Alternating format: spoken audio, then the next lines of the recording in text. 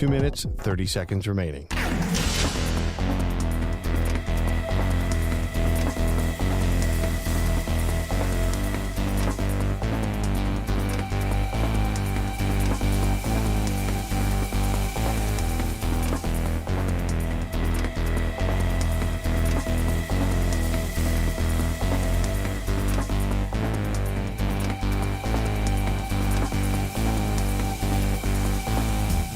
Two minutes remaining.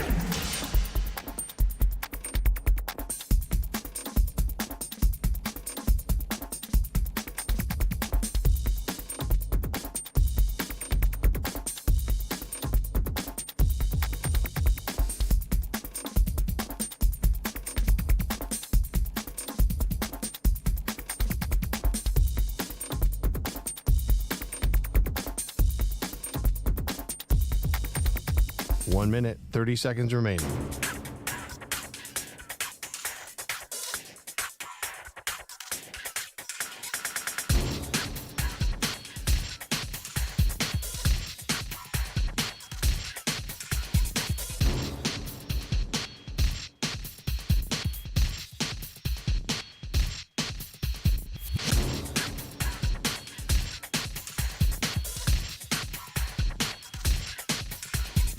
One minute remaining.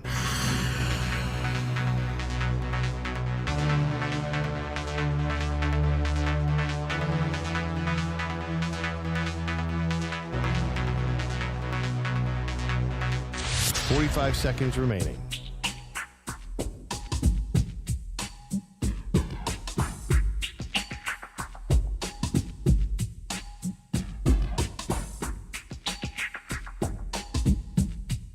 Thirty seconds remaining.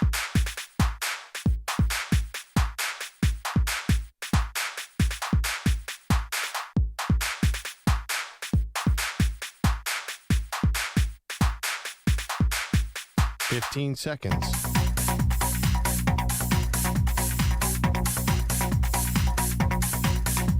Break ends in 5 seconds.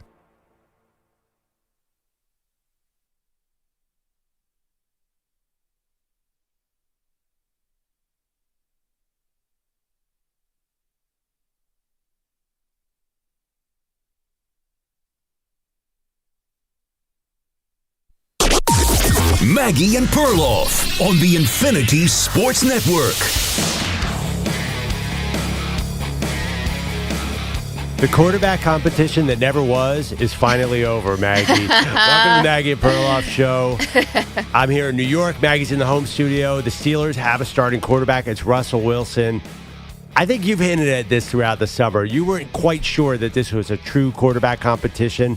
I agree. I think it was going to be Russell Wilson the whole time. He had the pole position earlier in the summer. It turns out he never gave up the lead. The Steelers named Russell Wilson starting quarterback, and I think it's the right decision. The guy has a much higher floor than Justin Fields. Like, you know what you're getting with Russ. He's been in the league forever. He's steady. They want to run the ball anyway, Maggie, and you know it. So why not go with Russ for the beginning of the season? If you want to try out Fields later, fine. But you got to start with the steady hand of Russell Wilson. It's just funny because you get this news and it's not like, hey, Russell Wilson's the starter. And the villagers rejoice. I think everyone was like, oh, great.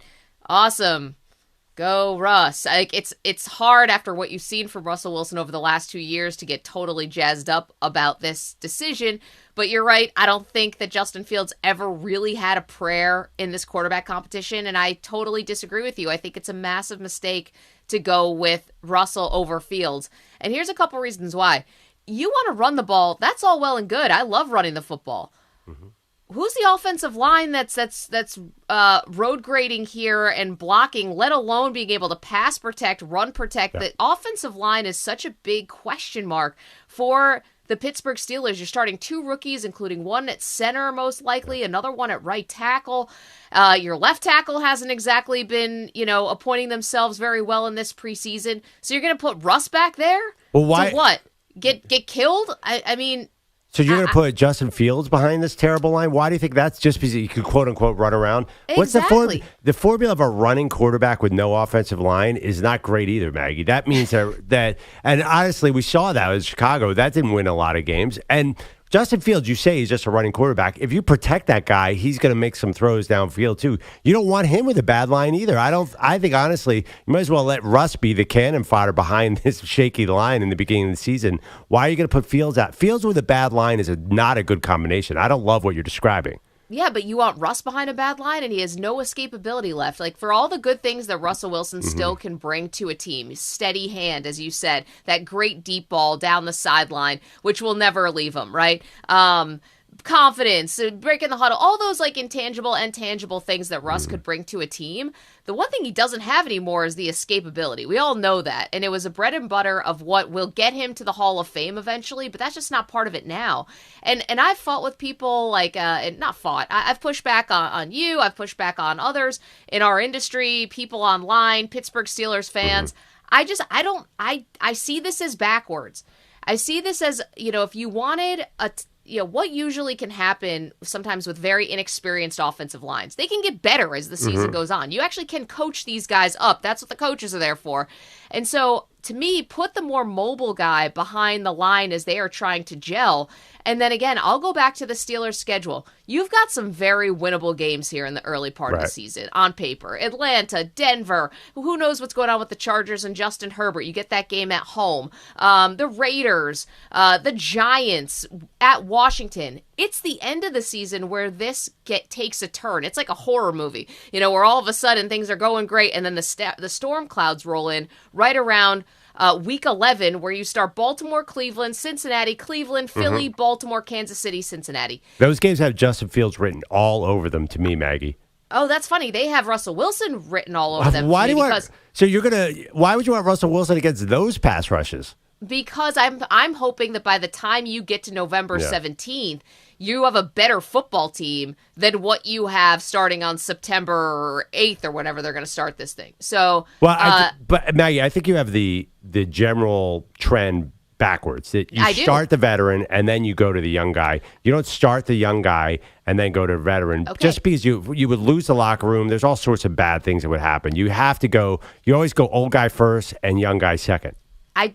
That's how we've always done it, right? But I don't think that's the right thing to do. And I'll give you an example within the own division of the Pittsburgh Steelers and how this worked last year when Joe Flacco came in to a good Cleveland Browns team, right? And he was the one who took them home. I mean, that was and Flacco was also a left for beyond dead. I mean, nobody ever thought Flacco was coming back. Their offensive line actually wasn't in great shape in Cleveland at that time. They were really hurt. They had this great defense, just like we expect the Steelers to have a good defense.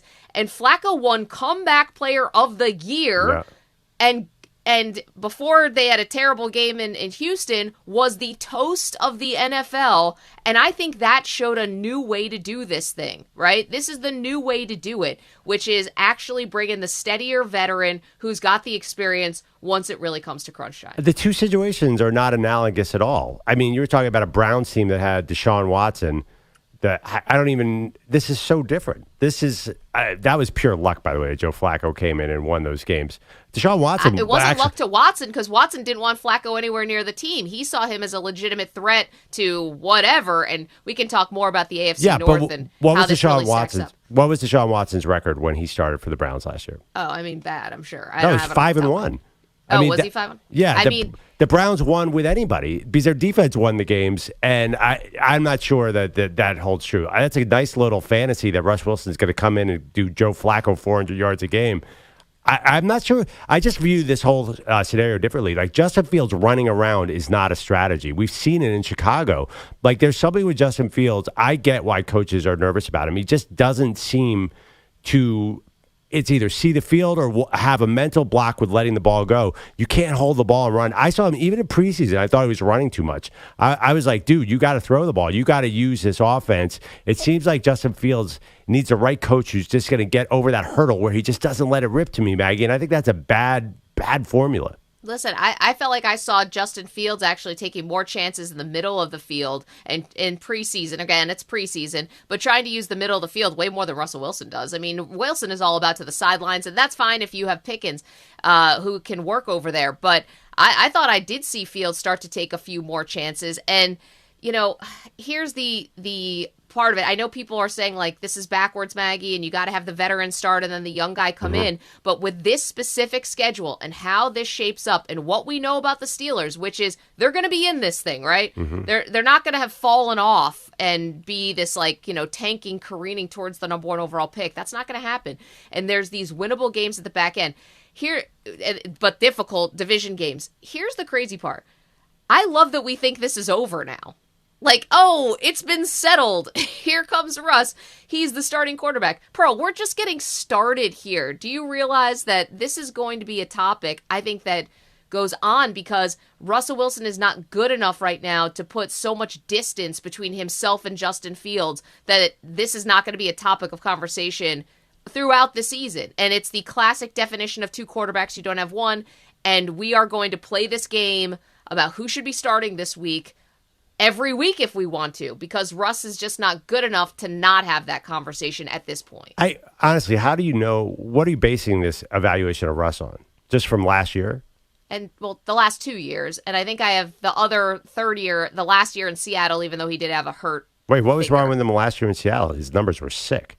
But he got hurt, and yeah, he hurt his finger. And they got rid of him. Well, he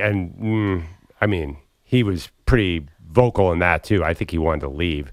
Justin Fields in his he played 2 preseason games. In the first one, he ran 8 times, and in the second one, I have it here. He took off twice. He only played a few series though. He's going to run a lot. Maggie, I don't know. I don't feel like this is running out of strength. I think this is running out of desperation. It's better for Fields to sit and let the offensive line to get healthier. This idea that a running quarterback doesn't need a good offensive line, that he's just going to make plays, no, that's not going to. I just think you're safer with Russ just running the offense. First of all, we've watched enough Steelers, and we've watched enough Arthur Smith, their new offensive coordinator, formerly the Falcons coach. They're going to hand the ball off a million times anyway. They're basically hopefully going to get Russ in a good situation. If you protect Russell Wilson at all, he is a much better downfield passer right now than Justin Fields. Russell Wilson's a Hall of Famer. And even in Denver last year, he won a bunch of games, and his stats were good in what was not a great team. The receivers were not awesome in Denver by any means, and everybody kept getting hurt. So are they awesome in Pittsburgh?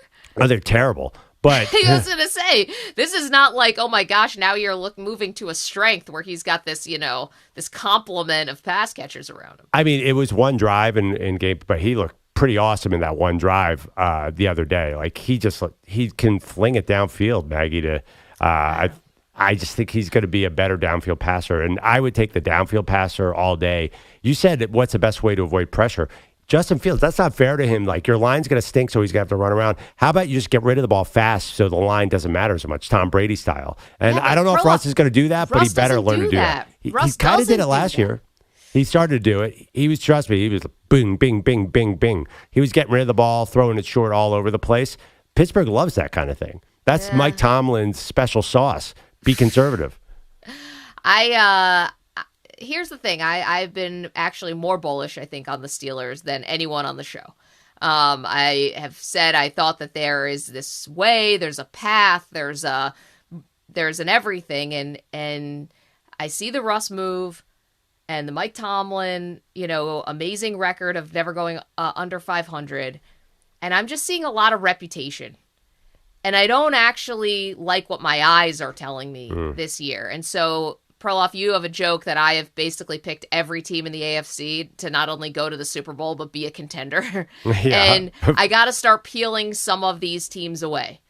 And this one bums me out because I fear the Steelers. I still think there's a mystique there. I still think that this is a good, well-run franchise that is easy to see the positives, but I think I gotta break away, and now I'm going to remove the Steelers from one of my 14 playoff teams, and I am going to I'm backing away. I'm backing away from the Pittsburgh Steelers. I know this is a bold take.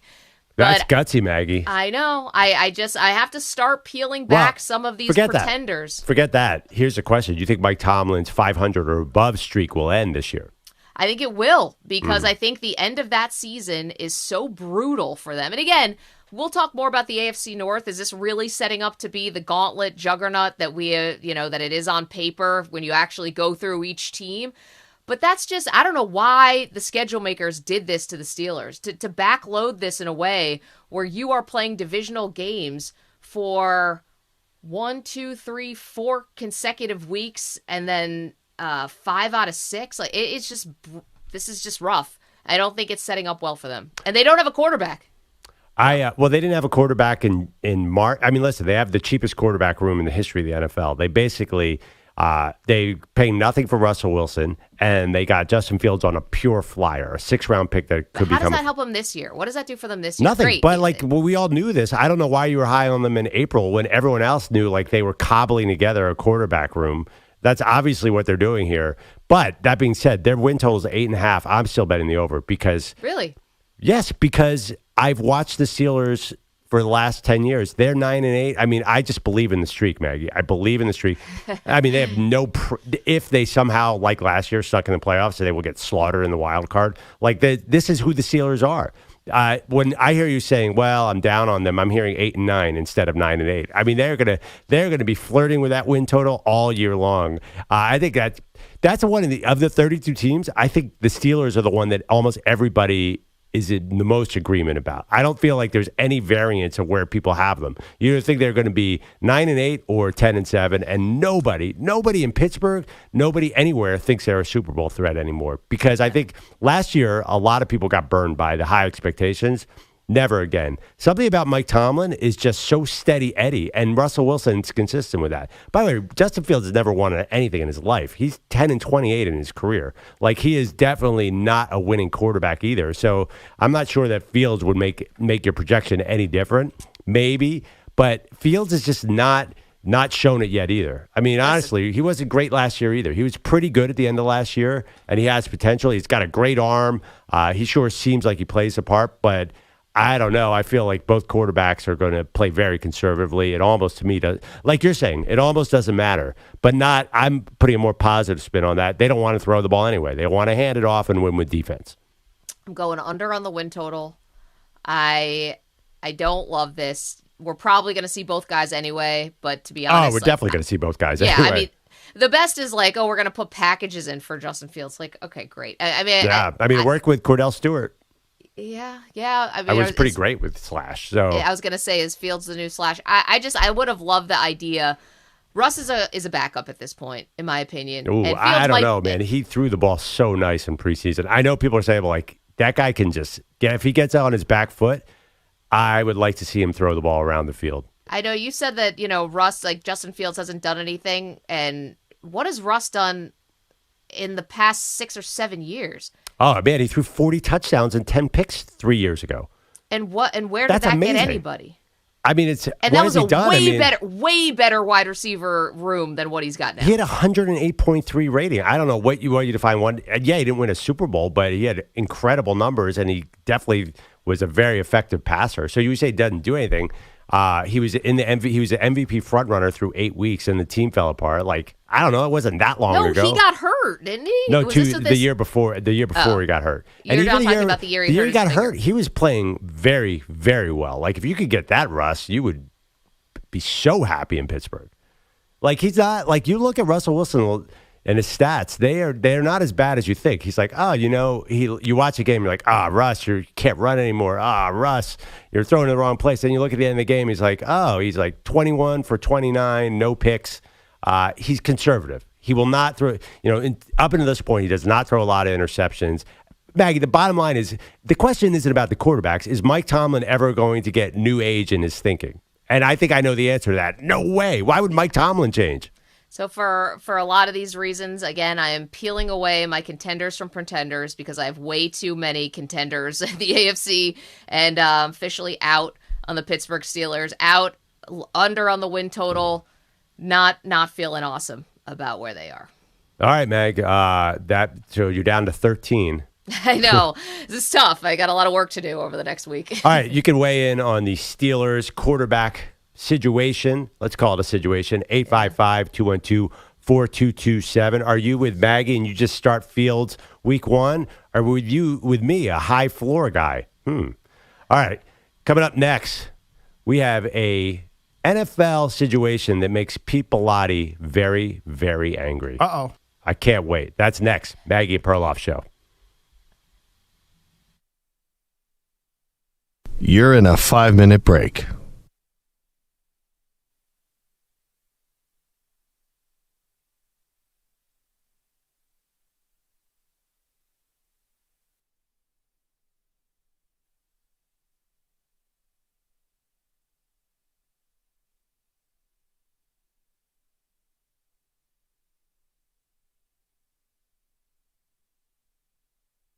Four minutes, 30 seconds remaining.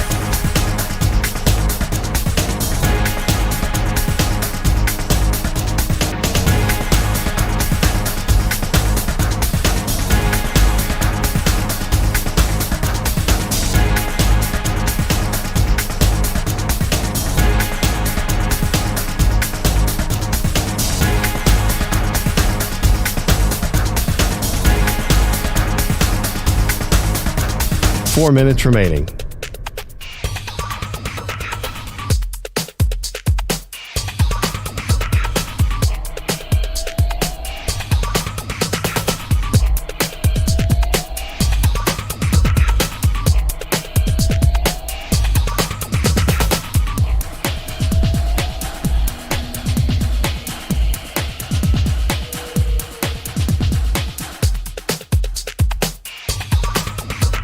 Three minutes, 30 seconds remaining.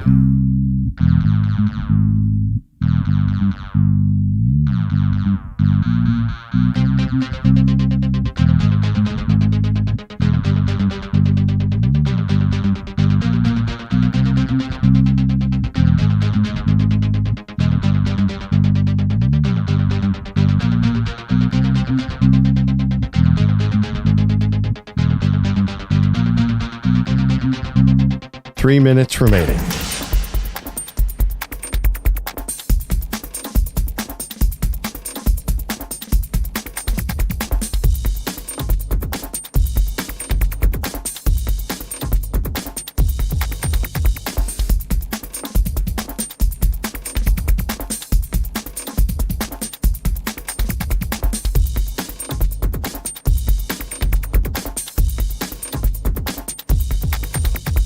Two minutes, 30 seconds remaining.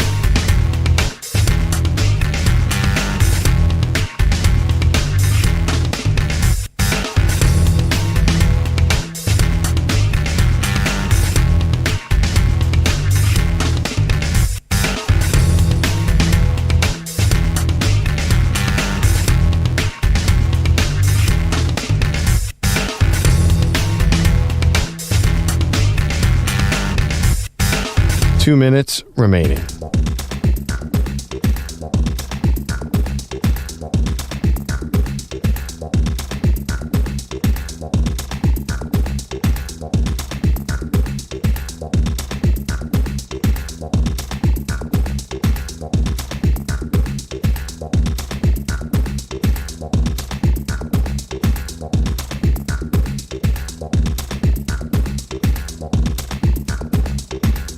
1 minute, 30 seconds remaining.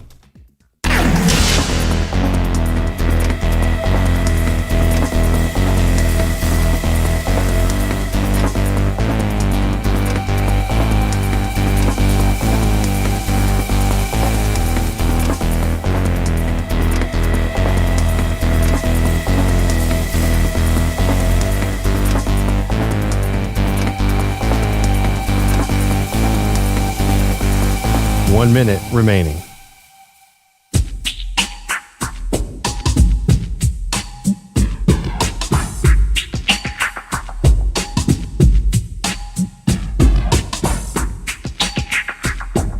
Forty-five seconds remaining.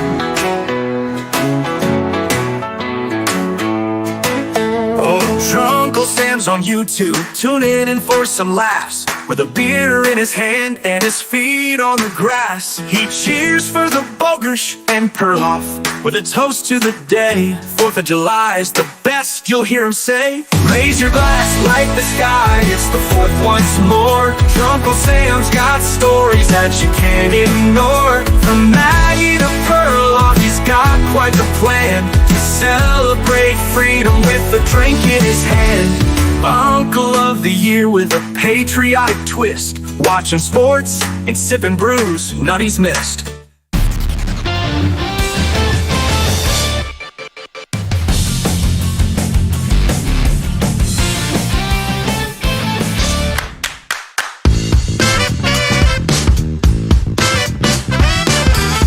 All right, this portion of the show is sponsored by Hyundai Bold families of EVs that bring a new kind of energy to your journey. The Ioniq 5 and 5N, Ioniq 6, and Kona Electric, the most electric EV lineup. All right. The New York Giants have, in my opinion, a very good situation, Maggie. I like what I'm hearing.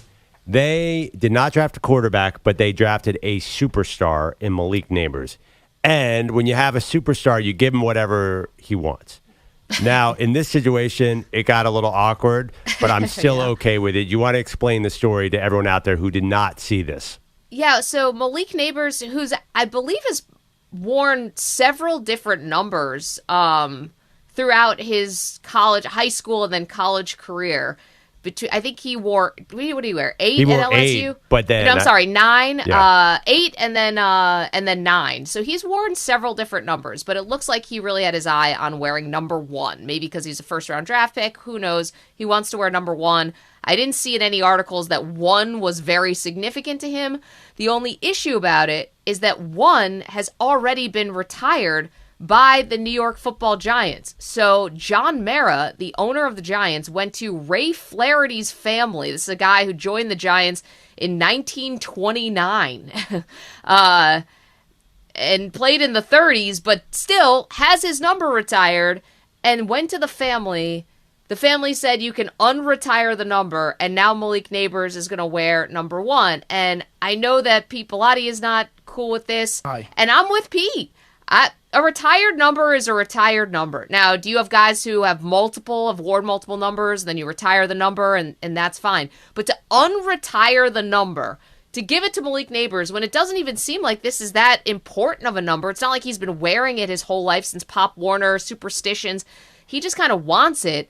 I think some retired numbers should mean something, even if it's a guy nobody watched, and this is from the 1930s, and that feels like a different lifetime. Keep it retired, and Malik Nabers can wear another number. Two things off of what you were just saying. The guy hasn't even played a down in the NFL. I mean, can we get through maybe a season before you start unretiring numbers for him? Mm-hmm. Second, why do this? Why retire numbers if you're going to just unretire them? This is, I believe, it's the Giants' first number they retired. Yes. Why do it then? I mean, I think it's an insult to unretire this number. I just don't retire numbers. If you're gonna have a problem with issuing numbers, don't retire them. To me, this falls in the category of local man and women yell at clouds. Who cares? Oh, my God. This is such a New York sports radio thing. Who on earth cares? Come on, Pete. You never heard of Ray Flaherty. Neither did you, Maggie. Okay, well, but you got to have a little respect for the guy. The guy who has his number retired for a reason. I wasn't around in 1925, but it was a significant thing for the Giant organization. Why are you going to unretire this guy's number? Nabers hasn't even played yet. He could be a bust. Yeah, I does not bother me. First of all, I think I'm way more high on Malik Nabers just based on the Hard Knocks footage and anything I've seen him. That guy, he's better than Odell Beckham. I'm already saying because he's bigger, stronger, faster. You have to admit he's pretty promising. The reports coming out of Giants camp seem as positive as they can be. Oh, he's promising for sure, but he hasn't played yet. I mean, let's give it a break. Honestly, they should have given him Daniel Jones's number. He wants to wear 8. Just give up Danny Dimes. We think the Dimes is going to be there next year. Who's more likely? Ray Flaherty's not going anywhere. This guy played in the 1930s. His career is all said and done. But why I think this is bad, I don't think this is just a New York story, by the way. I think this is universal. I think anyone, you could see where this could be some tension with the fan base, because here's why. Besides the Hall of Fame, so that's a totally other thing. How many ways do you really have to tell the story of your franchise in terms of honoring legends, right? Not everyone's going to get a statue. Not everybody is going to, have a street named after them, like in Green Bay, where all the coaches have streets named after them. So there's a couple ways. You can put someone in a Ring of Honor if you have that kind of thing, or you can retire a number. It's kind of like our Monument Park if you put a plaque out there if you're a Yankees. But I like the retired number. It kind of shows like, hey, putting a jersey in the rafters. This shows the deference. And now to just unretire it for the sake of it, this doesn't seem like it's in the spirit of how you want to honor people from the past, whether we saw them or not, whether it looked different back then or not. Just keep something sacred. Yeah, the Giants have done this before. Do you guys not remember the last time they retired a number? Probably in World War II. So they had number 3 retired for Len Grant. This is one of my favorite stories ever. I don't know what he played. He was a tackle. Football. From 1930 to 1937, he was killed by a lightning strike while golfing just before training camp in 1938. So they retired his number to 3. I've told you this story. I love this story. So he's right before training camp. He's playing golf. He gets hit by lightning, so they retire his number. But then in 1966, Pete Gogolak wanted number 3. So the Maras gave him number 3. They said, sorry, Len Grant. I'm sorry you got killed by lightning in 1938. We're putting your number back into rotation. And guess what? Nobody was mad then. Where were you there in 1966? With Pete Gogolak, which is one of the great NFL names of all time. Wait, can I just pause on that for a second? Yeah. What a horrible omen to take the number of a guy who got struck by lightning. Well, who signs up for that? 30 years ago, though? Is there time that passes that makes it okay? You don't want it the next year. We'll find another number. That's why they retired the number probably. For Len Grant. Yeah, because they're probably so devastated. Like, that's such a horrible story. It's like, I want something where this unprecedentedly horrible thing happens to this guy. Like, sign me up for his number. No thanks. I want to be as far away from that guy's number as possible. The Giants also have 2 number 14s retired. Ward Cuff, who was a wingback from 1937 to 1945. And Y.A. Tittle, who came in there. And apparently that was a huge issue. No, you forgot the best guy. Tuffy Lehmans. Retired number 4, played for the Giants 1936 to 1943. Imagine how tough you have to be for your nickname to just be Tuffy. I think he's a Hall of Famer. Isn't he? He's a famous player. But I also think in 1930, your name is just Tuffy at birth, Maggie. Don't assume that's a nickname. Right. Yeah. We did wild things back then. I do not want to know the birth story that led a mother to be like, we're calling him Tuffy. But yikes. I'm Ouch. sorry. No medicine. I just feel like at the end of the day, if the problems that the Giants have, this is number 1,000. I mean, first of all, as Pete said, win some games. Who cares what numbers you're Play wearing? some games. but I think we just overlooked the fact that Maggie said, just give him Daniel Jones' number.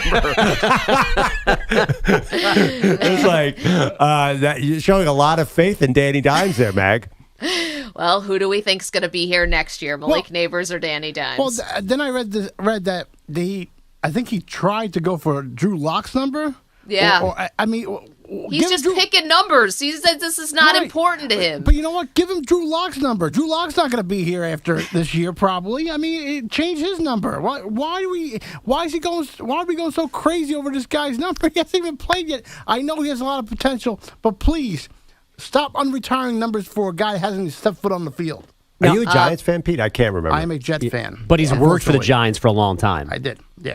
Okay. Andrew Kaplan has a good idea in our chat. If you want to watch the show, youtube.com/Infinity Sportsnet, twitch.tv/Infinity Sports Network. We'll be up on Twitter in a moment. But he said he hoped the family asked for season tickets. I don't know if that's an issue right now with the Giants. I think there are season tickets available. Now, you got to basically take out a mortgage on your house, so to get the personal seat license. But should they have do you think the family of Flaherty, the guy whose number is getting unretired from the 1930s, should they have asked for something big? Well, I think they probably have access to any tickets they want if they wanted them at any time. Yeah, Or they probably can't sell them. I don't know. You walk up to that ticket booth in Meadowlands and you say you're a family with Ray Flaherty, you're getting anywhere you want. Doors open. Yeah. All right. Andrew Bogusch, you got some headlines? Yeah, of course. Headlines are sponsored by Progressive Insurance. Protect your home and auto. Save when you bundle. Get a quote at Progressive.com. I'd like to revisit the Aaron Judge or Shohei Ohtani poll question from earlier this week because of the Wednesday night that Ohtani had. It was his bobblehead night in L.A., and the night began with this. And moments ago, the first dog ever to throw out a first pitch.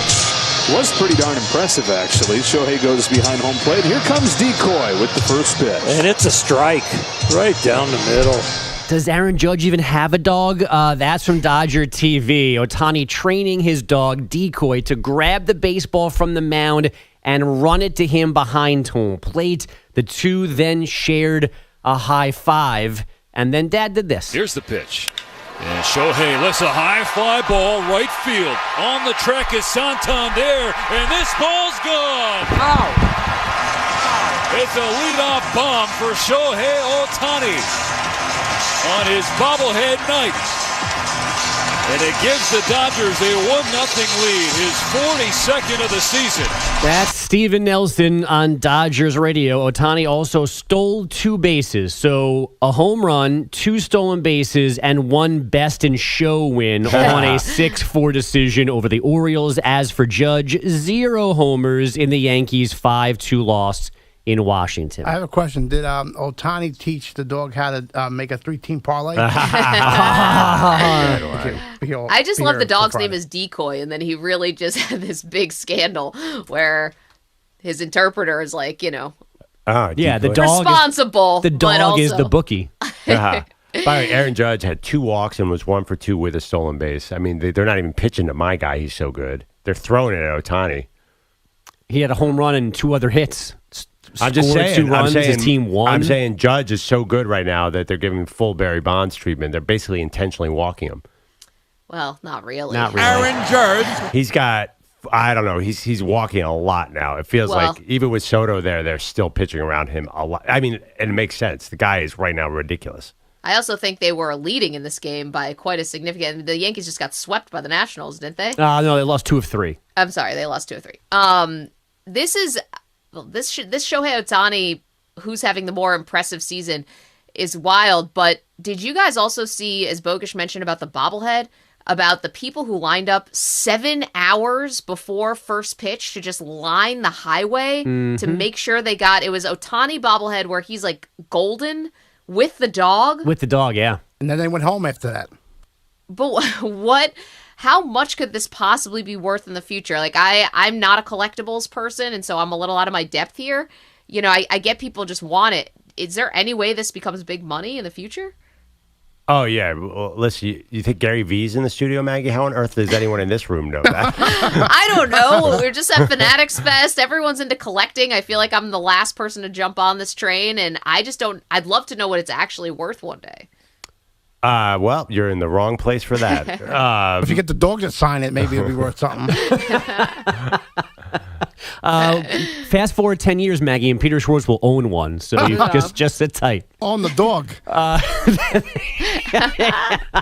Dog nap the dog. Peter Schwartz, pay no attention. We were on a family trip to California. They were giving out free Baskin Robbins, and somehow the dog ended up in the back of the seat. They wanted to give it away. Oh. One other Dodger note this morning. Yoshinobu Yamamoto threw his first minor league rehab start last night. 2 innings, 1 run, 2 hits for AAA Oklahoma City. He hasn't pitched in the majors since June 15th because of right triceps pain. On the heels of Connor Stallion's documentaries, we have a report from Front Office Sports that says Colorado football maybe accused Oregon of hacking their cloud storage after the Ducks hammered the Buffaloes 42-6 last September. Colorado apparently told the Pac-12 it thought somebody, maybe a Duck, had gotten into the online service that holds its practice video and other data. The conference began a serious investigation, as did the company that Colorado uses for this service, and they said the system was never compromised. The Buffs eventually backed off, providing no other evidence to anybody of any wrongdoing. Yeah, I don't think it was going to take any kind of high-level espionage for Oregon to beat Colorado last year. I don't know if you needed the answers to the test before that one. It was a total beatdown. Sorry to Andrew Kaplan. Colorado, by the way, starting their season off tonight against North Dakota State. We'll see if they can get off to a fresh start and a hot start. But yeah, I don't think you needed the cheat codes for that one. Well, what was the scandal where it was the Red Sox who broke into somebody's computer system? That probably. Yeah, what? St. Louis Cardinals. St. Louis Cardinals, right. Yeah. Who was the other team? It was the Cubs? Astros. The Astros, yeah. This happens probably all the time. And listen, I get it, Colorado. Oregon is a heavy tech state. There are a lot of fans. After I watched that Connor Salians thing and Bro Hi-O, this super ninja Ohio State fan, there's a whole world of computers behind college football that we don't even begin to. Maggie, you're a conspiracy theory. I think you would have loved this. I just don't. I'm into like the dark arts of trying to scout, and I think that totally exists. Yeah. But I just don't think that Oregon needed it that day. I don't think they looked at Colorado last year and said, "Man, we better hack into their practice footage, or else we're sunk." They beat them by like 40 points. Yeah, but you remember leading up to that game, it was not quite the scenario you're painting at all. I think that teams are doing this. I mean, after that documentary, I think anything is possible. And by the way, if any team is doing it, I would put Oregon as number one on my list, just because they have Phil Knight, they have all these tech companies around. The Duck. Yeah, they have Ducks. Like, who else? It's got to be somebody in the Pacific Northwest. Phil Knight does Prof, computer espionage on top of sneakers? It's just like, what's the It'd big... be Stanford, wouldn't it be? Like, what's Silicon Valley? What's the big tech company in Portland? Why am I... Microsoft? Microsoft, right, yeah. Listen, University of Washington was in the final game last year. Starbucks. Yeah. You're right. That fish market, we're just naming things. What's going on? Space Needle, they're going to hack into your Nintendo owns the Starbucks. Mariners. I don't see your point still. They do. Oh, I just feel like Oregon would be a high-tech team. And actually, I think Oregon is a high-tech team. Like, aren't They're they all like high-tech. fancy? It's not like Oregon, though. Like, you've been to Oregon, Maggie. That's like a freaking... The locker room there is Have insane. you been to Oregon? Yeah, I've been to a bunch of Oregon games. We used to do shows out So of there's a barber shop in their locker room. They then have computer spies. That's the next door. I do think if there is any team, you don't understand this. Like if there's any team that's going to hack, it's not going to be Virginia Tech. It's going to be Oregon. Yeah, see, that's the point I don't understand. I don't see how Oregon is full of computer nerds more than any other. I'm not saying that nobody cheats. I'm just confused why Oregon is the obvious choice of number one on your power rankings for this. Yeah, I just think that they're sort of the fanciest team out there. Look at their uniforms. They're just the high-tech team. Still don't see the line from that to hacking to double authentication. I don't know.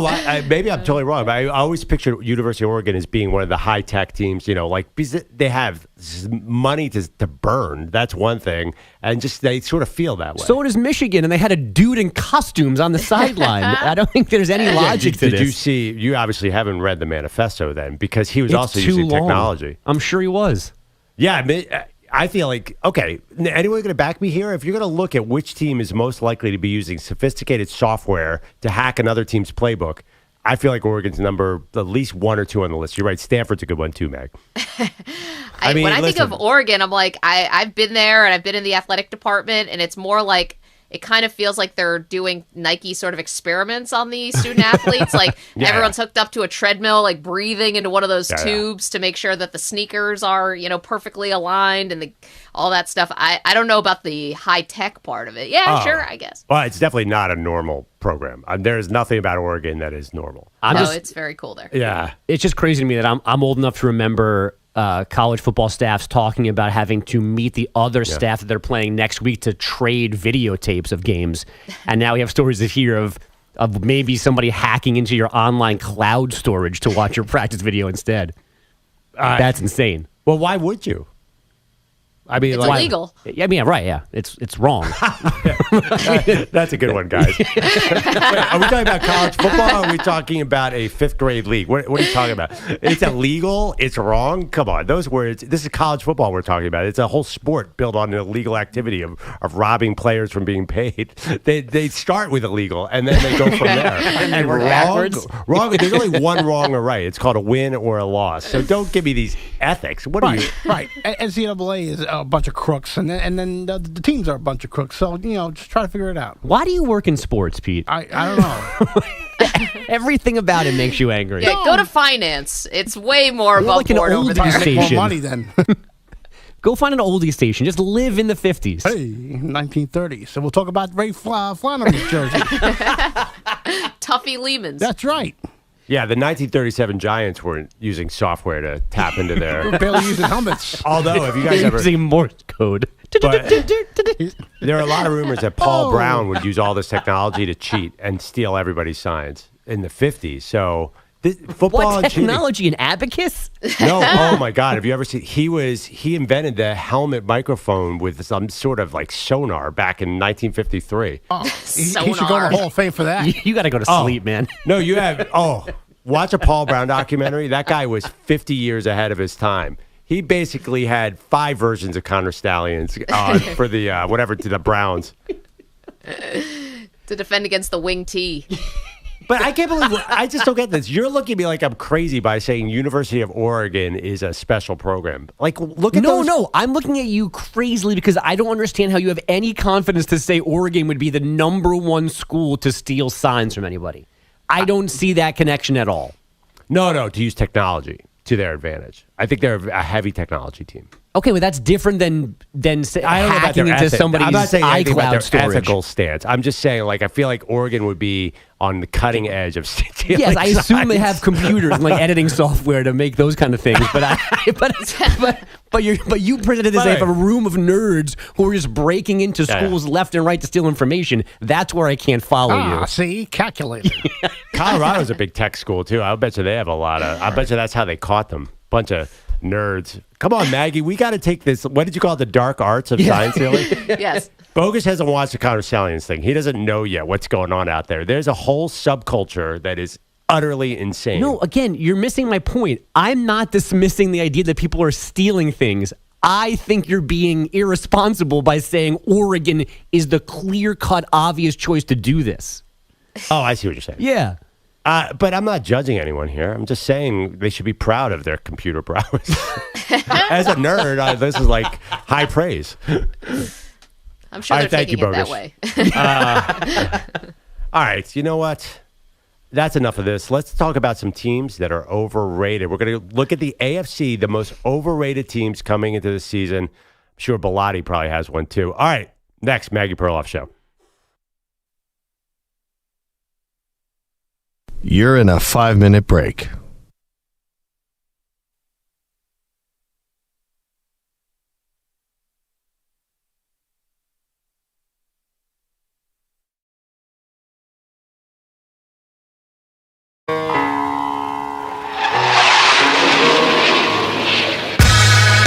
Allow me to reintroduce myself. My name is Hav, O-H to the O-V. I used to move snowflakes by the O-Z. I guess even back then you can call me CEO of the ROC. Hovey, fresh out the frying pan into the fire. I be the music biz #1 supplier flyer than a piece of paper bearing my name. Got the hottest chick in the game. Wearing my chain, that's right. Hov, not Doc, but similar to them letters, no one can do it better. I check cheddar like a food inspector. My homie Strick told me, dude, finish your breakfast. So that's what I'm going to do. Take you back to the dude with the Lexus, fast forward the jewels and the necklace. Let me tell you dudes what I do to protect this shoot at you actors like movie directors. This ain't enough.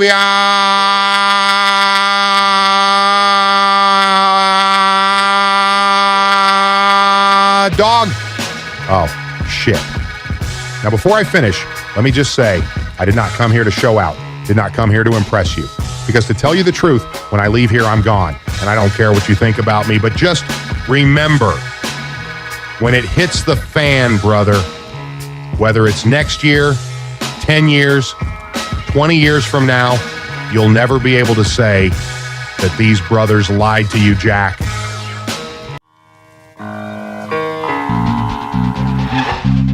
Three minutes remaining.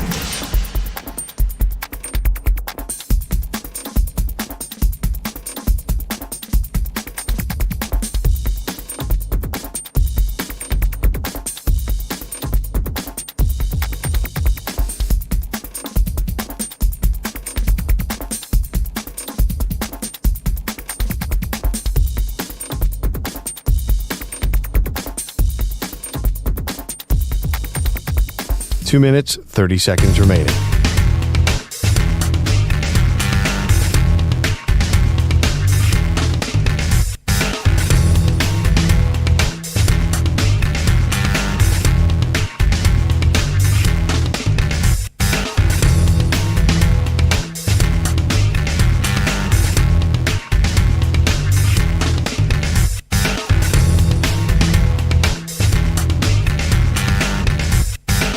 2 minutes remaining.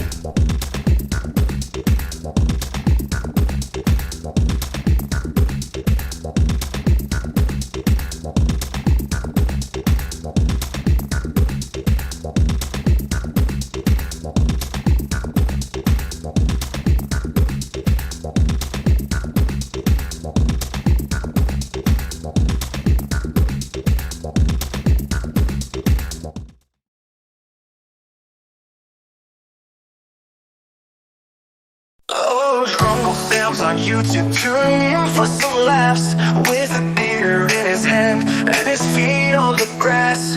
He cheers for the Bogush and Perloff with a toast to the day. 4th of July's the best, you'll hear him say. Raise your glass like the sky, it's the 4th once more. Uncle Sam's got stories that you can't ignore. From Maggie to Perloff, he's got quite the plan to celebrate freedom with a drink in his hand. Pete Bellotti, you have any bad luck recently? Let's go back to the Anything bad? When's your birthday again? Let's go back to the fall of 2013. The divorce papers Start were there. the ink was barely Saying dry. I do the first time. Ayamayaleava. Ayamayaleava. Ayamayaleava. Ayamet. Yesterday they were winning 5-0 and 6-4 and they lost, so how Tua girl can beat it. I didn't even know Grimace was I don't know if you still want alive. that out there. Yesterday they were winning 5-0 and 6-4 and they lost, so how Tua girl can beat it. I didn't even know Grimace was I don't know if you want that.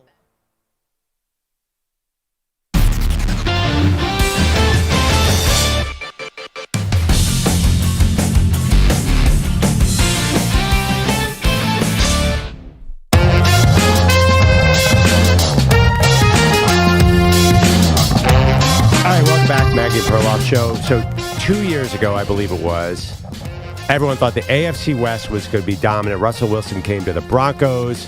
Of course, the Chargers had Justin Herbert. The Raiders signed all sorts of guys, and the Chiefs were the best team in football.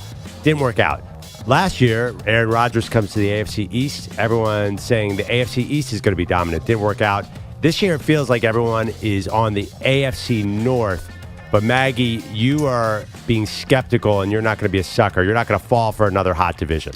You know, I started looking at this a little bit more closely, especially off of some of the news that's been coming out over the last week. So clearly yesterday we got the big news that Russell Wilson is going to be the starter for the Pittsburgh Steelers, and that came out. But to be honest, I don't know if anyone really feels that great about that situation. The offensive line has issues, and you know, we'll see about Pittsburgh. I feel like it's a lot more about reputation at this point than what they can actually put on the field. Then let's look a little bit closer here. Let's look at the Cincinnati Bengals. There's been a lot of back and forth between Zach Taylor and JaMarrChase. Chase basically has gone through one light practice this entire offseason. You have Joe Burrow dealing with an unprecedented wrist injury. You had T. Higgins and Trey Hendrickson both asked for trades this offseason. Don't know like how happy everybody is in Cincinnati, even though in preseason the defense did look very good. The Browns, you've got Deshaun Watson, his shoulder, and has he even played that well since he's gotten to Cleveland? I think the answer is no. Who is the left tackle on this team? You have two guys who are on the offensive line who are coming off of the PUP list. Is this whole unit going to be banged up? We have not talked to Perloff about Denzel Ward, the Pro Bowl cornerback for the Cleveland Browns, has been in concussion protocol basically this entire training camp. His fifth known concussion. You got Chubb, who's on PUP. The Ravens have, offensive line issues. Sadly, their offensive line coach passed away a couple weeks ago. These are like heavy toll things that happen. I'm looking at this AFC North, and we know it's the black and blue division, and we know how tough these teams are. But are we really getting three teams in the playoffs from this division? I think it could be one of those where I can look at every team, and I can really start to poke holes here and wonder, is this really going to be that stout of a division like we think it's going to be? Is it going to be the best division in football? I don't think so. Well, last year you had Deshaun Watson got hurt. The Pittsburgh Steelers had one of the most disastrous coaching situations I remember with Matt Canada, their offensive coordinator. Joe Burrow got hurt. Yep. And they got 3 teams into the playoffs. There's no way. How can they be worse than last year with that mess?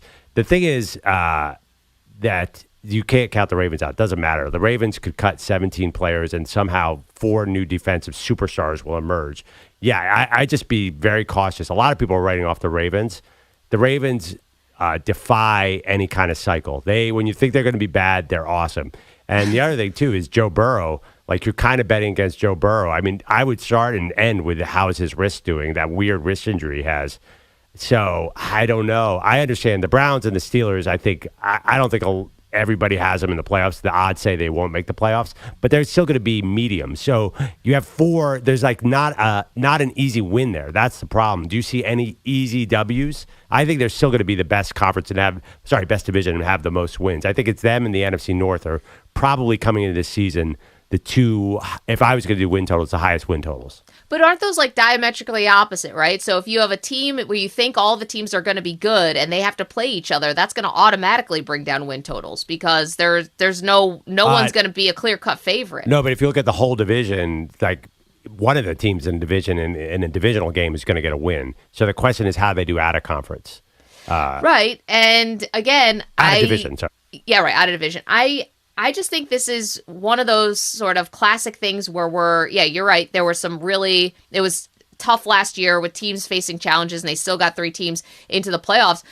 But the Browns went out in the first round. The Steelers went out in the first round. It's not like the Ravens were awesome last year, but it's not like these were even really strong playoff teams, right? So they got in, but I don't think anyone really expected they were going to do a ton even when they got there. And for the Steelers, just go on history because they haven't been able to win a playoff game in years now.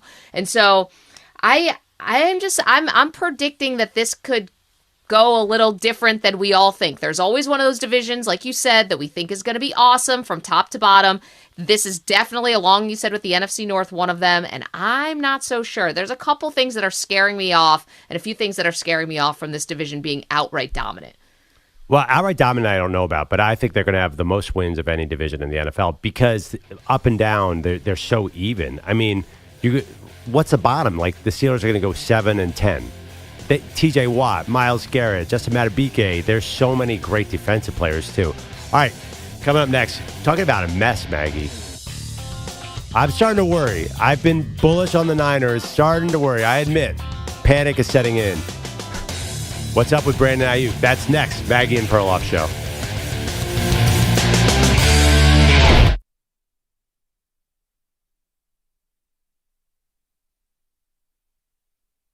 You're in a 5-minute break.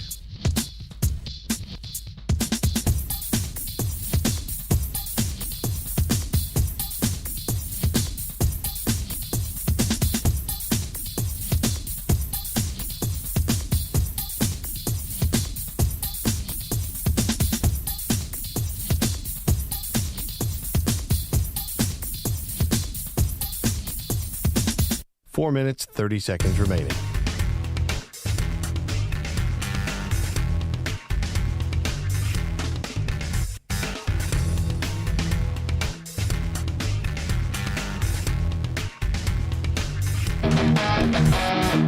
Landlord, Marion High, where Perloff was a nerd. Ernest was a football star, his name was heard. But fast forward now, who's the real champ? Perloff's on the mic while Ernest is just a stamp. Oh, Ernest Pendleton thought you were the king, but Perloff's the one who's doing his thing. And speaking of kings, let's talk about Pete, who never shows up, can't keep a seat.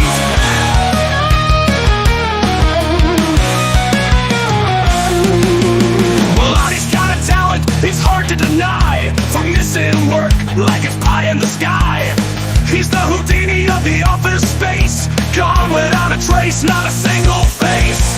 Oh, Ernest Pendleton thought you were the king, but Perloff's the one who's doing his thing. And speaking of kings, let's talk about Pete, who never shows up, can't keep a seat.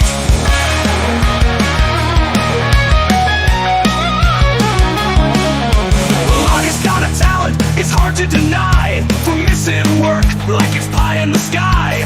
He's the Houdini of the office space, gone without a trace, not a single face. Oh, Ernest Pendleton thought you were the king, but Perloff's the one who's doing his thing.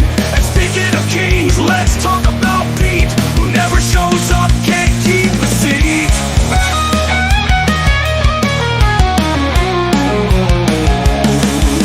Pete's got more excuses than days on the clock. Out sick, on leave, it's always a shock. Perloff's here daily, grinding it out, while Velotti's somewhere on a mystery route.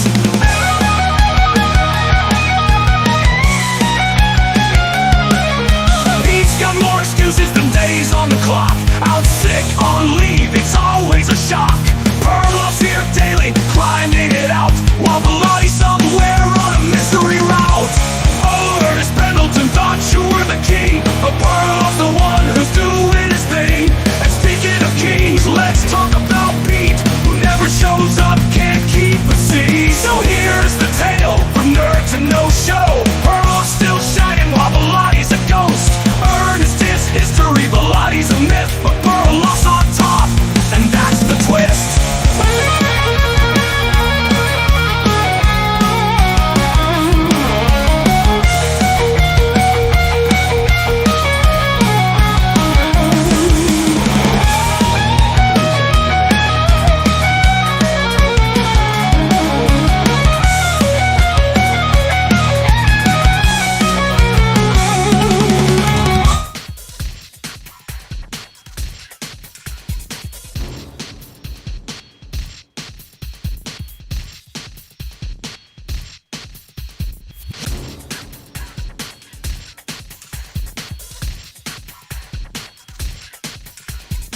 One minute remaining.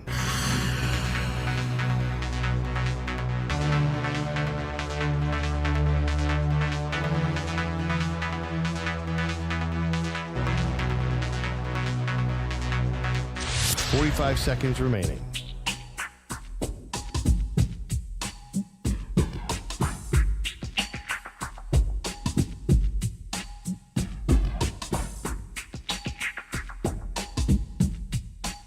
Seconds remaining.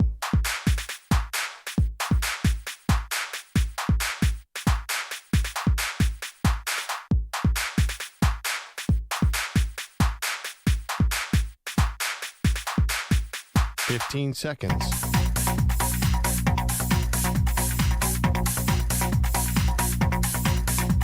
Break ends in 5 seconds.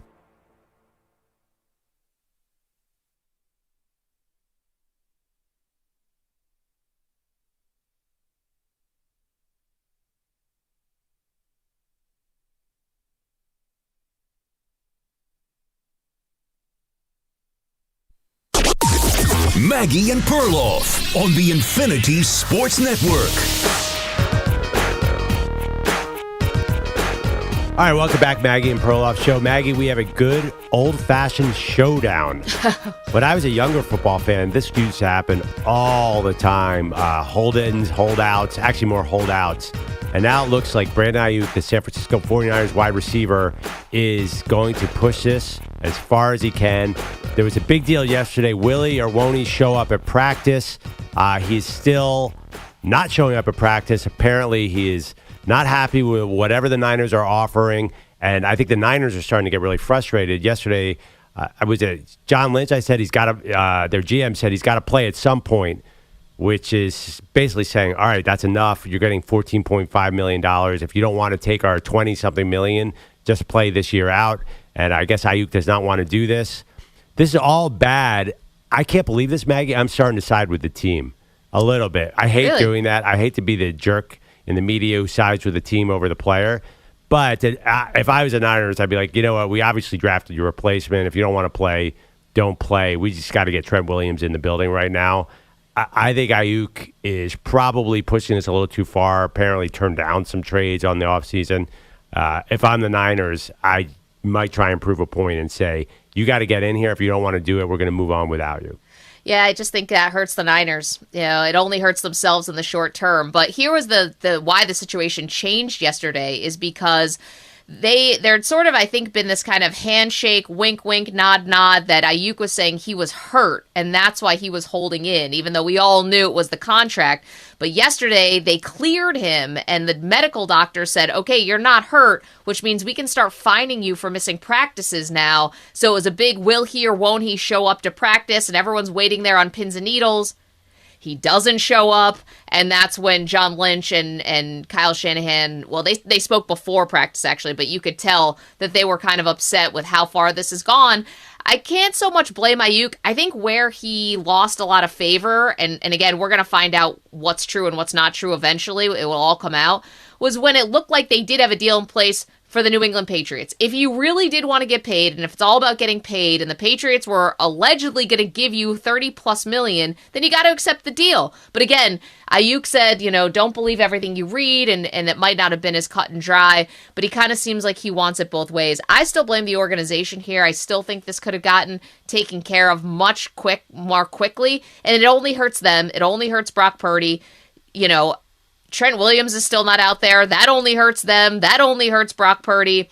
So the hardball here from the 49ers, to me, seems really ill-suited to what their goals are. And, maybe you underestimated the guy you were dealing with. And if this starts to go into the season, where he only has to play 6 games for the season to count towards, like, his, accrued seasons and pensions and all that stuff, then you could be looking at something pretty prolonged, and I think the 49ers will ultimately lose this negotiation anyway. So if I were the 49ers, my urgency is way more on my end, on the team's end, than it is on the player's end.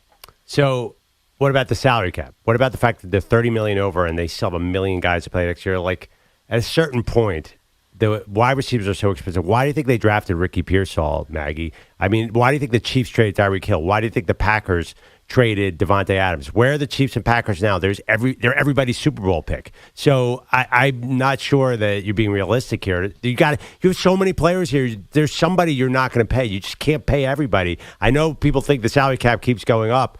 So if they're playing hardball, it's for a good reason. It's not like of course they want Brandon Aiyuk, but they also want all these other guys, and they have to make a choice. And I think they made their choice very clearly by drafting wide receiver in the first round. Okay, but be that as it may, where is that guy? Ricky Pearsall has dealt with a shoulder injury. Okay, but he's been in and out. It's not like his training camp has been completely smooth. 1. 2, that's not Aiyuk's problem. It's not Aiyuk's problem to manage the salary cap. That's the 49ers' problem. And it's a good one to have. They've got all these good players. They want them to be paid. But this is also something on the 49ers, which is they didn't want to trade. They talked about trading Brandon Aiyuk before the draft. They were holding such ransom. It was almost like, you're not getting a first-round pick from the Jaguars for Brandon Aiyuk when he has to get paid this huge salary also. They could have unloaded him. Like, if they're really that worried about their salary cap, they know where the numbers are. They know what the player wants. This is nothing new. If they really wanted to get rid of him, I think there were opportunities if they just had lowered their asking price even around the draft. Yeah, but what's the point of getting rid of him for a second-round pick when you get a comp pick for him anyway if he leaves? Like, well, if he's not going to show up, like if he's not going to play. Well, but what's a 2025 second-round pick? How's that going to help the Niners? That's not that big a deal. I think they wanted a first-round pick for him. A lot of other receivers have gotten first-round picks. Why can't Brandon Aiyuk get a first-round pick? Well, you're just asking me, like, why, that this is, like, Ayuk's fault somehow, and that the 49ers have to be thinking about the salary cap down the road. If that's really the number one thing that's holding this all up, then there were 100 different avenues they could have taken before it got here. If they were really worried about the clogging of the salary cap. Well, what were the avenues? What were their other choices? Trade him. But they traded for what? For a mid-second round pick? Why not just have him play this year at $14.5 million and then get the comp pick, which is the same exact thing? What's their incentive to trade him? Well, because here we are and he hasn't practiced. Well, I'm just saying, they're going to get that pick eventually anyway. Right. So you might as well just put it on him. You know what? Hold out all you want. We're getting a mid-round pick for you, or at least a non-first-round pick eventually at some point anyway. So do whatever you want. I don't know what's their incentive to give him away for nothing.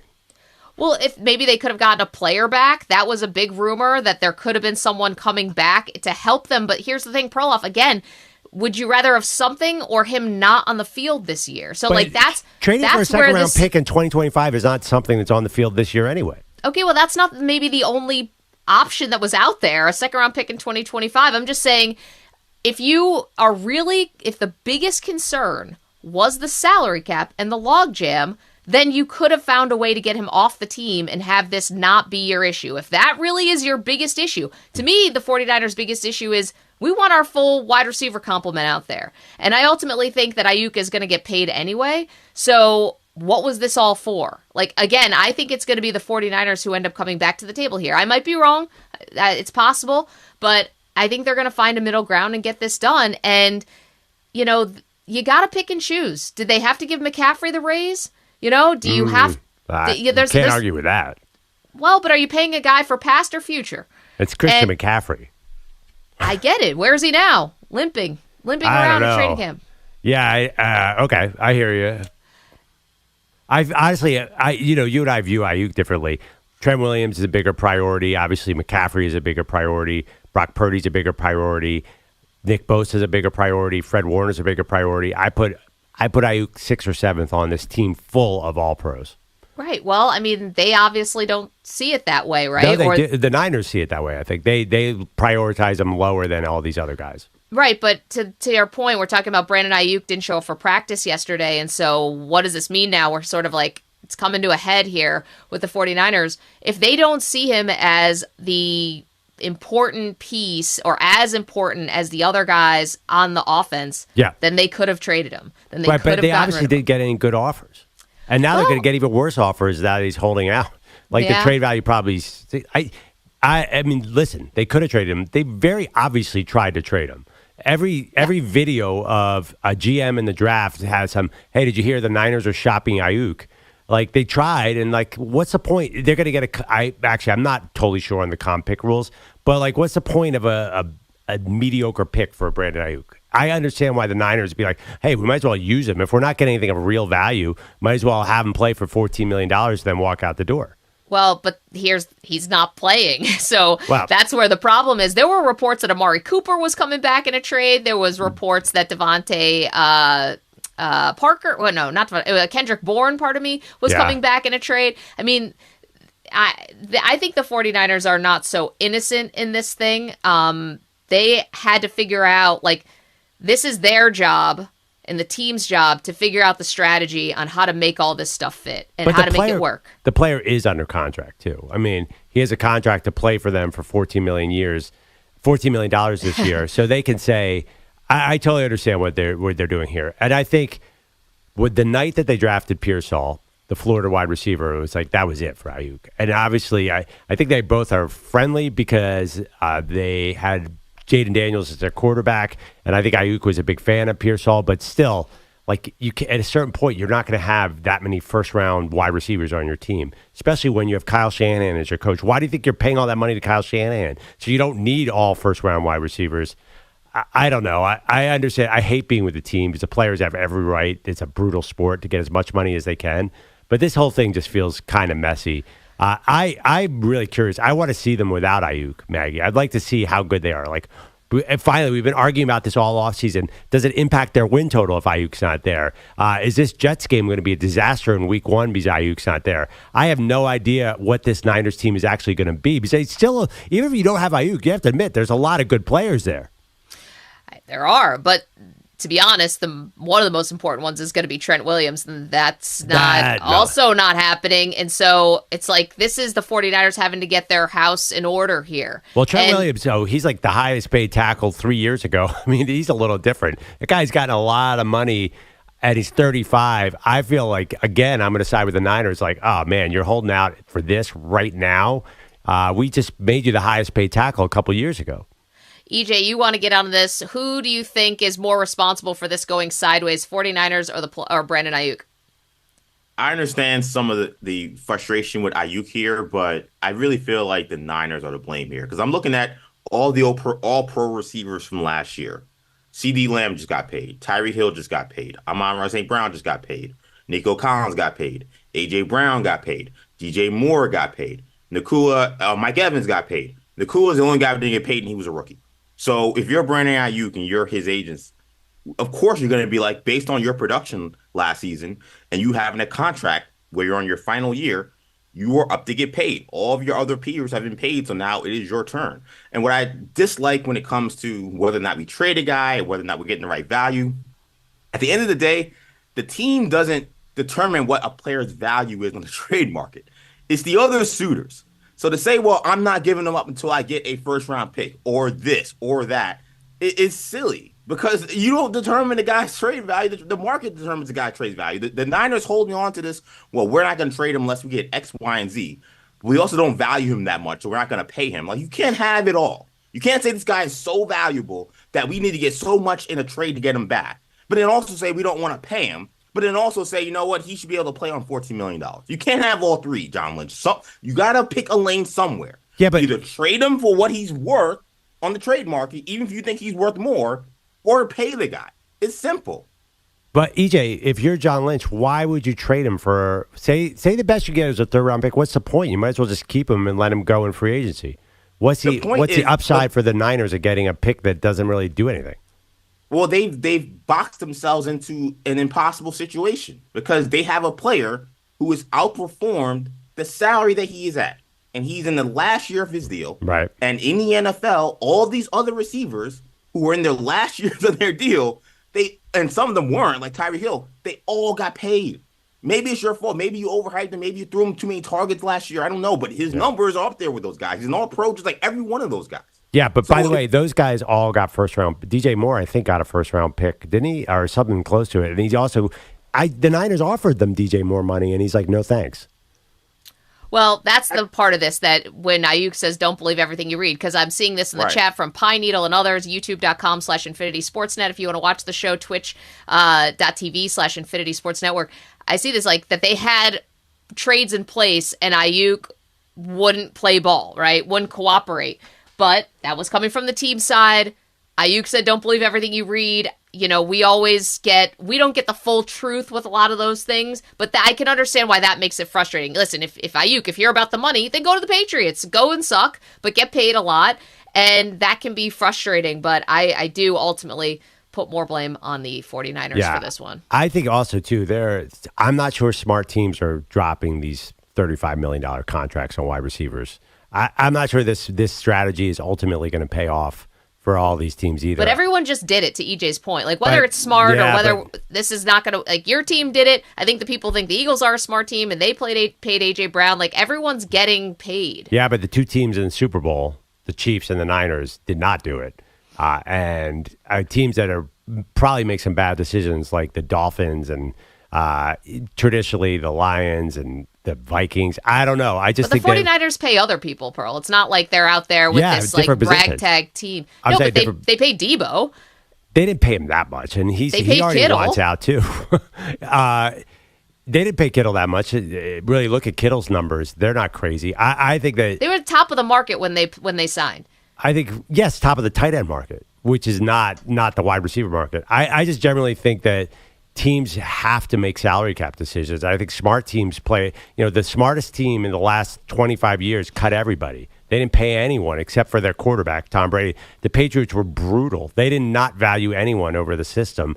I feel like the Niners are doing a little bit of that. I guess we totally disagree on all this. But isn't it a little late, though, for that, right? It's like that's why we're talking about this and why this has become like pretty dramatic is because that's fine. If that's your strategy and you want to be Bill Belichick and cut everybody early and pay guys early and not late and have it, that's awesome. But here we are with the season's going to start in like 10 days. And so you don't have, and now it's like kind of feels like it's blowing up a little bit. Like, are we getting closer to a resolution or are we getting further away? That's not what you want. Yeah, of course. But I do think that the fact that they drafted a receiver, they have their star wide receiver is unhappy about his contract, and they said, you know what we're going to do for you? We're going to draft a receiver in the first round. That's Andy Reid and Bill Belichick to the T. That's how you build long-term success. I'm sorry, Brandon Aiyuk. It's just a reality. And I think wide receivers are becoming generic. I mean, every year, 5 superstars enter the league.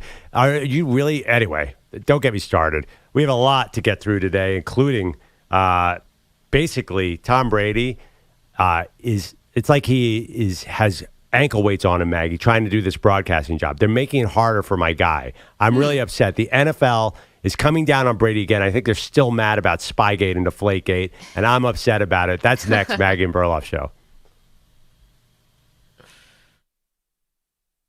You're in a 5-minute break.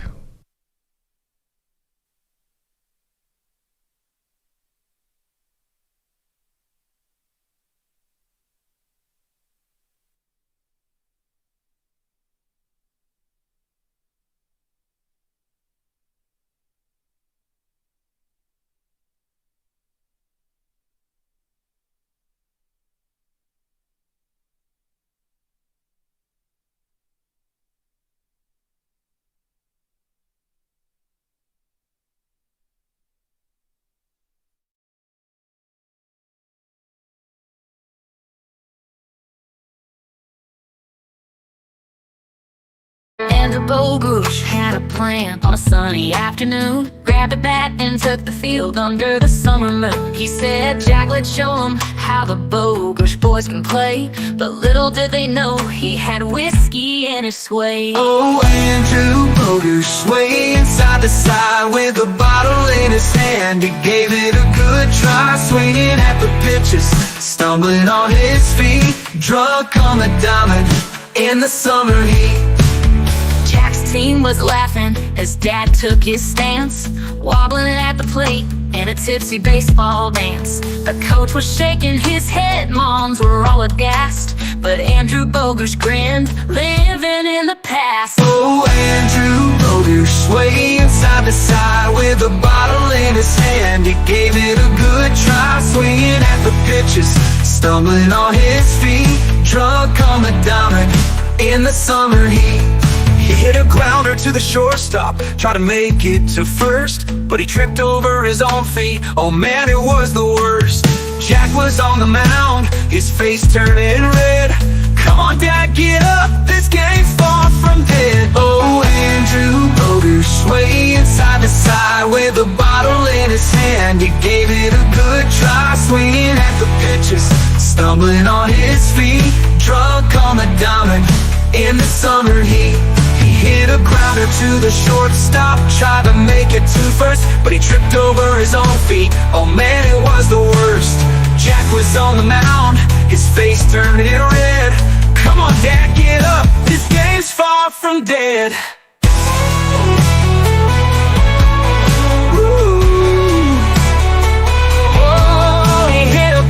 To the shortstop, tried to make it to first, but he tripped over his own feet. Oh man, it was the worst. Jack was on the mound, his face turning red. Come on, Dad, get up, this game's far from dead. Oh, Andrew Bogusch, swaying side to side with a bottle in his hand. He gave it a good try, swinging at the pitches, stumbling on his feet, drunk on the diamond in the summer heat. So if you see a little league and laughter fills the air, look for Andrew Bogusch, you might find him there. With a grin and a wink, he'll raise a drink on high, playing ball with Jack's team under the summer sky.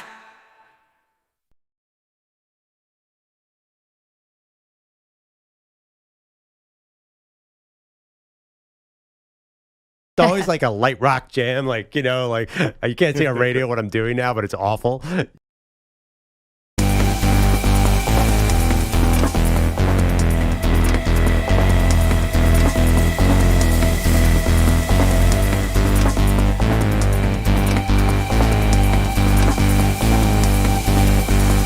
One minute remaining.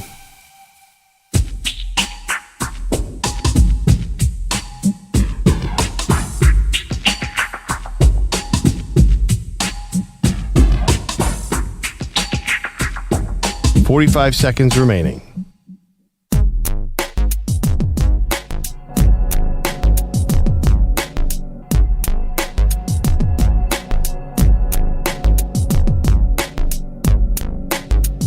.30 seconds remaining.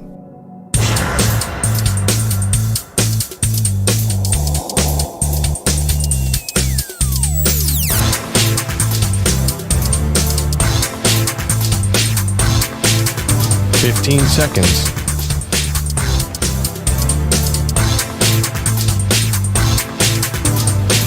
Break ends in 5 seconds.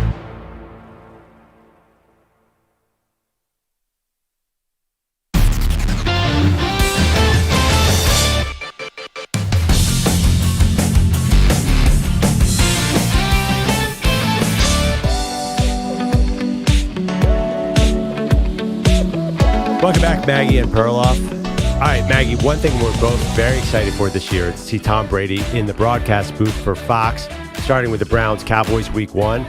Now, yesterday we learned there was a presentation to the NFL owners or something. Tom Brady, who owns part of the Raiders, will not be able to watch practice or be in that famous pregame meeting in the conference room with the coaches and the star players because of the intel he could give to the Raiders. Is this make sense to you? Is this fair, Maggie, that Tom Brady is going to be handicapped as a broadcaster? He's just starting out? Absolutely, this is fair. I mean, talk about someone who wants it all ways. Like, you want to be owner of a team. You are going to be subject to other intel. And I can understand teams want to play it way close to the vest with Brady. The thing is, Brady's not going to need this. Whatever he sees on the field and on film is going to be more than enough to make him a good broadcaster. Okay. So I don't think he needs to know every hangnail and every turf toe that every dude has, personally. But I get why teams would be dubious. First of all, you're coming from Belichick, who's like the ultimate trying to cut corners, do whatever it takes, fast and loose with the rules. I mean, this is like, after Belichick's 6 Super Bowls as a head coach, this is like the second line in his legacy, is Belichick skirting rules and trying to gain advantage in any way. Like, Brady learned from the master. So yeah, if I'm another team, if I'm the Chiefs, or if I'm the Chargers or anyone, I don't want Brady knowing everything. Okay, counterpoint. Tom Brady is a partner with the league. The league needs this to go well. Like, he's getting $37 million a year or something crazy from Fox. He's going to do the Super Bowl. Like, the NFL, should they want to help their broadcast partners? This is a huge deal to them. Why would they want to hurt them and make the broadcast worse? Because you said it, like, he's not going to need these meetings. There's not going to be anything. Do you think that coaches and players are giving away anything that is so important to Peter Schrager and Kevin Burkhardt when they're sitting there? I think that everyone knows that you have to be somewhat cautious, because what's to stop a reporter from giving this information? I think that they should do everything they can to help Brady. This is a huge deal for the league. This is their most famous player going into the booth, calling games and eventually calling the Super Bowl. I think they'd want to help him. You know, that's interesting. Maybe you and I don't agree on this that much. Like, I think that we've seen other very high-profile athletes, some consider the greatest when they were retired or recently retired, who went into the booth and failed. And I think we kind of move on, you know, unless it's an outright disaster. You know, Brady's, I'm sure he's going to be good, but if he's not, I think everyone sort of moves on. I'm interested. Not this one. Well, I mean, didn't Joe Montana do this? We've seen other really high-profile guys do it. It is not the same. It was a different era when Joe Montana did it, and Joe Montana was not 1/5 as big a deal as Tom Brady. You're right, but that's the other part. Like, Tom Brady is such a big deal, and he's done so much already, and he's going to be in our lives as a businessman and forever, that if the broadcasting doesn't work, I don't think it severely sets him back. Like, I don't think that it, you know, listen, Romo right now, I feel like it's a challenge, you know, and everyone's got a different style, but I don't think he's doing himself that many favors right now. Jim?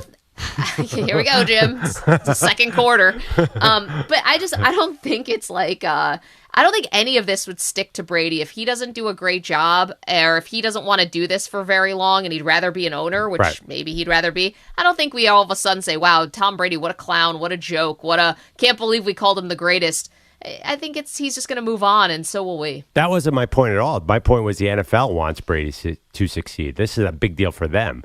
Bigger to them than it is for him. I mean, this is the face of their product in many ways, is Tom Brady now. Like, you don't think that they're thrilled to have Tom Brady in the booth as compared to being a 10% owner of the Raiders? They want him. They want that star power. Listen, they just had a wonderful season of Taylor Swift. Hey, let's get our handsome former quarterback in there. They love this stuff. They should. But I guess there's some animosity sticking around here. This is ridiculous. Who cares? Let him sit there and talk to Mike Tomlin before a game. It's not like he's going to get anything that's going to help the Raiders.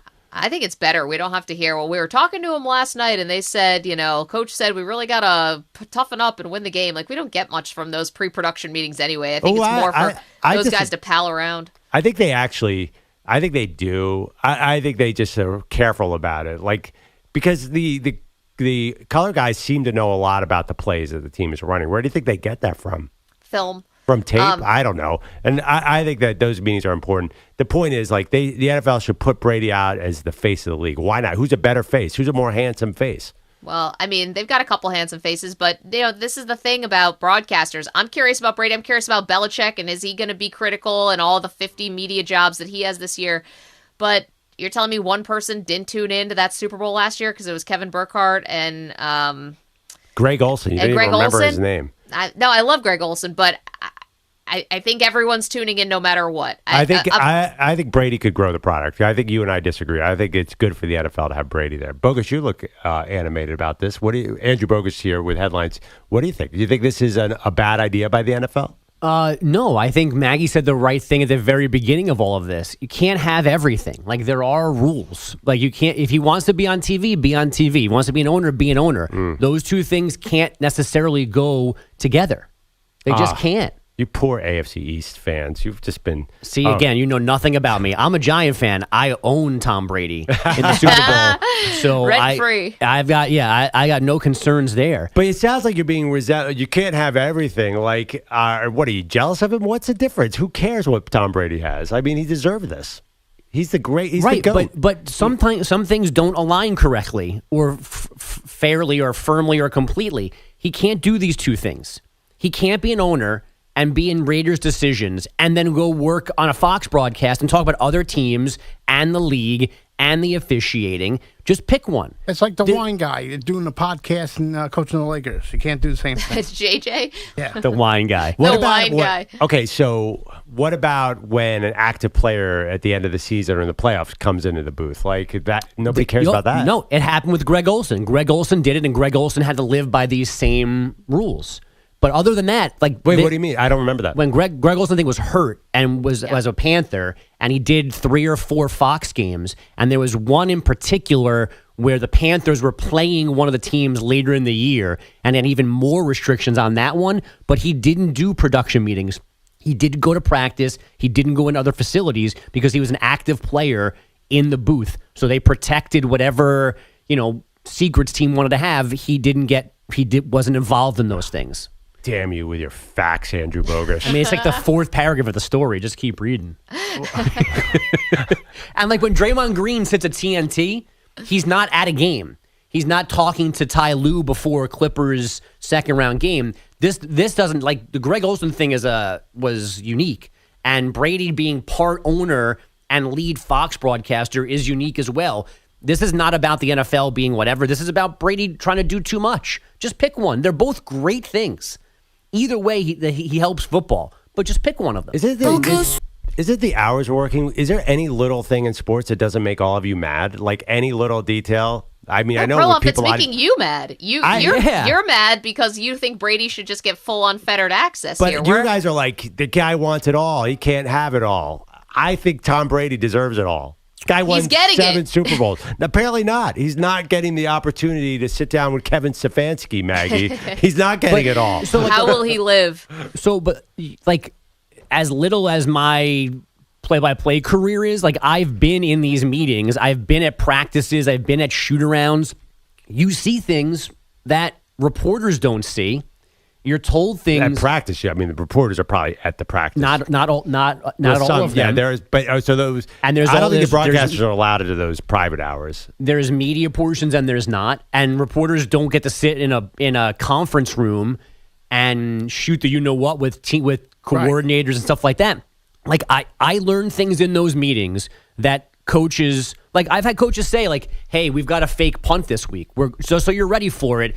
It might happen. It's going to look like this. They don't tell the beat reporters that. And that's the stuff that Tom Brady shouldn't know. Right. It's like if Jerry Jones decided to become an in-season commentator while owning the Cowboys, you want him to have access to the Eagles tape? Right. And some of the things that you hear on a broadcast are things that a coach or a player told them, but they don't couch it with, oh my God. Tony told us this on Tuesday. Yeah. They just say it like they know it, but that's where it came from. By the way, what percentage of the Raiders does Tom Brady own? What is that in the story? Well, that's the thing. That's my real frustration. How are we deciding how he has to behave as an owner when they haven't approved him as an owner yet? Why don't we go in order here? Make him an owner, and then we can figure out the back end of it. Well, that was the thing, right? It hasn't even been officially declared that he can be an owner because there's already been shenanigans with this where they were trying to suppress the value price, of right? the team so that he could get a better deal. So, like, listen, Brady's got a lot. He deserves a lot. Great for him. But they are already trying to scout, couch rules, skirt rules to try to just shoehorn him into the Raiders. So he needs to get every advantage possible. I don't know. There's some ways he's going to have to be like a little bit like everyone else. Sounds like some Bills fan talk right there, Maggie. If this was Josh Allen, you'd be like, let him sit in the meeting. The other thing, too, about Tom Brady, I don't think he's going to help the Raiders. I don't think you could have every playbook in the league, all 31 others. When you got Gardner Minshew in that team, I would almost say, the Raiders are kind of harmless anyway. In fact, if you can help the Raiders get a couple more wins, that might be good for the league. That's you have to admit that, this does not sound like the competitive balance of the NFL hangs in the balance here, whether Tom Brady's in these meetings. Do not trash Gardner Minshew, please. Oh, boy. Thank you. Wow. I always thought you were an Aiden O'Connell guy. No, I loved Gardner Minshew. I would love him on the Jets. Over Aaron Rodgers? Not over Aaron Rodgers, but if Aaron Rodgers got hurt, it would have been great to have him as a backup, but he wasn't going to sign for backup money. He's an underrated cog in an offense. I think he's going to be very good on the Raiders. We have 2 days left of Pete Bellotti in the chair. I had no idea that you're a Gardner Minshew fan. I love Gardner Minshew. Just learned this. What else do I need to know? A lot of other things, but I don't know if we're going to get to all of them.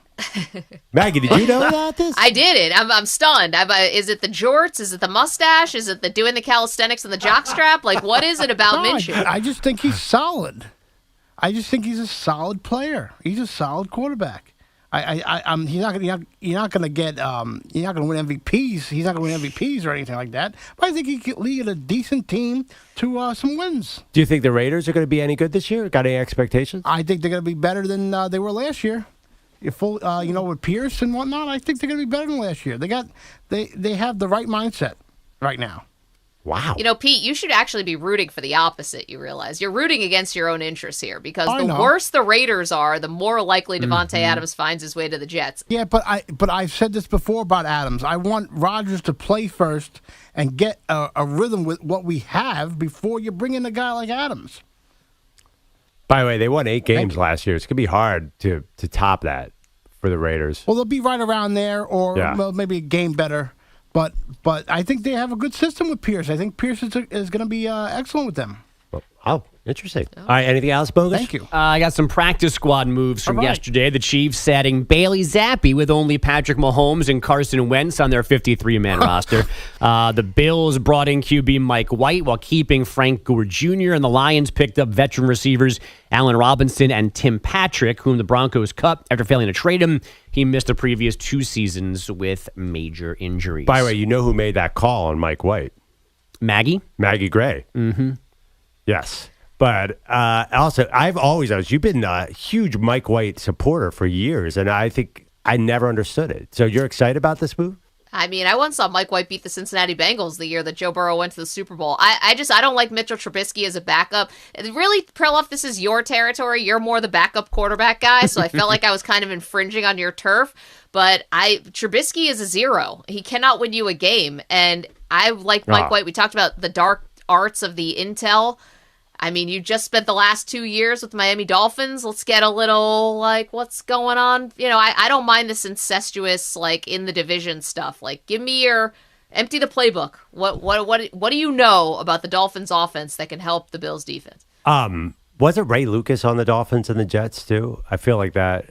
I feel like that happens all the time. The Dolphins and the Jets exchange mediocre players. So the thing about now the Dolphins and the Bills will exchange mediocre players. Right. Sorry, I'm getting all my AFC East teams confused. I love watching Trubisky, though. I mean, it's either going to be 3rd and 9 and 8-yard pass, or he's going to overthrow a guy in the end zone by 35 yards. How that guy was the number 2 pick is one of the most amazing things. All right, Bogus. Anything else? As always, it's a great morning to be a Mets fan. Bases loaded, 2 outs, 5-4 Mets. 0-1. Swinging a high fly to right. Taylor going back to the track. He's at the wall. He leaps. It's out of here. A go-ahead grand slam. Home run for Corbin Carroll.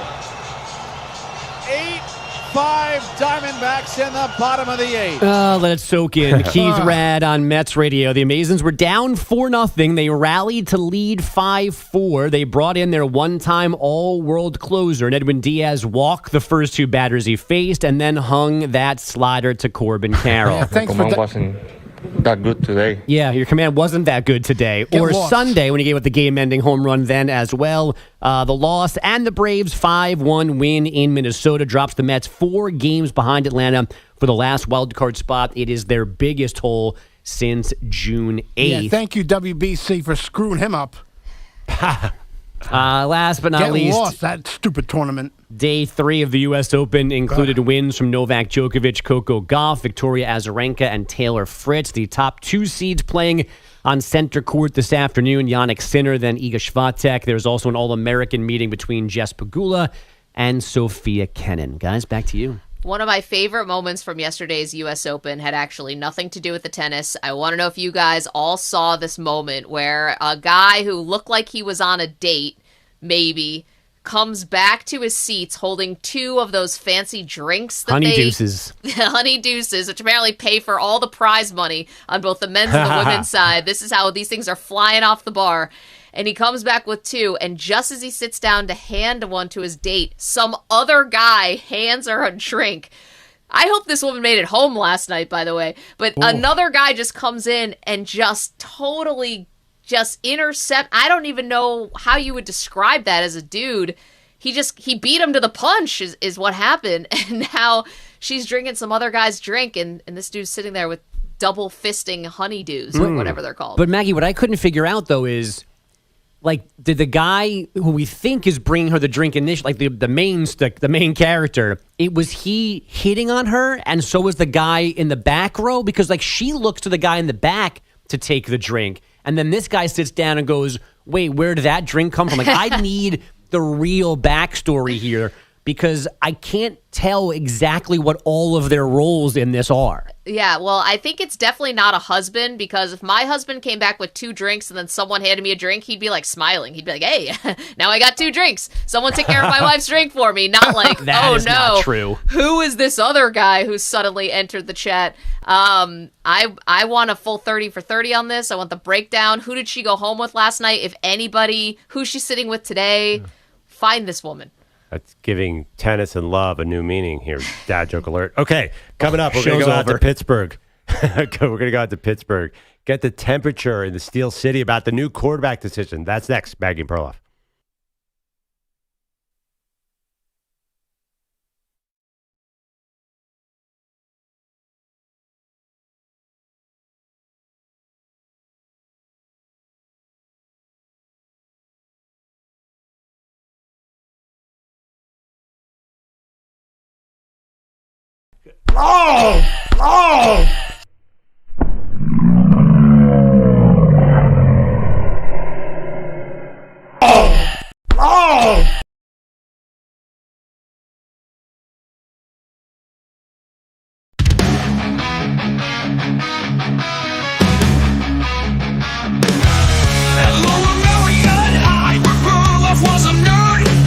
Was the football star always being heard? But forget about the past, let's get to Pete.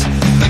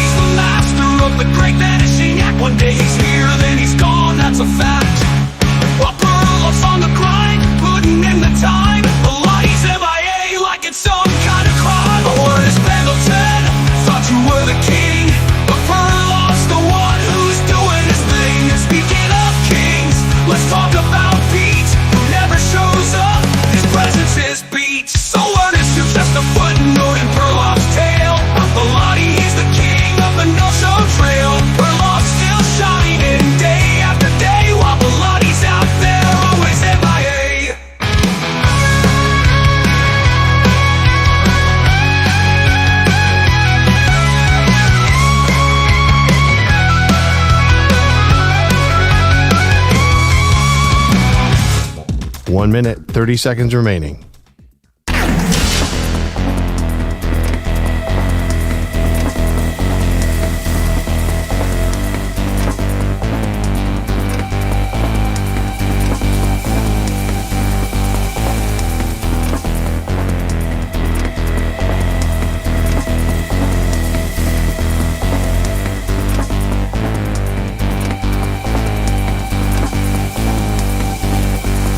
One minute remaining.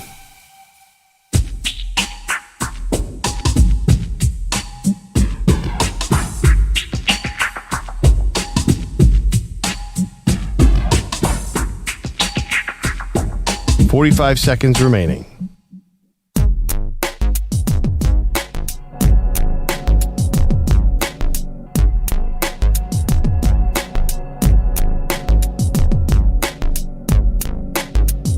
.30 seconds remaining.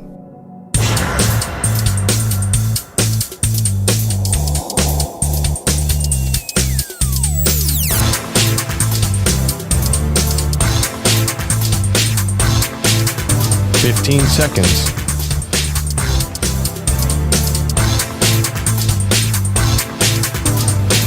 Break ends in 5 seconds.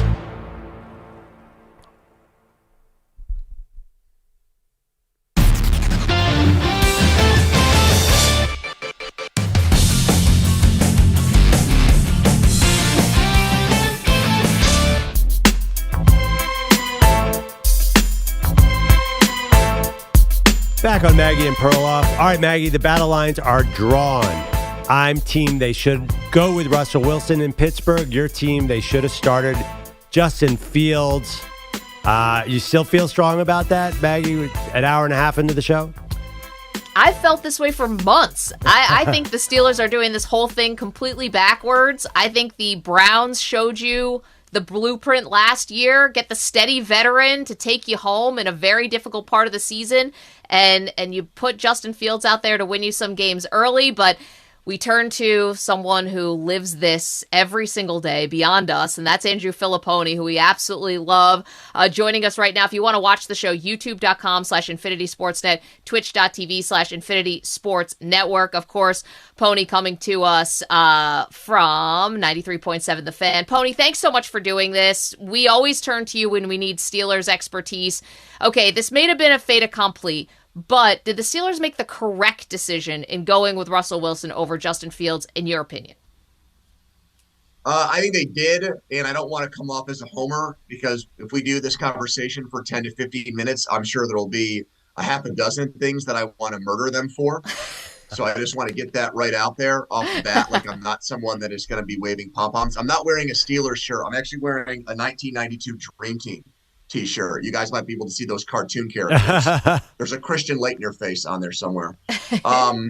For the video stream people. Maggie has T-shirts. Do you ever wear those Bill shirts, Maggie? Are those just for decoration? Purely decorative. Okay. So I actually just wear the Jim Kelly signed autograph around my neck. That's what I wear. The T-shirts stay in the closet.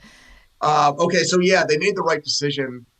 The difference between the Joe Flacco comparison that you made and this one with Russ is that with Russ, a promise got made to him when he signed that he was going to be their starting quarterback. Okay, he wants to stick it to the Broncos. It's an all-time cap penalty for the Broncos. They're paying 90% of his salary, 95% of his salary, and he wanted to go to a team that was going to give him their word that he was going to be their starting quarterback. That's why he didn't go to the Giants with Daniel Jones. That's why he's here in Pittsburgh. And after that, Kenny Pickett threw a hissy fit, and they traded him because they knew Justin Fields was available.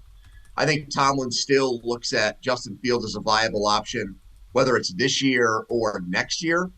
But I just feel like the coach gave the quarterback his word in March, and enough wasn't done by Fields in training camp or the preseason to cause Tomlin to go back on that. So I don't think Wilson has a very long leash. I don't think he'll be their quarterback for all 17 games necessarily, but that's the logic for why they're going with Wilson to start, and I'm in favor of that. Andrew, we didn't get to see that much of Russell Wilson in preseason. That first game, he had a few drives and then one drive. I thought he still looked like he could sling it to some extent. What's the word out of practice? I know he was limited for a while, but does Russell Wilson still got it?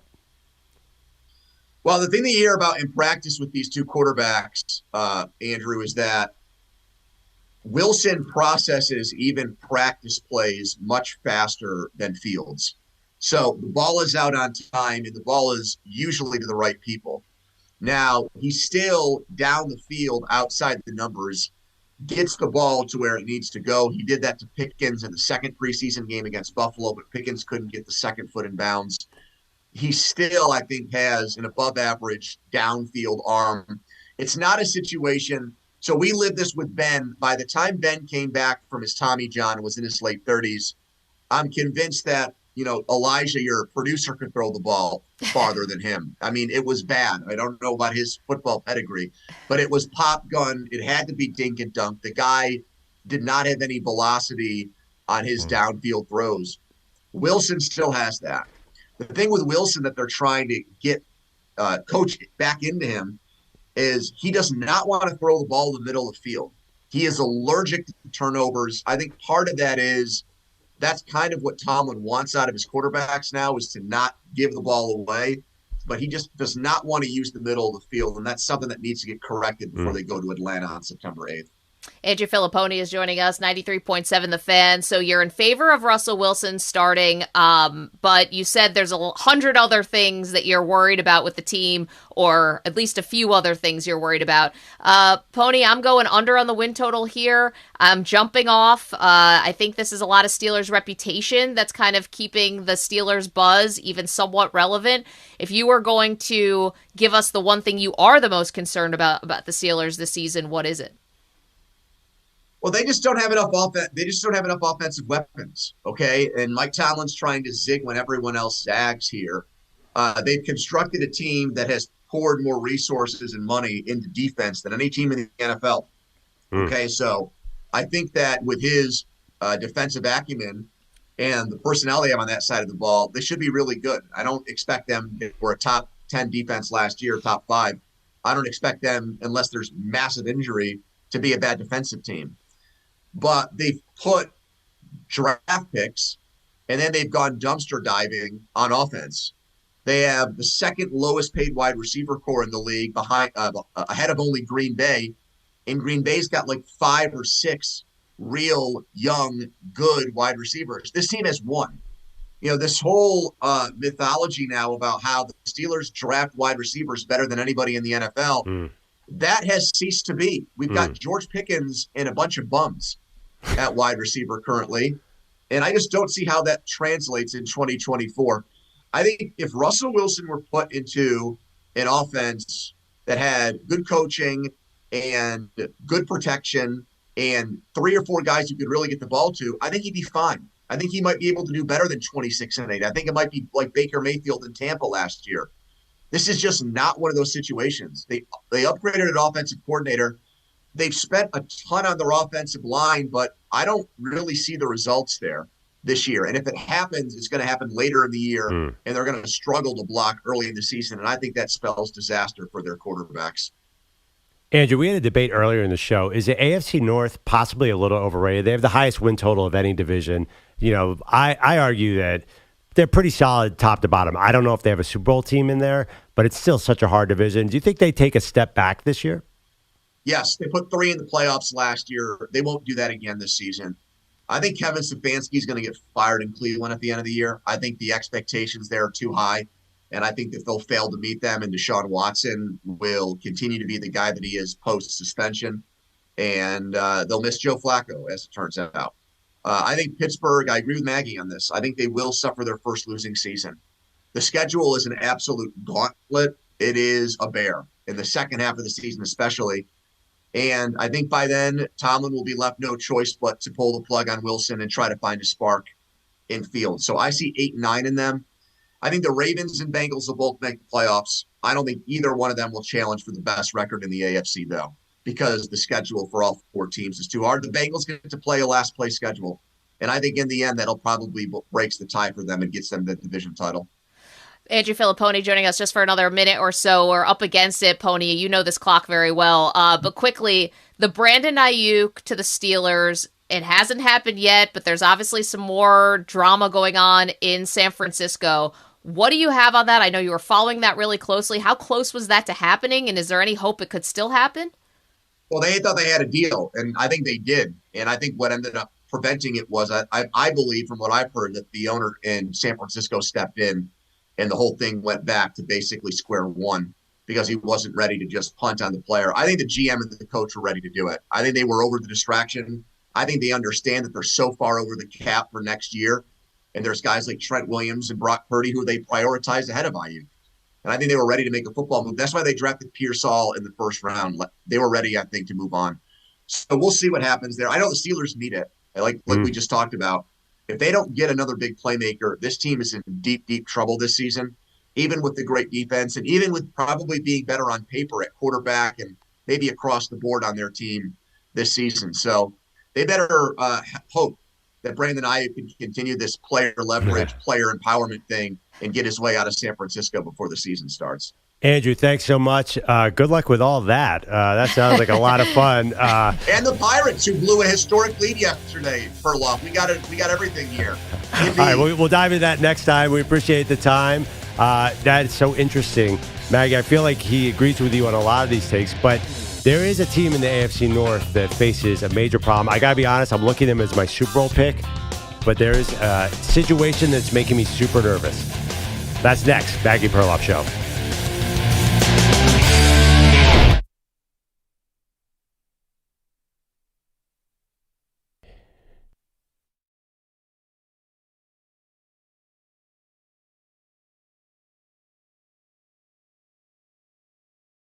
Why can't babies just be babies? Believe Bilotti got something to say. Infinity's mice. He's feeling the dismay. No NBA on NBC. What a shame. Just JJ Redick's wine ain't the same. Peter Bilotti is getting upset. Maggie, Perloff, can you hear his plea? Bring back the NBA on NBC. Set his spirit free. He misses Marr. Co-stars and the crew. Those were the days. Pete cries out boo, boo. Bring it back, oh can't you see? Bring back the NBA on NBC. Let it be. Pete's mad, he's feeling sad. Bring it back, oh make it right.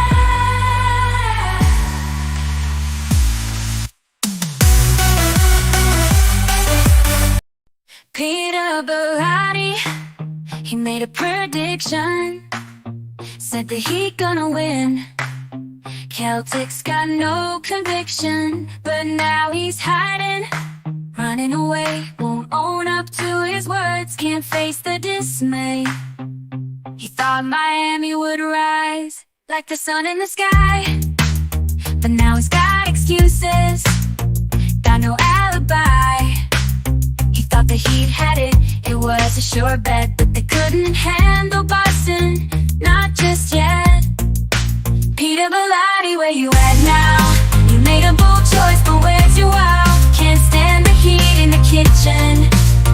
Your predictions cold. You're playing hide and seek, leaving us in the fold.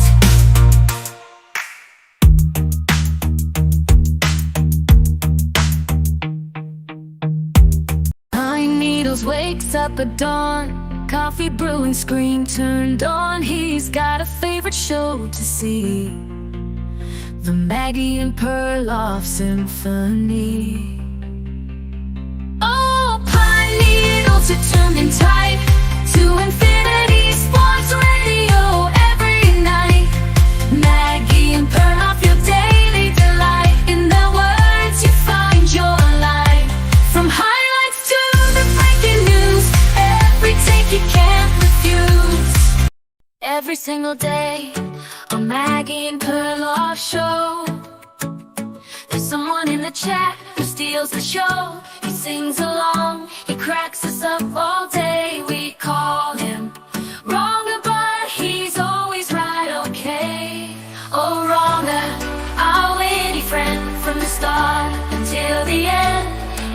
comments, you're a sight, cheering us on, wrong or right. 30 years married, that's a long, long. There's a guy we know on the radio.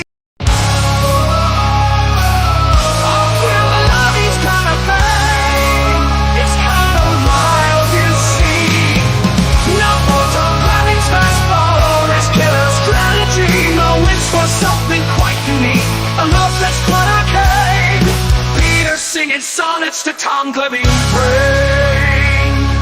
Oh, Clevy's brain, it's on the train, running through the strategies and games.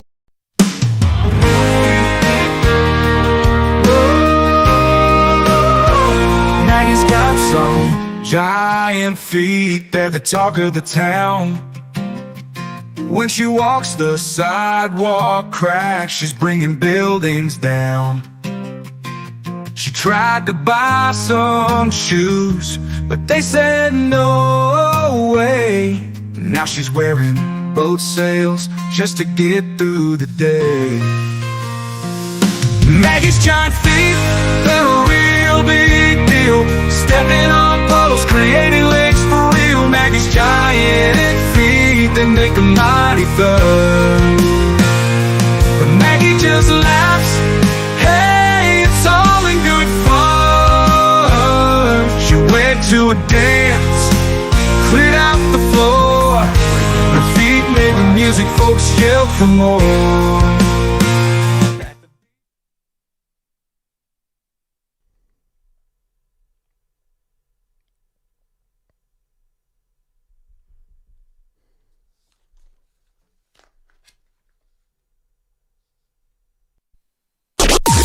Maggie and Perloff on the Infinity Sports Network.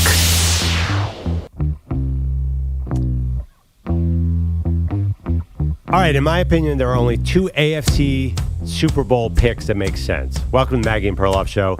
Maggie, I think everyone obviously is considering the Kansas City Chiefs, and I'm sensing consensus out there. The most common threat to the Chiefs is the Cincinnati Bengals, because if you have to make a pick and you're looking at all the other teams in the AFC, only one of them has Joe Burrow. So it makes sense to look at the Cincinnati Bengals as a potential Super Bowl team, in my opinion, except for one thing. Things are not going great in Cincinnati, Maggie. What is going on there? What is the latest on JaMarrChase, their star wide receiver? Right, so the last we heard is JaMarrChase had shown up for practice earlier this week. It was light, though. It was just more of a jog-through, walk-through kind of a thing. At least that's what we were led to believe. But again, progress. This is somebody who had been a hold-in and not been doing much with the team. And so, all right, now the season's about to start. Turn the page from training camp, getting into regular season mode, and maybe now he's back, even though he wants a new contract with 2 years left on his deal. So that's very different than CeeDee Lamb or from Brandon Aiyuk. These guys were going into the final year of their deal. JaMarrChase still has 2 years left on his deal. So Zach Taylor comes out a couple days ago and says, hey, JaMarrChase is back, and he's going to be practicing now. Yesterday, that tune changed, and the coach said he put his foot in his mouth. Pete, let's hear it. I think I probably put my foot in my mouth speaking too quickly. And it's just, again, this is a day-to-day situation. We'll just keep seeing it as that. Okay, more from Zach Taylor, the head coach of the Cincinnati Bengals, on what's going on with Chase. Has something changed between yesterday when you said that you expected Jamar to practice and today him not showing up? I said that yesterday? I think every day is a new day. We'll keep working through it. Not going to make predictions on what tomorrow brings. At the end of the day, Jamar's a great dude. That means a lot to this team, and we'll just continue to take it day to day. I mean, talk about leaving your coach out to dry here. I mean, can we get some communication going on with the Cincinnati Bengals? And, I don't know if this is JaMarrChase making his head coach look bad or if this is a lack of communication from the front office or agents or what have you. But clearly the head coach is the last to know what basically the second most important person on the roster is up to every single day. It's a terrible position for the coach to be in. And listen, is this going to actually get the Bengals to move? It might, because the Bengals had this long-standing sort of tradition, I guess, Pearl, of not paying guys after the third year. And they broke that with Joe Burrow. And you would understand why, because Joe Burrow does need to get paid. But I think JaMarrChase sees that now and says, listen, I'm going to try to throw my weight around and see if I can get the team to break protocol to sign me too. And I think they thought it was all going one way and it was working towards a resolution, or at least him coming back. And it turns out that might not be the case. Yeah, it's one of these stories to me, Maggie, where I think people are making a big deal about it in the preseason. I think we'll forget about it during the season. I think there's this resilience about the Bengals. I mean, this is a team with Joe Burrow who's had so many different things go wrong through their different runs here, and they seem to still be really, really dangerous. Even last year when Burrow got hurt, all of a sudden Jake Browning was a superstar in certain games, and they didn't make the playoffs, I know, but they became very dangerous. I think it's a classic example of us getting too into an offseason story, because they have an easy week 1 game and then they have the Chiefs in week 2. But I feel like people are dinging them long term. I'm seeing a lot of people saying the vibes are bad in Cincinnati. I'm moving off them as a potential Super Bowl team. I just feel like they have this resilience about Joe Burrow. Like, it just doesn't seem to matter what you throw at that guy. He is not phased. And to me, the team will build off of that. And the fact if their quarterback's cool about it, even with this difficult situation, and I agree with you, it is a difficult situation, I feel like they follow his lead and just be like, I don't care what you throw at me, I'm ready to play. Yeah, I mean, Burrow has that, but, Burrow, 2 out of his, 4 years has not been healthy, and he's now dealing with this unprecedented wrist injury where he, until very recently, wasn't even able to throw 3 days in a row. Now, listen, you can manage that during the season, but now you're also exposed. And he looked really good in their last joint practices. I know he was throwing the ball all the way around, so you're happy about that if you're a Bengal fan, but I don't think anyone can say the vibes are awesome. How that translates to the season, I don't know, but you had T. Higgins ask for a trade, Trey Hendrickson asked for a trade. I mean, everyone needs to get back on the same page here, and my biggest concern is actually not JaMarrChase, and it's not any of this contract stuff. It still is Burrow's wrist, because he tore these ligaments, or has a problem with these ligaments, and we've never seen a quarterback recover now from this particular type of thing. Now, if anyone could do it, Joe Burrow can. We have one of our 10 commandments on the show, thou shalt not bet against Joe Burrow. I'm, a God-fearing woman that will always believe in the commandments. But to be fair, there's a reality here that Joe Burrow comes with an asterisk of being an injury concern. That's not a knock on Burrow. That's just the truth. Yeah, but I mean, he tore up his knee really bad his rookie year. Nobody thought he was going to come out the next year and lead the Bengals to the Super Bowl, and that's exactly what he did. But he's been hurt since then. But I'm just saying, but nobody thought he was going to come back from an ACL that happened midway through the season and be awesome immediately. He's defied a lot of logic throughout his career. I mean, honestly, the fact that he's Joe Burrow, that he had the greatest season in college football history, no one on planet Earth saw that. Even when he got to LSU his first year, he was just meh. And then all of a sudden he exploded. I'm sticking to the commandment that you do not bet against Joe Burrow. And it's even with, say he's healthy, okay? JaMarrChase, because of the situation you described, I don't think it's like Aiyuk. I don't think there's any risk that he's not going to play. So it is going to be Joe Burrow throwing to T. Higgins and JaMarrChase. At the end of the day, and with that great defense, a really, really well-coached defense, at the end of the day, that's really scary. I think they get over this. You notice the common thread? All these really good teams are running into contract problems. And you know why? Because they have lots of good players who want to get paid. You don't see the Panthers having all these holdouts and issues because you know what? They don't have guys who have any kind of case. So I think if you look through history, there's probably a lot of holdouts, a lot of contract issues on really good teams. I remember the 90s Cowboys were dealing with a lot of that because they had so many good players. I imagine Bill Walsh and the Niners were dealing with a lot of that. I think that's part of the territory. When you're good, you're going to have guys who want to get paid, and you're going to have these situations. Yeah, again, to me, it's not so much about the contract situation with the Bengals. It's more about the health of Burrow. And, the first year, you're right, when he tore up his ACL, then came back, they were 10-6. They go to the Super Bowl, then 12-4, and then 5-5 last year. And he hasn't had these healthy training camps, It's like we're not seeing a fully healthy guy, with this runway into the season where they're just taking off and they've had slow starts. Now, to their credit, they've with Joe Burrow healthy, they've been able to close strong, and that's all that matters. But this year he's practiced. This year has been his most consistent camp, I believe. But he threw 3 days in a row once. Like this is still an injury that has to be managed. And anytime with a quarterback for me, when it's shoulder, when it's wrist, it's different to me than like a knee injury or an ankle injury. Yeah. Joe Burrow is so good in the pocket. He is not making his living, run. Not that he's not athletic, but he's not making his living like Lamar Jackson. He's not making his living being outside the pocket and running, or like Josh Allen, who's being super physical. He's smart. He's in the pocket moving around, and he's deadly from the pocket. So that's why shoulders, wrists, all that stuff that has to do with the mechanics of throwing, that's the stuff that kind of scares me a bit. But I mean, Andrew Fillipponi joined us from Pittsburgh, so obviously somebody who is very much watching the rest of the division and scouting them very, very closely. And I think he has a good point with the Bengals having this last place schedule this year. It's going to be a tough division, we know that, but they do get a little bit of help maybe with some easier wins, at least on paper. There's no slow start this year. I mean, first of all, they start with New England, and talk about a team that's a mess. Then, here's the thing. They go to Kansas City. I think when you put Joe Burrow and Patrick Mahomes into the arena, that's not a guaranteed loss by any means. That's going to be a battle. Then Washington, Carolina, Baltimore, that's tough. Giants, Browns, there's games to win here. Eagles, Raiders. There are just games all over the schedule. So here's a question for you: do you think Chase is playing Week 1? Yeah, I think so. I don't think he holds out for the season. That's not guys just generally don't do that. Today's Thursday. I think he's there. What about you?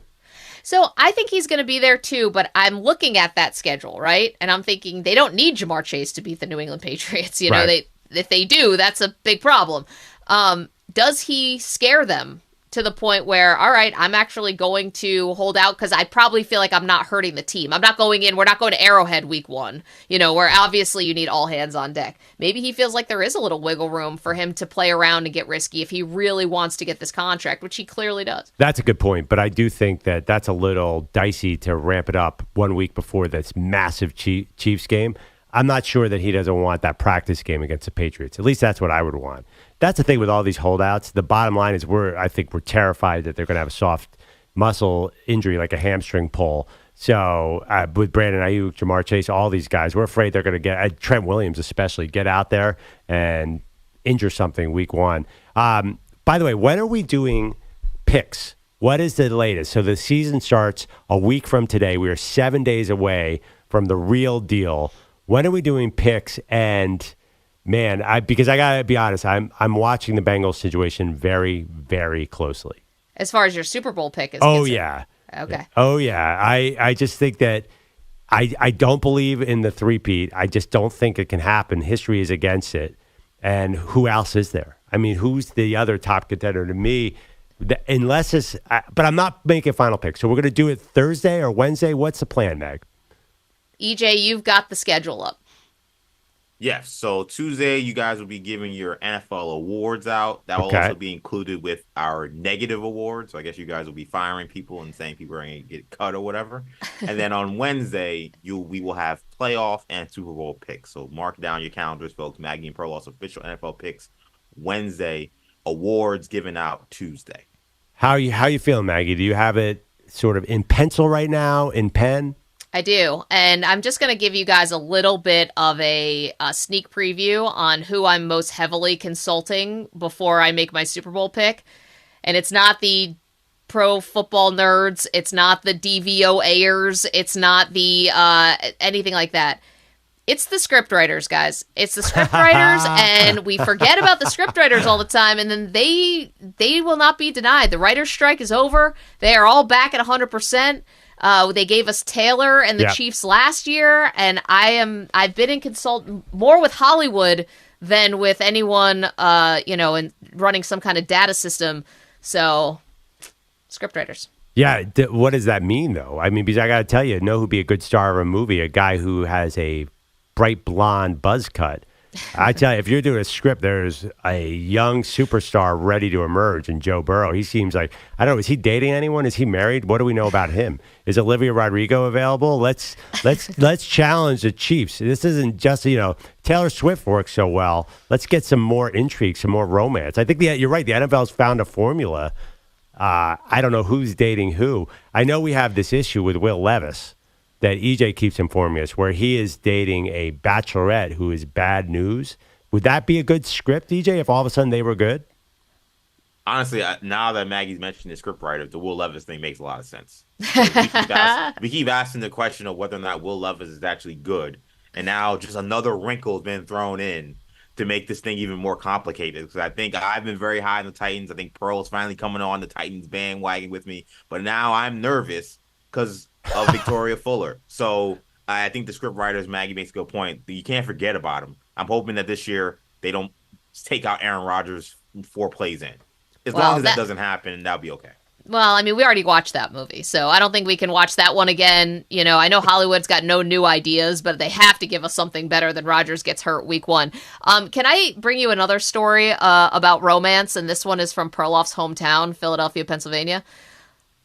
A little bit of a different vein here, but I got this come across my timeline yesterday that a SUV had to get pulled out of the Schuylkill River yesterday. Oh, no. In Philadelphia. This is Perloff. This is where Perloff is from. Born and bred, born and raised, very proud, because a couple apparently couldn't keep their hands off each other early in the morning, and as they're getting it on, the car accidentally went from either, I can't imagine it was a neutral, somehow went from park to drive, and the car went into the Schuylkill River, and these two lovebirds had to get rescued. Thankfully, they did get rescued. This is a happy ending, not a sad one, and maybe that's a double entendre.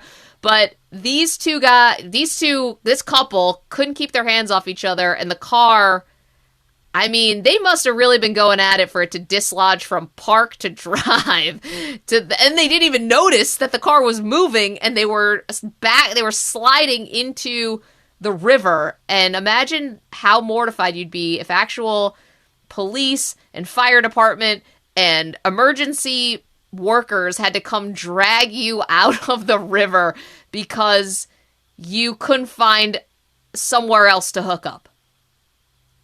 I understand. Listen, Maggie, when I was a high schooler and I needed privacy, I would definitely park on the banks of the Schuylkill. There was actually a makeout row, so I was told. Actually, I never actually went there.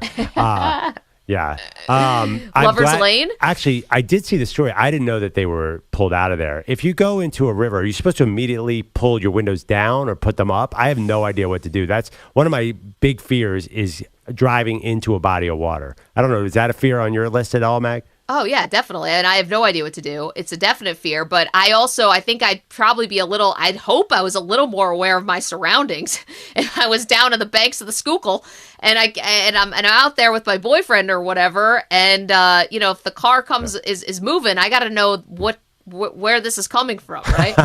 Wait, Maggie, I don't know. I'm sensing that you might have a little bit of experience in this situation from what you're saying. No, this is purely just funny to me because if you had asked me what is the least romantic name for a river that could exist in the world, the Schuylkill is definitely up there. It's up there. It's up there. All right, by the way, Maggie, we have a decision has come. The smoke is risen from the building in Foxborough. Do you want to do it now? We have a starter for the Patriots, or should we take a break? Yeah, let's hold it. Let's take a break because obviously if this was something that the Patriots needed to keep on ice for a full 24 hours, maybe we can hold it for another 90 seconds. All right, well, come on back. Maggie and Perloff Show. We will talk about the Patriots naming a new starter.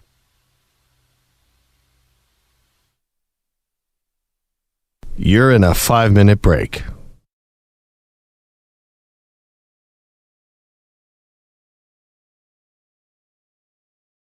You're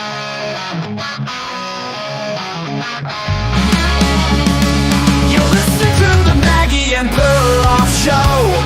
Sit back, relax, we got a break to go.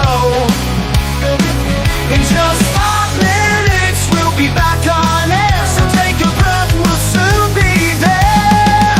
5 minutes.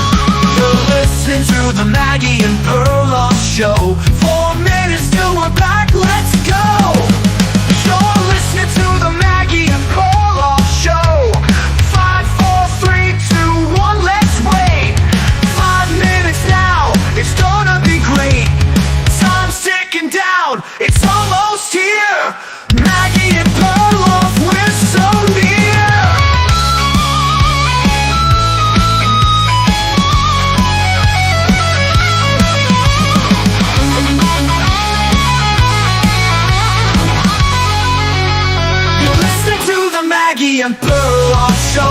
You're in a 5-minute break, so don't go far.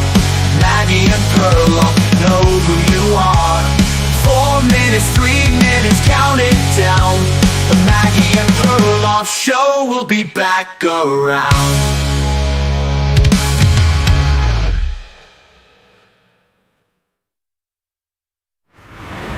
Okay, I gotta get off. Perloff Show. We'll be back around.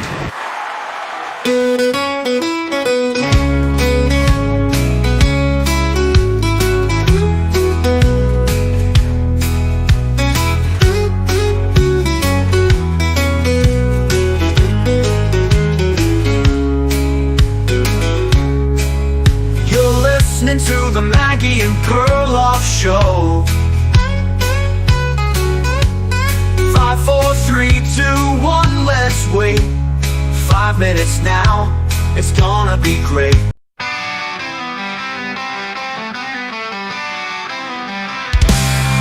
You're listening to the Maggie and Perloff Show. Sit back, relax, we've got a break to go. In just 5 minutes, we'll be back on air. So take a breath, we'll soon be there. 5 minutes, count it down. Maggie and Perloff, the best show in town. You're listening to the Maggie and Perloff Show. 4 minutes till we're back, let's go. Whoa!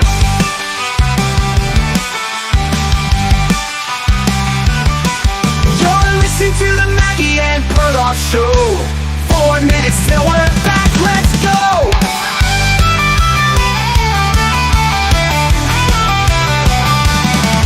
You're listening to the Maggie and Perloff Show. 5, 4, 3, 2, 1, let's wait. 5 minutes now, it's gonna be great. Time's ticking down, it's almost here.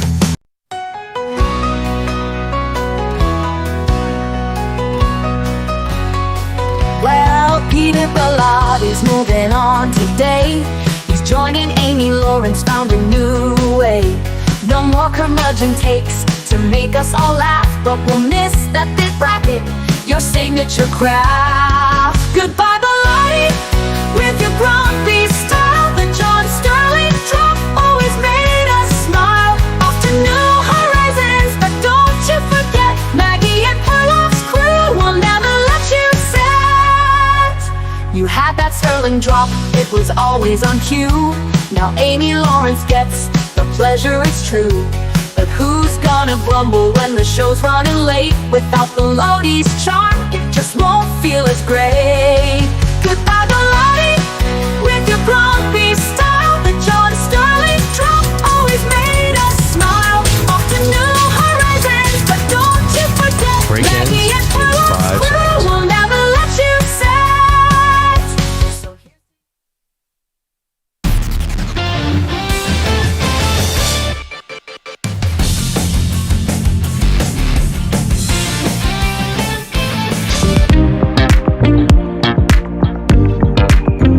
All right, we have breaking news.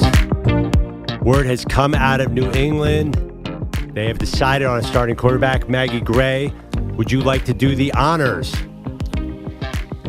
Sure. Hold on to your hats, everybody. Jacoby Brissett will be starting week 1, according to multiple insiders. Looks like Drake May is going to be the backup, as far as I can see.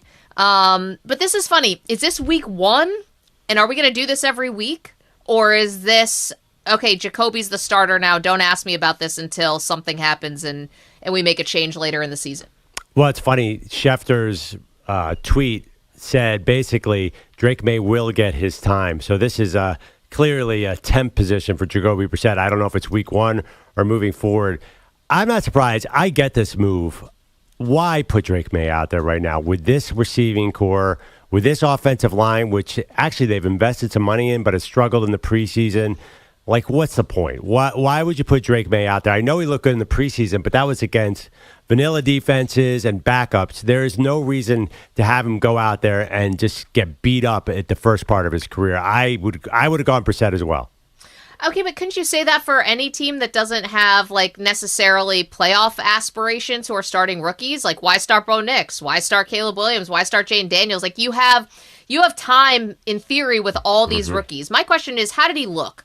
And you know what? He looked pretty good. He looked like he could handle himself out there. Yeah, it's preseason, but it's preseason for Caleb Williams too, and we're not questioning whether he would start. It's preseason for Jaden Daniels, and we're not questioning that either. So, to me, listen, can I say it's a bad move? No, because we're not expecting anything from the Patriots. But listen, the dude looked like he could protect himself. He's definitely a more exciting quarterback. I'm sure everyone in that locker room knows that he's the better quarterback.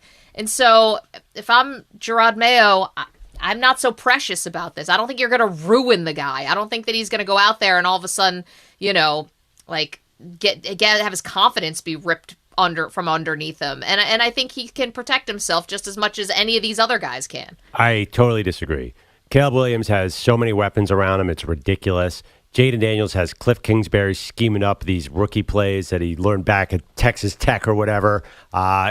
All these guys have advantages that Drake May would not have in New England. But the bottom line is that those other quarterbacks don't start off with at Bengals, home versus Seahawks, then at Jets and at Niners. I mean, that is an obvious, to me, reason to just wait 4 weeks to put him in. Why not just let him build his confidence? Give a month to Jacoby Brissett, who's not terrible, by the way. We've seen a lot of Jacoby Brissett. Let him go out there, try and pull off an upset, and then bring him in, I would say, week 5 for the Dolphins, or then week 6 at least you host the Texans. It just gets easier and easier. Avoid that at Jets and at Niners. Okay, but again, I think with football sometimes you can get a little too precious about this stuff. It's just because he's playing either the Jets or the Niners, he can get hurt playing anybody, right? So when you try to bubble wrap and manufacture this and try to do your best laid plans, I mean, Anthony Richardson was getting hurt against guys like you can't plan for that, and it's going to go any way. And to try to play God like that is sports gods. It's a fool's errand, in my opinion. Well, it's not about getting hurt. It's also a matter of confidence, too. Like, we know as a fact that he would do terribly at the Jets. I mean, there's just no possible way he's going to go against that defense and look good. We know as a fact he's going to go to San Francisco and get blown out. So what's the point? You might as well. And this is what teams usually do, by the way. I mean, you look at great quarterbacks, a lot of them started on the bench. Obviously, famously, Eli Manning didn't go in till about week 8. Jared Goff didn't go in till about week 8. Patrick Mahomes sat a whole season. Right. I don't think it's about getting injured. Like, what's the upside of playing him in these games? Why not let him watch it from the on-deck circle a little bit more?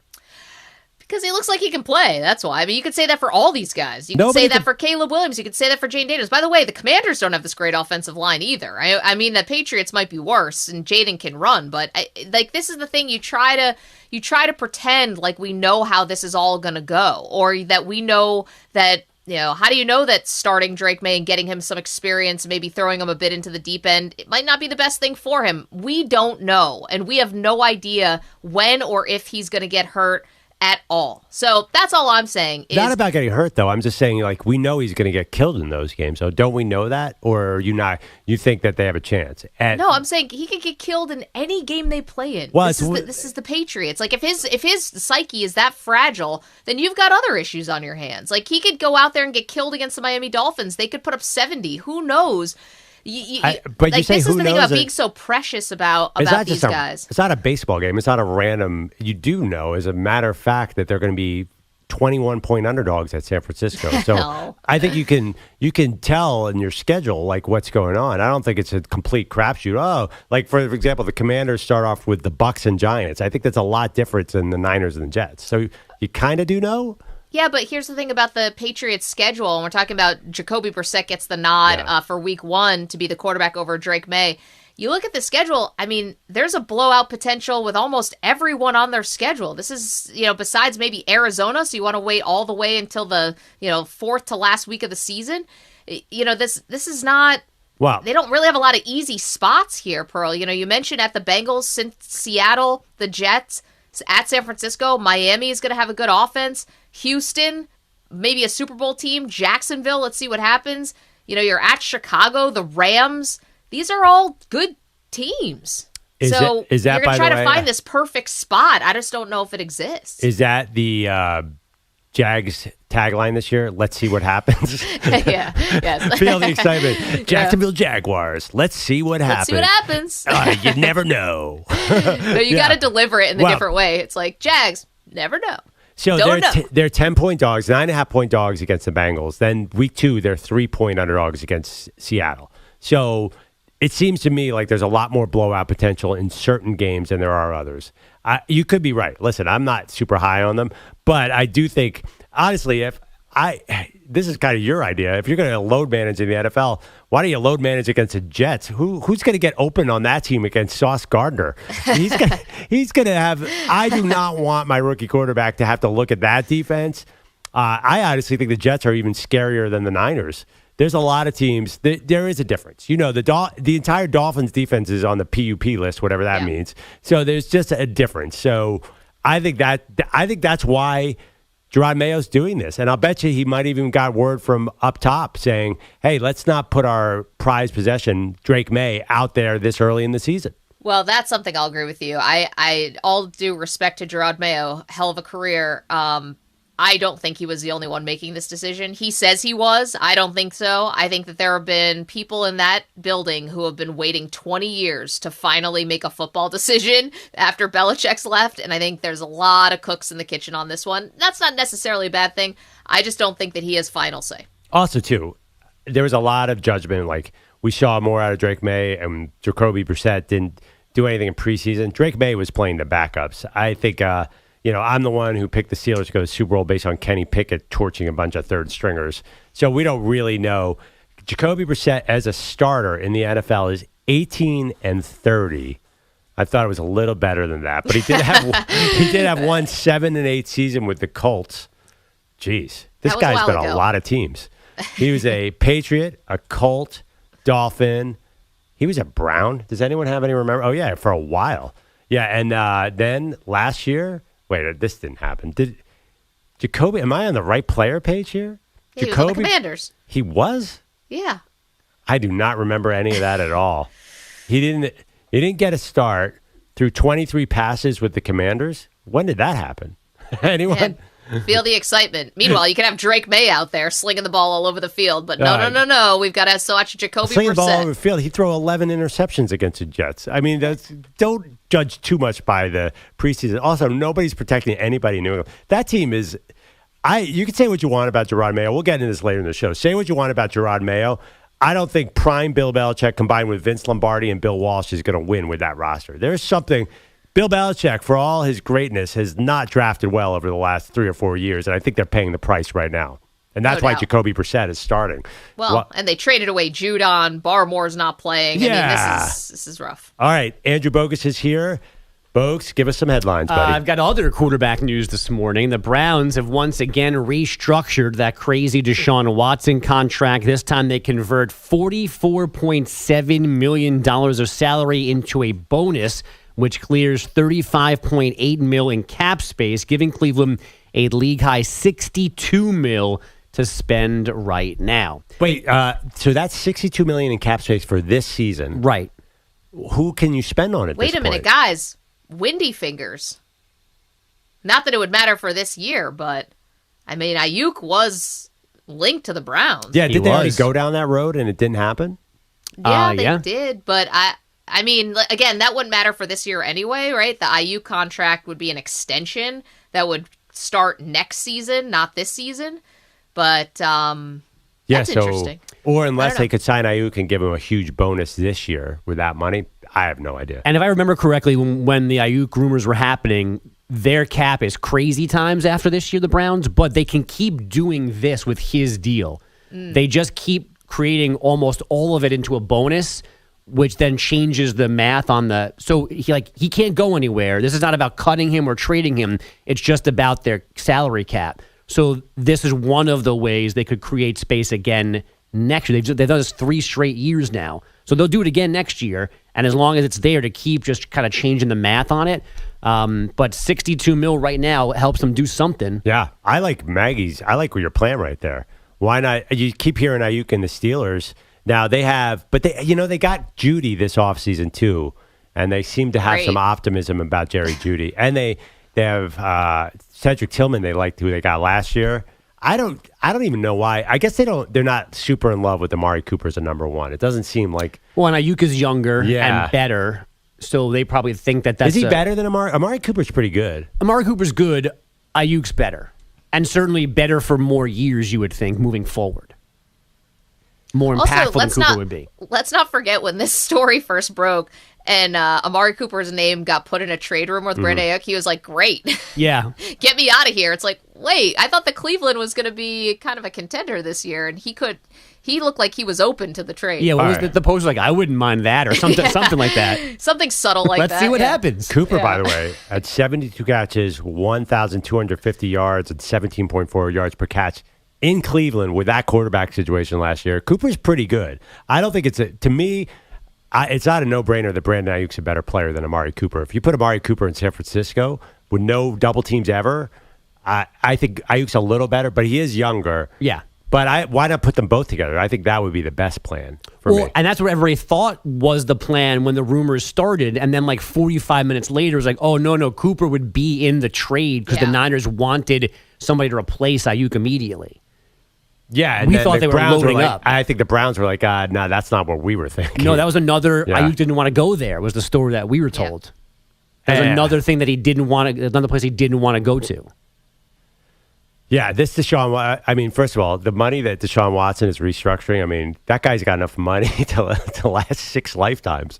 It's also, they're going to be paying him for 6 lifetimes. Yeah, I know. Do we ever even see these? Is like what comes first, the end of this contract or the asteroid just hits? Because they're going to just keep kicking this thing down the can forever. Kicking the can down the road. You did a Perloff there. You messed up the expression. Well, don't forget though, they're not. This doesn't change when he gets paid. This just gets paid. This changes how what the dollars technically are. They're not adding years on or anything like this. This is just rearranging definitions of money right now. Oh, so his bank account just got hit with like a big bonus. Yes, he just got a $44 million wire transfer instead of, and then now his salary is the minimum. So instead of getting spread out over paychecks, he just got one huge one. I wonder, is he going to put that in a savings account, bonds? What do you do with $44 million? Suspension coming? Yeah. What do you do when you have $44 million just sitting there in your checking account? You're like, man, I should probably invest this. I complained last hour, guys, about being a Mets fan. It definitely sucks, but at least they ain't the White Sox. And ball 2 strikes. Ball lifts it high in the air. Deep to left. Going back. Oh, he made the catch. Goodness. Jankowski just inserted for defensive purposes. Just robs Vaughn of a home run. That would have been ball game. You have got to be kidding me. Yeah, we're not. NBC Sports Chicago. That was Travis Jankowski denying Andrew Vaughn a game-ending 2-run homer. The Rangers get the win in Chicago twice, 3-1, and then 4-3 in that nightcap. The Sox, this seems unbelievable, but it's true, are 4-32 since the All-Star break, which is why they're 31 and 103 overall. 72 games under 500. That's unbelievable. Did they get to 40 wins? Did they get to 40? Pete Pilati, only 2 more days with us on the morning show here. Any last thoughts on the White Sox? My offer still stands to be the GM. That's one. Why would you want it? Because it can't get worse than this. How could you do Amy so dirty, by the way? You can't say yes to that job and then leave within 36 hours to fire Grady Sizemore. Remember, my stipulation was I will do the first year free, so I need to make money somehow, so I have to do both. Yeah, you could take calls tonight. Hey, who should I start at second base? That's what right. do you think? We'll have the fans decide who's going to be the starting lineup. So from 7 to 10 Central Time, you'll watch the White Sox lose, and then you'll start producing Amy's 4-hour radio show? That's right. Pilati would be the only GM in history who'd be holding his press conference at midnight. You might as well. They're not doing anything at 9 o'clock or 10 o'clock, whenever they do it.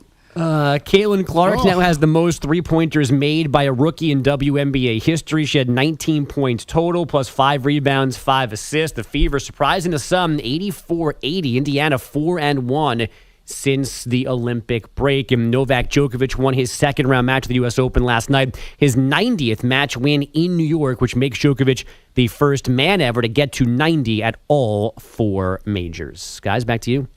Wow. That's an interesting stat. All right.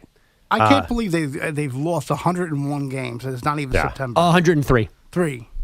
And it's not even September. They still got 3 more August days to lose in. Do they get to 40 wins here? I don't know if they do. I almost feel bad talking about them. Like, should we just let them lose in anonymity from here on out? Absolutely not. See, I'm a process guy. I feel like it's better to lose spectacularly than just have 64 wins. I'd rather just bottom out like the Houston Astros did before they had that run. Is hypothetically, if the Astros weren't cheating in that run, that would have been a cool story. But there's no process there. Well, aren't they tearing it down so they can build it back up? Yeah, but I mean, by hiring people out. They're building with balsa wood. All right, we have a lot more Patriots talk coming up. They have named a starter, but next we have to go out west. I cannot believe it, Maggie. Last year, every Colorado game was like the biggest deal of all time, and now we have a Colorado game. I don't think we're paying enough attention to this. We're going to break down the Buffs next on the Maggie and Perloff Show. You're in a 5-minute break.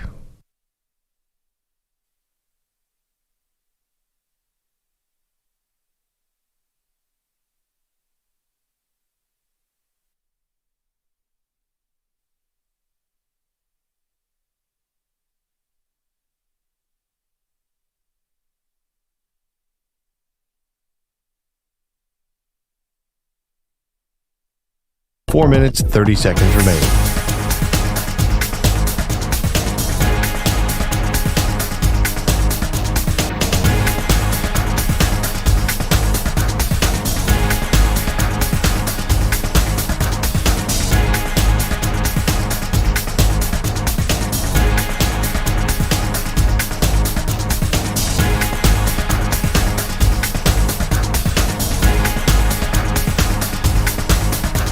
Four minutes remaining.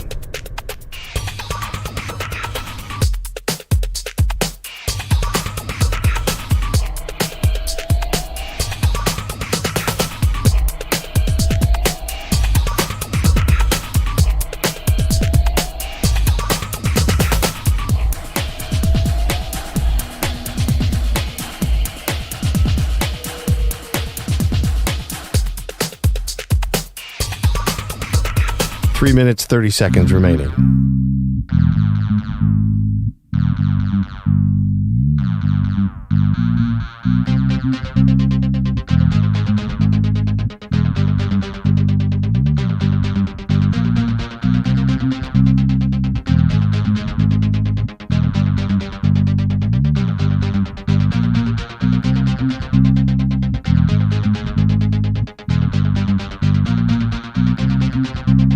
Three minutes remaining.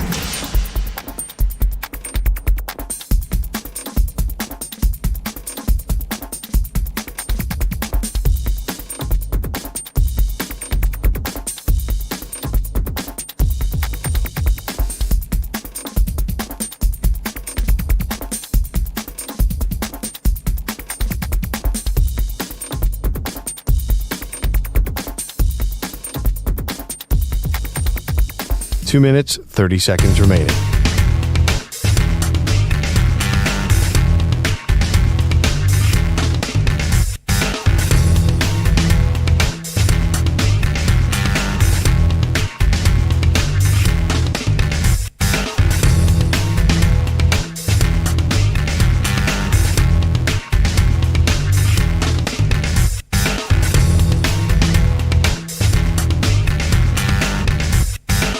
Two minutes remaining.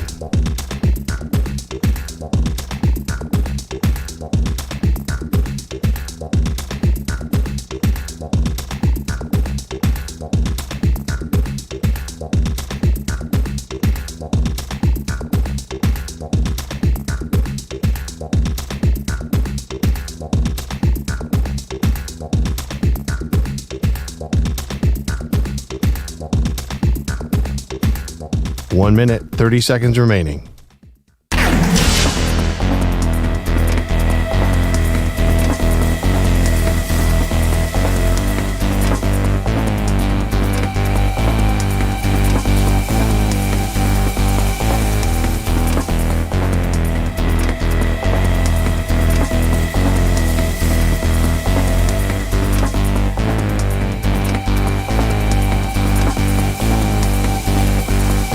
1 minute remaining.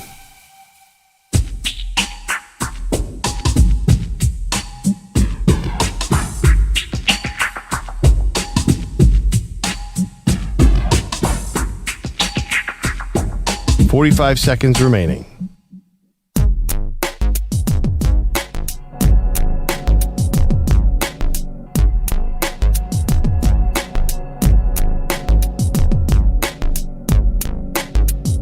.30 seconds remaining.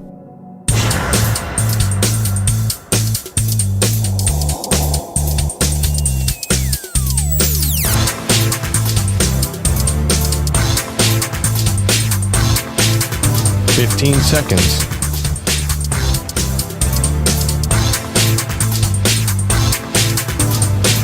Break ends in 5 seconds.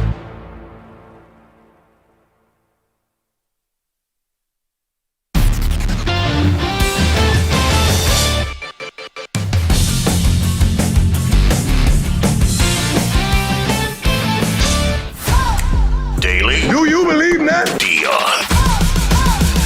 You believe that? This portion of the show is brought to you by Ethos Life, the easy way to get life insurance in 10 minutes, up to $2 million in coverage with no medical exam and just a few health questions. Get your free quote at checkethos.com. Not available in all states. Maggie, I can't believe it. Last year, every time Colorado played, we adjusted our whole schedule, and now there's a game tonight. I haven't properly hyped myself up. Where's Lil Wayne and The Rock and all those people? Who's going to be there for the first game? Yeah, North Dakota State and Colorado kicks off tonight. And, listen, as far as the win total for Colorado and the expectations and whether they'll be a bowl eligible team or what have you, there's a lot on the line here for Deion this year. And I don't want to, just say he's got no expectations whatsoever because they might not be a college football playoff team. There are plenty of expectations here. First of all, it's Deion's last year, likely, coaching his sons. And basically, son in Travis Hunter, who's kind of feels like a bit of an adopted son for them, along with Shedeur and Shiloh, obviously his biological sons. You've got 65 new players on this team. Now, there were 87 new players on Colorado last year, but this is can you gel a team this quickly when you keep switching in and moving around all these pieces? And they move to a new conference. I mean, listen, whether you think that Colorado is going to be a good team or not a good team, there's still a lot to watch here. And I think Deion has to prove that they can win games, not just make headlines. He might not have the same amount of eyeballs as last year, but there's no hiding here at all with Colorado this season. So the big thing for me is to watch their new offensive line. They need to get Shedeur Sanders some time. Pat Shurmur's calling plays. He's actually I really like Pat Shurmur as a play caller in the NFL. But if Shedeur is going to get killed again, Maggie, then what's the point of this whole exercise? And I think, listen, North Dakota State is off their peak a little bit. They were 10-4 last year, their worst record in 15 years. So it doesn't seem like they're a huge threat. It's a 9.5-point spread. But I am really, really watching, can this O-line hold up, setting up, really to me, if they lose this game, then forget it. The whole season's going to be a nightmare. But even if they win this game, what does it look like? Do they look like, and that's the one spot I think a lot of us are paying attention to. Are they going to protect Shedeur? Because whether you like Shedeur or not, you have to admit, if you get that guy time at this level, he's going to pick you apart. He's got a good arm. Yesterday we had quarterback trainer Quincy Avery on who said, you know what? Shedeur is not quite as athletic as you might think, despite his last name, kind of projecting him towards the NFL. I think we do know that Shedeur can throw for a lot of yards in college. He's got a nice arm. You just got to give him some time. Yeah, the comp was Brad Kaya, near and dear to EJ's heart. Really good college quarterback, accurate college quarterback, but not somebody who ever got projected to do much in the pros. That's very off from what the national thought is about Shedeur Sanders as a maybe dark horse, or not even dark horse, Heisman Trophy candidate, and whether he could be a first-round pick, and whether Deion's going to be able to get him to the team he wants. And talking about the Dallas Cowboys, I mean, we got to pump the brakes on all that. But, here's another big question for you. Okay, two things. I want to give Colorado the same grace that we give every other team, or should give every other team in week one. I don't think it has to look exactly beautiful and perfect in week 1. You're allowed to just win the game. If you just win the game and escape with a win, that to me is enough. I'm not going for style points in week 1. Okay. However, I think we should give that grace to every college football program. But here's the thing. If they do lose this game somehow, does everyone turn away from Deion? Like, but he has a way of bringing us back in, Pearl. There is this sort of prime effect, he has a way of finding headlines and whether he's responsible for them or we're responsible, but we have trouble quitting this guy. And even if they lose. I bet you last year, I remember there were stories. The ratings at the beginning of the season were monstrous. Yep. And then once they started losing all their conference games, I know they went down. So I do think, I think what you said is true. We will turn away fast. Yes, he'll still make the headlines, but they won't carry the same weight. Honestly, the reason Deion became such a big deal, Maggie, is because he won those first 3 games. I mean, they beat a team that was in the national title game in TCU. They beat Nebraska, who had higher expectations. They barely beat Colorado State, but it was the wins. It wasn't just Deion being so vocal. It was also the wins. I totally agree with your point. But to be fair to Colorado last year, they got blown out by Oregon. Those other games were close. Those other Pac-12 losses, remember they had a 3-score lead on Stanford? They ended up losing in triple overtime, I believe. These were 3-point. I'm just saying. Wasn't Stanford bad last year? It doesn't. I'm just saying that these were not all blowouts. I think we're remembering that as soon as he started the Pac-12 season, all of a sudden it was like a whitewash. That's not how it went. I don't remember USC ever being scared in that game. I hear you. That's how I remember it. You're telling me my memory is wrong that how many Pac-12 teams did they actually beat? They beat Arizona State 27-24. Okay, USC was 48-41, but that was not a 48-41 game. USC had that game, I think, somewhat handled. I'm just saying, You're right. They were close against Arizona. They lost 56-14 to Washington State. That one wasn't that close. And I think Shedeur got hurt. They were close to Utah, but Utah had already lost their quarterback. I don't know. Last year was disappointing. So we'll see. I think they you said it earlier, the transfer portal, like they specifically addressed all their problems. So I think it's an interesting experiment. And that's like the bigger college football story. Can you win by transfer portaling it? I think Florida State learned it's not that easy.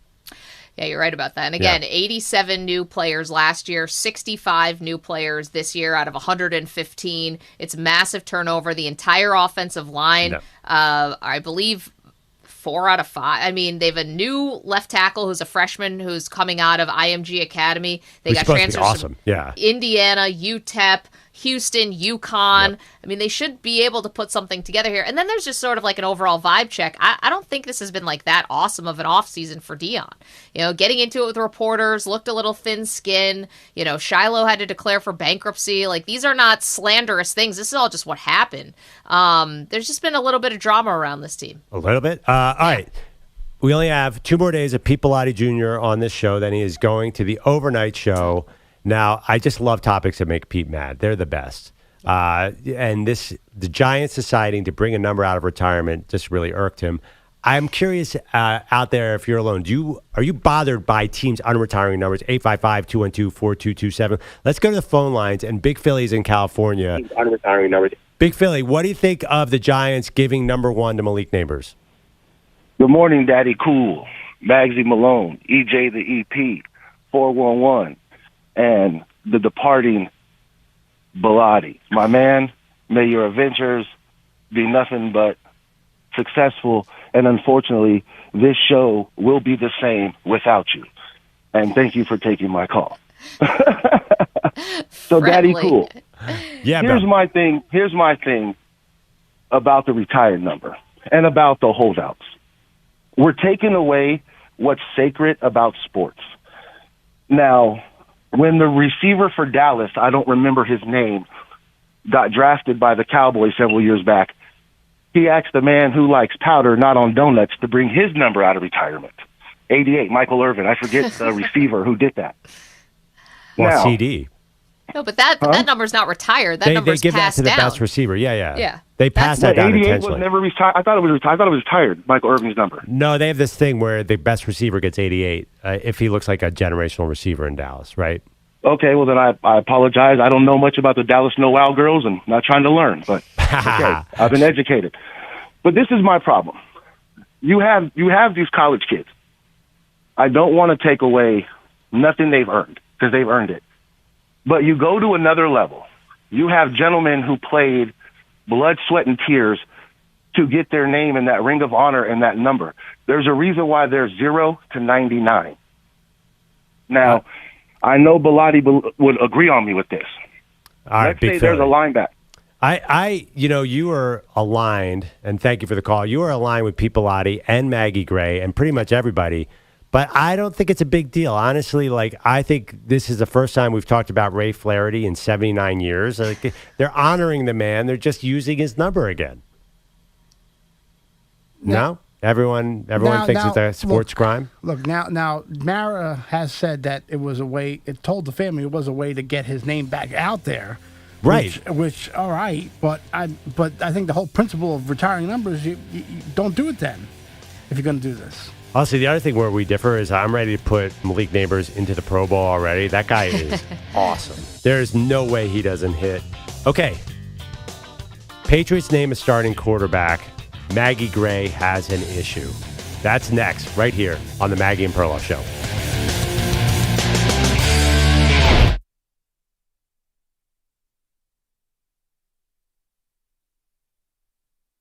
You're in a 5-minute break.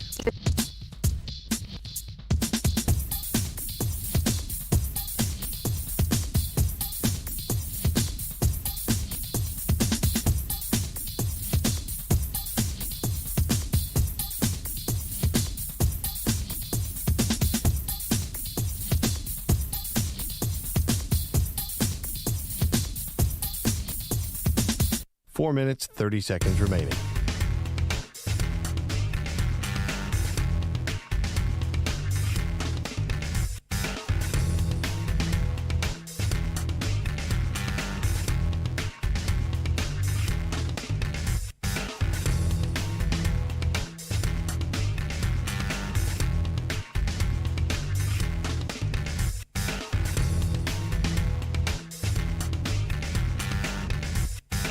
Four minutes remaining.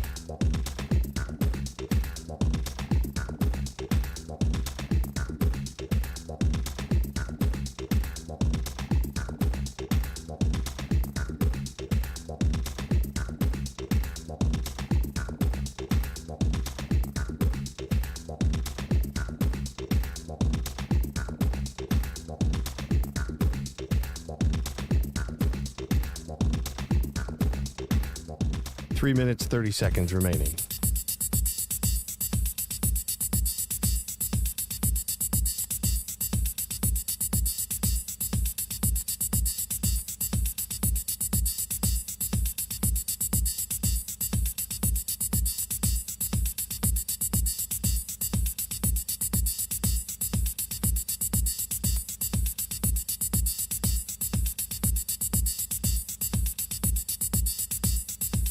Three minutes remaining.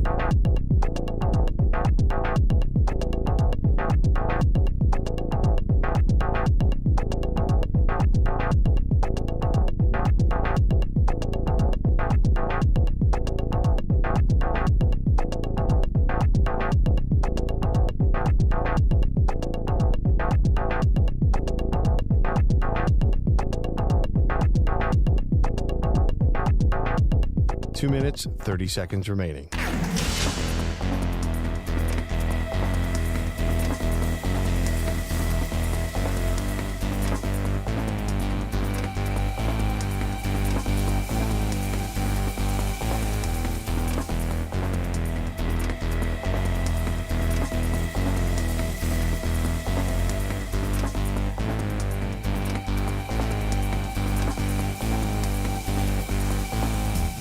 Two minutes remaining.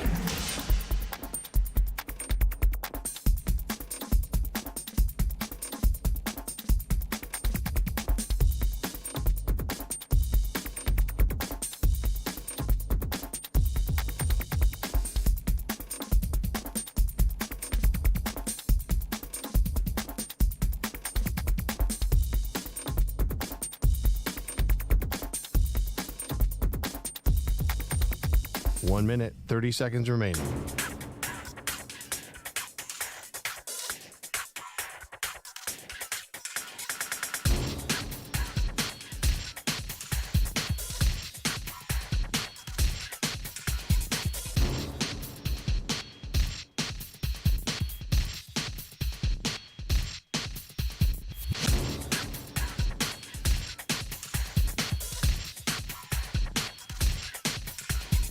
One minute remaining.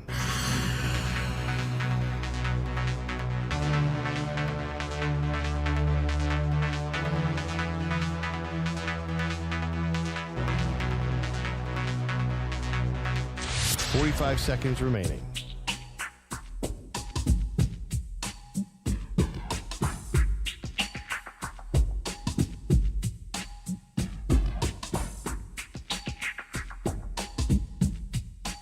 Seconds remaining.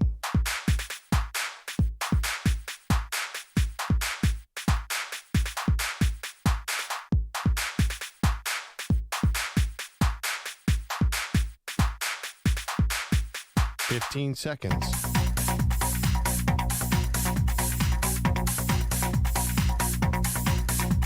Break ends in 5 seconds.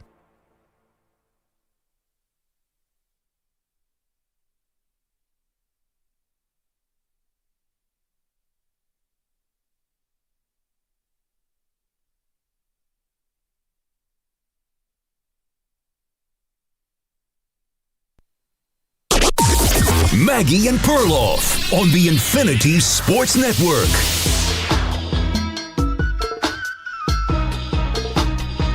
The New England Patriots have made a decision. They are going with Jacoby Brissett as their starting quarterback week 1. Number 3 overall pick, Drake May, will be behind him. To me, this was just head coach JerodMayo Mayo looking at the schedule and saying, you know what, let's put Jacoby out here. Hopefully he won't injure his shoulder and he can weather the storm for a few weeks while Drake May gets to watch from the on-deck circle, and then we'll go to Drake May. No one thinks the Patriots are making the playoffs, so it doesn't really matter in a wins-loss sense. I think it makes more sense to give Drake May a few more weeks. He gets to avoid the Bengals pass rush in week 1, which could be really good this year. He gets to avoid the Jets defense in week 3 that no quarterback should have to play. And then the Niners in week 4. Then throw him out there against Miami and we'll see what happens. That's what I would do. That's what I think Jerod Mayo did. Maggie, you went another direction. Well, I mean, here's I can't quibble with like the strategy here, and nobody's expecting anything from the Patriots. But my problem with decisions like this are teams that are trying to like play sports gods. And I just don't think you can do that. Drake May looked like the better quarterback. He looked like he can play just as much as Jaden Daniels and just as much as Caleb Williams and just as much as Bo Nix. By the last preseason game, he looked like he was deserved to be out there and would have been able to handle himself being out there in live action. So sure. With that in mind, I'm like, all right, so you're going to try to pinpoint precision this thing and figure out the best way. You don't know who's coming off the edge for the Dolphins in a game that you think this is the perfect situation, and he could get hurt anyway. He could get hurt. Like this is my thing about trying to make the conditions so precious for a guy that when we never know what's going to happen. So wait. Can he play? Can he not play? It looks like he could play. I would put him out there. First of all, it does sound like you're quibbling. You said I can't quibble, and you've proceeded to quibble. But because I don't care. Like the Patriots, unfortunately, are not going to be a big enough of a factor for me to get really juiced up about this. I just think this is not just indicative of the Patriots. I think you could have applied the exact same logic to Caleb Williams and Jaden Daniels and Bo Nix, and the other teams are not doing that. And you know what? Yeah. Those other three teams are not exactly slam dunk playoff teams either. Well, I think there's a lot of differences here with all those teams. And first of all, those other teams have a much, much, much better. I just don't think you can look at the NFL and say, well, all 31 teams are the same. You never know if all of a sudden they're going to have this ferocious pass rush. That's just not true. You can learn something from what happened last year. We know the Jets defense is awesome. We know the Niners defense is awesome. Also, Bo Nix is... he's a veteran. He's 32 years old. I mean, Drake May is 21, younger, greener. Bo Nix had a lot more reps. He's had a lot more reps than a lot of guys who are in the NFL. So I think it's a different situation. Bo Nix also his style of play. He's a quick pass guy. He's going to have a lot of short passes. Sean Payton will protect him. It's not about getting injured too. It's just like, why do you want to have this great rookie? You're the owner of the Patriots or the GM of the Patriots. Why do you want to put him out there to lose by 30 the first 4 weeks? You might as well just let him. He'll be better if he sits a little bit and then comes in. I just think the more time he has, the more practice he has, he'll be a little better in week 5 because I think week 1 will be a tough assignment. Okay, but this is where this makes no sense to me, right? So if we're talking about Drake May is going to be sitting now behind Jacoby Brissett. Let's just say, and it seems like for argument's sake, the number one concern would be you don't want Drake May to get hurt. Right? No. The My number one concern sucks. is no. I just don't want him to get his confidence destroyed. It's not about injuries. That's why they do this thing with a rookie quarterback, right? So he doesn't get out there and lose his first 3 games by 35 points and get hit 100 times. Okay, well, I mean, listen, this guy's around for a long time. Peyton Manning lost plenty of games his rookie season. It didn't tank his career. He didn't lose his confidence. If you are drafting someone this high, you got to hope that they can weather some of these mental storms. But I think the big thing for Patriots fans is you don't want him to get hurt. So if you don't want him to get hurt, then don't play him at all. No, honestly, Maggie, first of all, you're acting like teams don't do this all the time. They do it all the time. It's not about getting hurt, right? It's like about... No, but isn't it? The offensive line is bad. You're talking about Jacoby Brissett being out there for the Jets pass rush and the 49ers pass rush. What if Drake May starts the season here and he loses 35-3 to the Bengals? Who cares? Peyton Manning lost all those games through all those picks. Nobody cares. No, Troy Aikman lost all those games. I think that you do get a little grace here for rookies. It's not the Patriots aren't expected to do anything. Whether they lose 35-7 or whether they lose 14-7, it doesn't matter. No one's expecting them to win games. I'm not worried about his psyche. I'm worried about his knee, his shoulder, is setting him back in some way. And so for that reason, I just wouldn't play him at all. Yeah. That's the only way to keep a guy honestly healthy is for them not to play. So put Jacoby Brissett out for the whole season. I think it's a David Carr situation where you just don't want the guy to get too shaken immediately. And what was that with David Carr? That was concussions, and that was him getting hurt. No. Because did he get hurt his first couple seasons? I seem to remember he was too busy setting the sack record and he just never got his confidence. Which is not great, you know. You don't want him setting the sack record. I get that, so don't play him at all. I think it's a confidence. Yeah, I mean, you could. By the way, we haven't seen him out there. We don't know for sure they won't play him. You could make a great argument. I think a lot of people thought they were going to sit Drake May this whole year. And that could happen for that very reason. Like, the team around him stinks. Like, okay, you will admit this. The receivers are terrible. The line has been super shaky in the offseason, although we'll see when everybody gets back. There's no one to... their defense has gotten worse. They got rid of some of their good players. So what's the point of putting Drake May out there with nothing around him? But doesn't that concern you at all? Well, that's what I'm saying. Then don't split the baby. Don't say then we're going to roll him out week 5. You know, like that's the part of this that doesn't make sense to me. If you're a bad team and you're careening towards the number 1 overall pick and you've got this Ferrari, just keep it in the garage. If you don't need to see him and nobody cares about the season, you're throwing it away, then don't play him. But to try to shoehorn, all right, we're going to get past the Bengals and the 49ers, but then we're going to bring him out against the Dolphins. I think you're trying to play sports god there, and you just don't know. And you could be putting him in harm's way, and you could still have a bad result even if you're trying to manufacture this perfect situation. Yeah, I'm full on Jared Goffing this situation. I'm gonna look towards the future. I think, by the way, it is better to be 1-8 than 1-16. And that's the issue with these Patriots team. You say it's not a big deal. Like Troy Aikman, you mentioned, who was he one? Did he start all those games? I can't remember. 1-15 is in Jimmy's first or second year, and you say that, but I think the reality is there are probably a lot of situations where high picks are on terrible teams, and it hurt them. I mean, I hate to say this, like, who knows if Zach Wilson had gone to a different situation and been a 3rd-round pick, maybe he would have been a better quarterback. I think you can throw a guy into the fire, and it'll just shatter him. Well, that's where you have to feel like you have a good coaching staff and you have a good culture. And, the Patriots have a much longer lineage of winning and success than the Jets do. And the Jets have ruined many quarterbacks, and the Patriots have now only ruined a couple. Well, they just ruined their most recent one, so maybe they're gun-shy about this. Yeah, that's fine. And again, like, the funny thing to me about the Patriots, if you don't play Drake May or you play him very little, and you do end up getting that number 1 overall pick, and say they are the worst team, and say Carolina does win a couple games, and say the Giants are better than we think, and I don't even know who else would be in the running for the worst record in the NFL, but right. the Patriots are definitely in there. What if you do get that number 1 overall pick? And let's say there is this great guy who's coming out of college. The Joe Burrow year was an anomaly, and he really did kind of come out of nowhere and became this slam dunk generational guy. What do you do with that? You hold it hostage, okay, but now you haven't seen Drake May a lot. So does it set up any kind of tension with if someone puts together an amazing college season, then do the Patriots find themselves with another controversy and with another big decision to make and a fork in the road because they decided not to play Drake May this year? I don't think this is a problem next year. I mean, I think you and I disagree. Yeah, there are Joe Burrow seasons, but I'd be this feels like a Kenny Pickett draft to me. I think we're looking at 1, maybe 2 first-round quarterbacks. First of all, just pure math. Like, we've had 6 went last year. Like, a lot of the teams that need quarterbacks have a quarterback. So I do think there's not going to be a crazy – the demand, I think, will be down next year, which will mean that teams are not going to die to get up there. There are actually – you look around the league, a lot of teams have their quarterbacks. I'm not sure you'll get that ransom next year. Who are you really trading up for? Say it's Carson Beck, for example.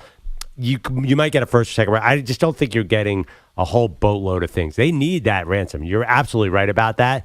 I'm just not sure. You're talking about trying to play sports god. I'm just not sure you're going to get that Joe Burrow out of nowhere season, which is fine. You know what? Get a pass rusher with the first pick next year. Yeah. You know, and that's a reality. I think this is a year where it doesn't really matter if you're 1, 2, 3, 4, or 5. I don't think the Patriots are looking at that draft all that intently. I like this. That'd be amazing. If they could get 2 first-round picks for the number 1 pick, that's great.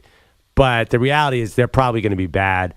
I mean, Mag, I just don't – I really want JerodMayo Mayo to do well. He seems like a really nice guy. I think it's going to be really hard not to be the worst team in the league here. I mean yeah. Bryce Young's playing pretty well in training camp. I feel like it's going to be a battle royale between those 2 teams. Here's a question for you just on the timing of this. We can talk about the future of the Patriots in this season, and to be honest, we're probably not going to talk about the Patriots all that much unless Drake May does get into the game because they're just not that interesting. True. But why do you think they waited this long? Like, why couldn't they have just said yesterday it's going to be Brissett? And again, this isn't going to end up mattering week 1, but you're talking about Jerod Mayo's this great coach, or you're rooting for him, not this great coach, but you're rooting for him, and that's all well and good, but Why drag it out? Why the dramatics here? Why set up this press conference this morning? Like, Jacoby Brissett is the incumbent, or he's been there before. He's in the system. He's older, more veteran. Drake May was known to be a project. Like, that's what I don't understand. Why the tiptoe around this? Why the buildup? Why not just say yesterday, this is the guy? I have no idea. I don't know, but who cares? What possible difference does it make? Well, I'm just trying to get a little handle on Jerod Mayo's coaching style, and about wait, coaching style or his press conference style? Or communication style. Yeah, but communication with who? Well, the team.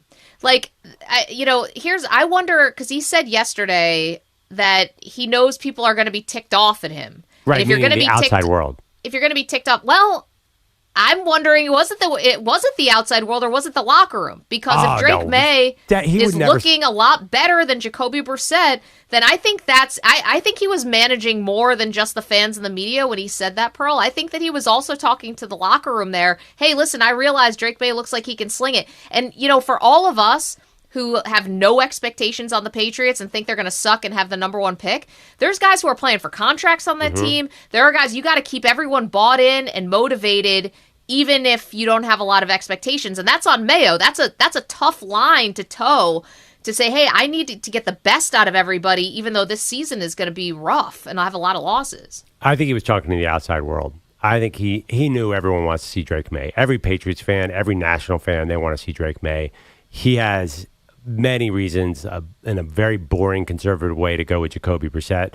I think when a coach talks to the media, they're talking with an agenda, and it's a different issue. You say communication. Whatever's going on in the locker room is, to me, disassociated from what's happening in the press. I just don't think the two are the same. I think Jerod Mayo has had a lot of fumbles in the media, but honestly, it doesn't really matter. I mean, the guy ahead of him didn't say anything to the media. We had no idea what was going on there, and it really didn't matter. They just kept winning football games.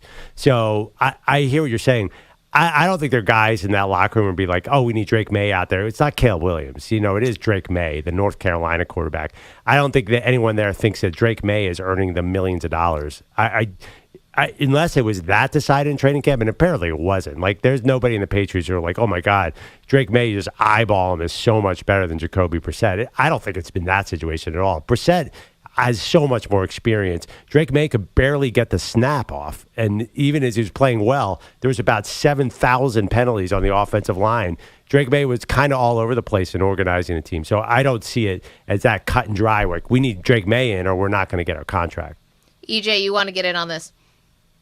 Yeah, just for clarity, the question about when he said, basically blame me if this doesn't work in terms of starting Jacoby Brissett and whatnot, players would get upset. It was about players because it was a direct question about do you feel like you have to explain to the team what happened? And then he said, they've gone through spring with these players. They've gone through training camp with these players. I'm sure they all have their opinion on who they think should be a starting quarterback. So he was talking about the team when he made that comment. Yeah, I think the team knows. And again, like, it's tough for us on the outside. It's so easy for us to say they're going to be in last place. They're going to stink. The Patriots are awful. This is total rebuild. But you also, as the coach, have to try to keep the players motivated to give you 100% and try to make them believe that they could shock us or that they could do something. And if they are seeing that Drake May is clearly the better quarterback or even not clearly, that he's just better, I think the locker room definitely feels a way about that. But feels like you guys are not super into Jerod Mayo as a potential Coach of the Year candidate. Belichick assistants, man. I'm just saying, I think that I just don't think that he is any more special or not special than anyone who would have to step into this role, right? And he is a great player, and he was successful in business and all of that stuff. I'm not denying that he's not someone to be admired. I'm just saying I think he falls into the same traps and pitfalls that every other Belichick assistant will fall into. I don't know why he would be different. All right. You make a great point. I don't know what it is. I hear him in interviews. I saw him in the in-game interview, and I just like that guy. And I always liked him as a player, too. He just seems like he's got it. Now, you're right. He could just be another Belichick assistant. But it's also, let's give him a chance. I think he hasn't actually coached a single game in the NFL. Now we're just burying him.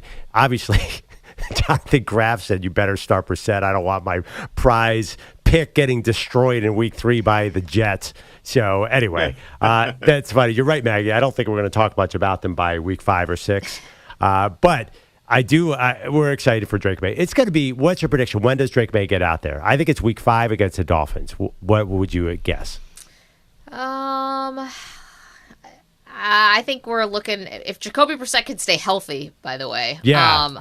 I think we're looking a little bit further down the line here. I'm thinking we're looking more like a week 10 situation. It's kind of funny. Remember, Drake May gets compared to Justin Herbert. Justin Herbert was supposed to do the same thing. I know. He was going to sit behind Tyrod Taylor. But now that I'm surprised you don't think that's a conspiracy theory, the medical staff punctured his lung with a shot. And then Justin Herbert went out there. And by the way, it looked amazing at first. Maybe somebody in the Patriots locker room would be like, hey, medical staff, don't hurt Jacoby Brissett, but maybe just a little something so we could get Drake May out there. Would that make sense? Belichick's out of the building, but still, I guess any kind of dirty tricks, I've got scar tissue from the Patriots for sure. Okay. We have to talk about, probably, according to Maggie Gray, the biggest issue in the NFL. Yes. It is Titletown, USA. We have a problem in Green Bay. This is going to be, I don't even know how they're going to adjust to what is happening right now. I'm being a little tongue-in-cheek. I cannot wait to argue with you about this. Coming up next, Maggie and Perloff Show, we're going to break down the latest with the Green Bay Packers.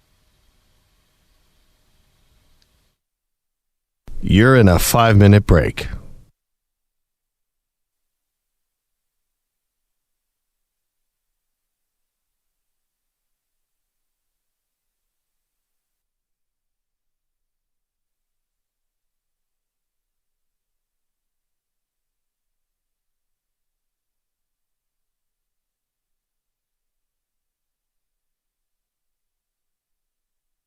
Four minutes, 30 seconds remaining.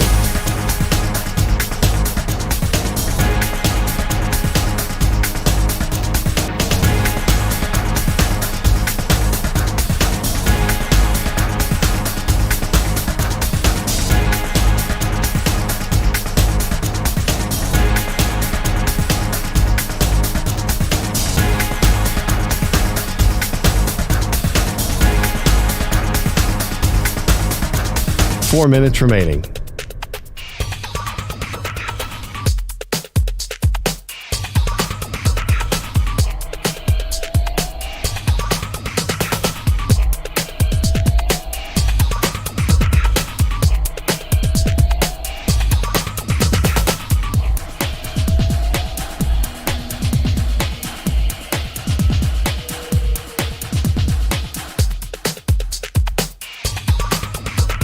Three minutes, 30 seconds remaining.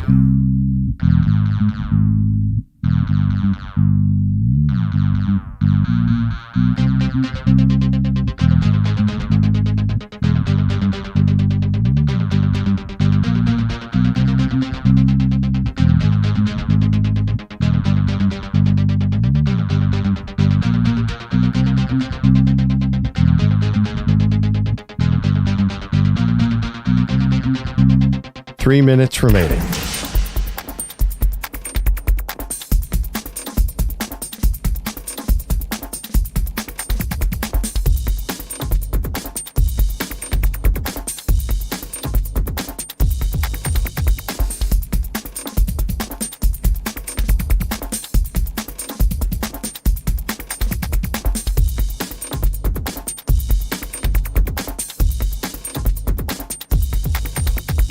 Two minutes, 30 seconds remaining.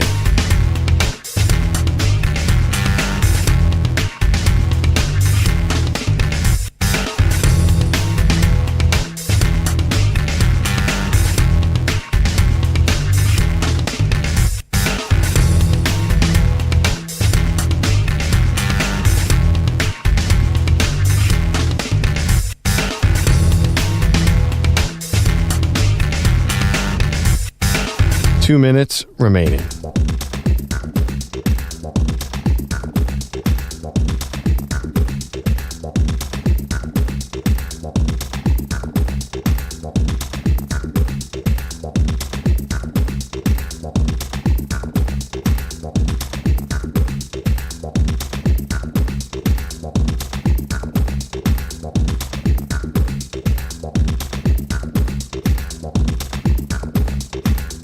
One minute, 30 seconds remaining.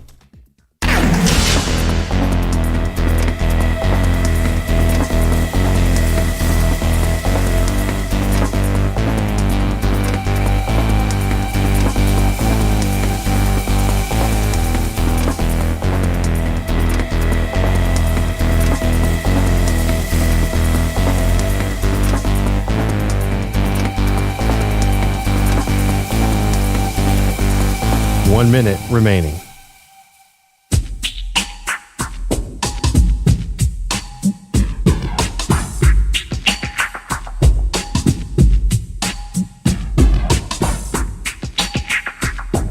Forty-five seconds remaining.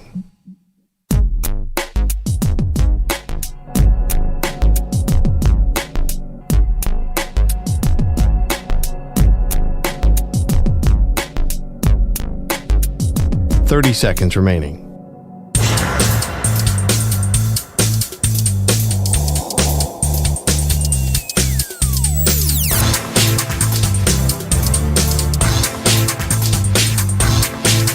Fifteen seconds.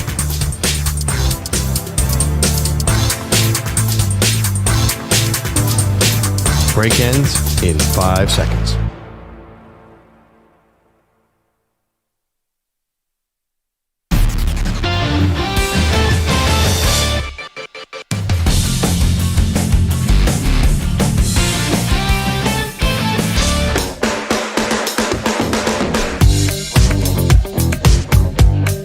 Welcome back, Maggie and Perloff Show. Last night got a rather urgent call. Me and EJ, the Maggie Gray bat phone went out saying panic time in Green Bay. No, I'm exaggerating. But we did have a funny call last night. We do a production call every night. And then Maggie had to bring one topic back because she's not really into this. But I think you're really alarmed by a team that I think a lot of people are picking for a Super Bowl contender or at least a strong playoff team. There is a little bit of reason to panic in Green Bay. Listen, I'm not saying panic. There are other teams that have way more acute situations I'm worried about, like the 49ers with Brandon Aiyuk or what's going on with the Bengals and JaMarrChase. I understand it's not like that. But can we quietly talk about some things that have been happening with the Green Bay Packers and how they could turn into something much bigger? And I just want to bring 3 things to your attention.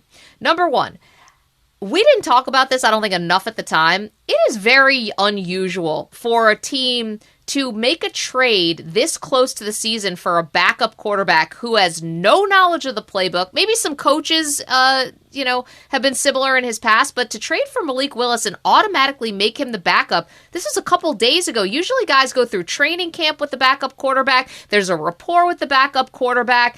And instead, 2 weeks before you go to Brazil to start the season against Perloff's Philadelphia Eagles, you are making a big switch at backup quarterback. Now, you might never end up needing it, and Jordan Love could play every game from now and have a Brett Favre-like streak of starts. That's not out of the question.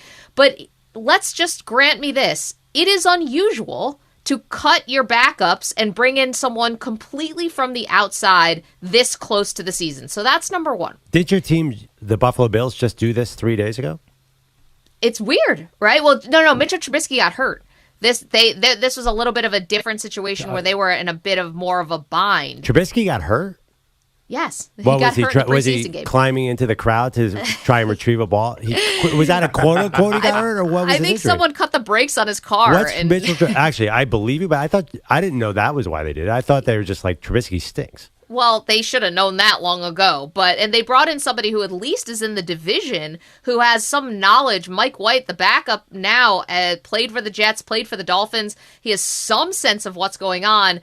Malik in Buffalo, Willis, is it the same coordinator? Okay, whatever. Anyway, I don't think that's that rare, but go ahead. Okay, so they've cut both of the backup quarterbacks are out now, and they brought in someone completely new from the outside. Okay. Malik Willis, and then elevated him to backup. He didn't have the playbook until a couple days ago. Days ago, not weeks ago, days ago. Right.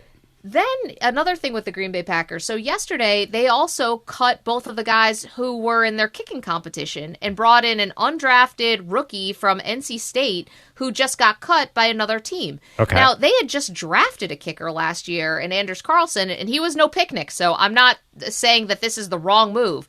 But Matt LaFleur even said yesterday, Mike LaFleur? Matt? I always get them confused. Matt. Coach LaFleur said this is quote-unquote uncharted territory for them to bring in a kicker this late in the process. And by the way, I know now it's fine, but this is an unproven kicker who's now going to be kicking at Lambeau Field, which might be one of the most difficult conditions to figure out, And so I thought that was weird, and even the coaching staff is acknowledging that this is uncharted. And then maybe something that's even a little bit more acute, if you will, which is the running back situation. They've got running backs who are, A.J. Dillon is now out for the year.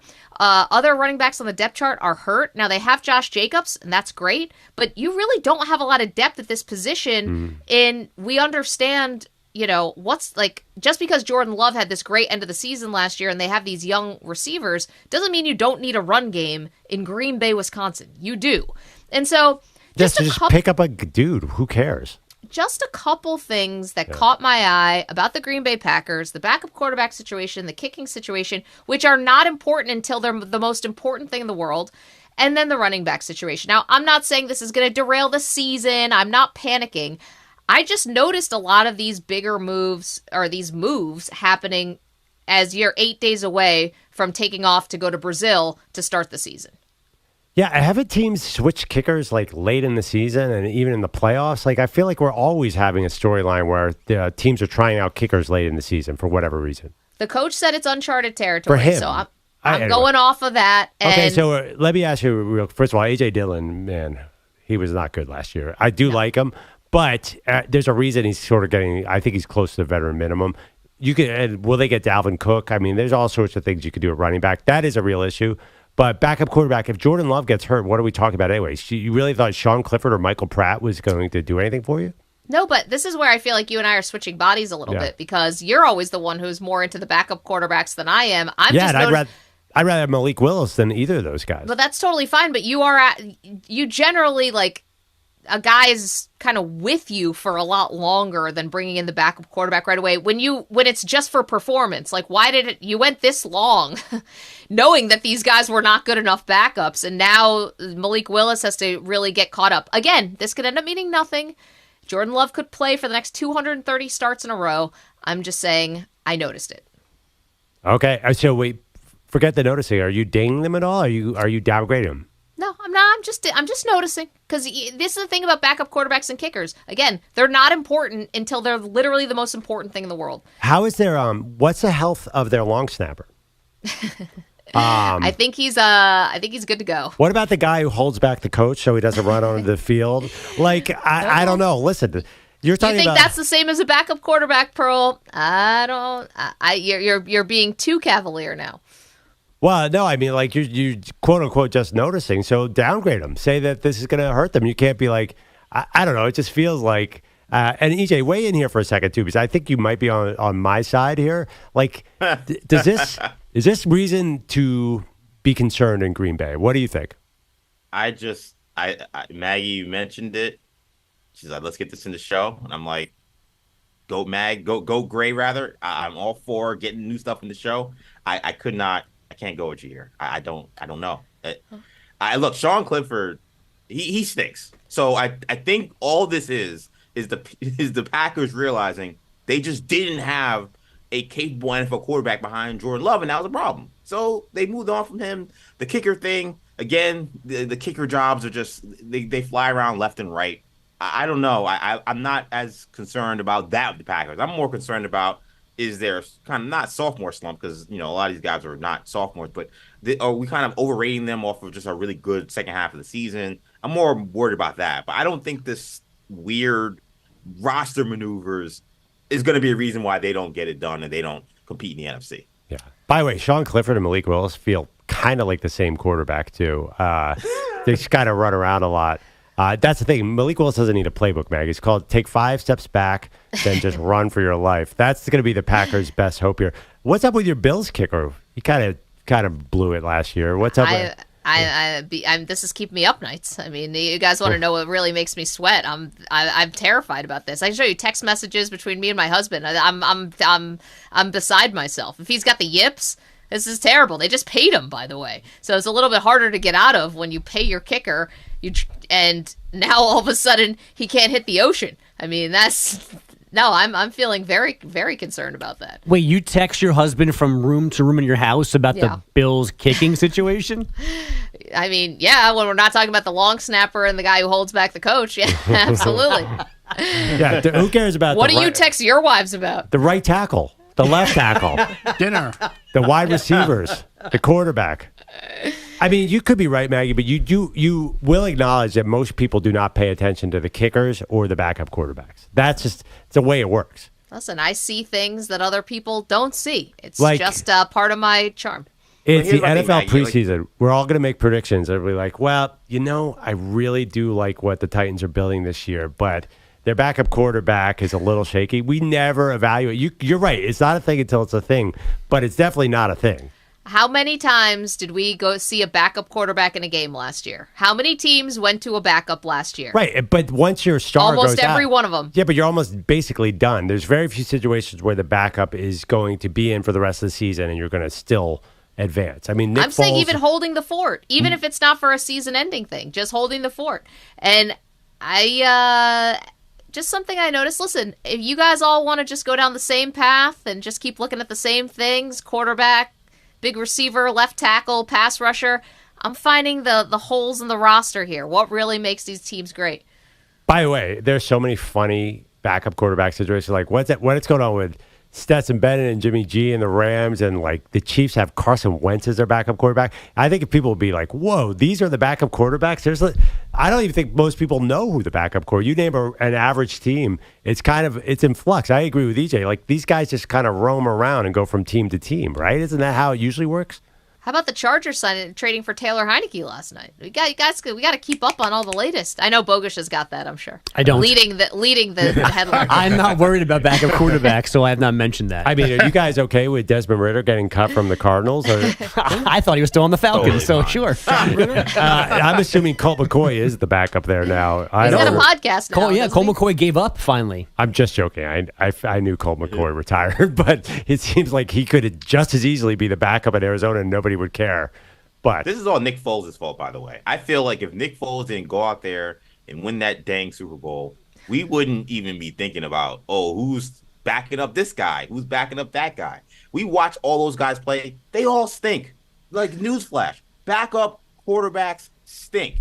None of them are taking your team to a Super Bowl. None of them are winning legit playoff games. Even the guy that was good that actually won a Super Bowl went to the playoffs and got smoked by the Texans and Joe Flacco.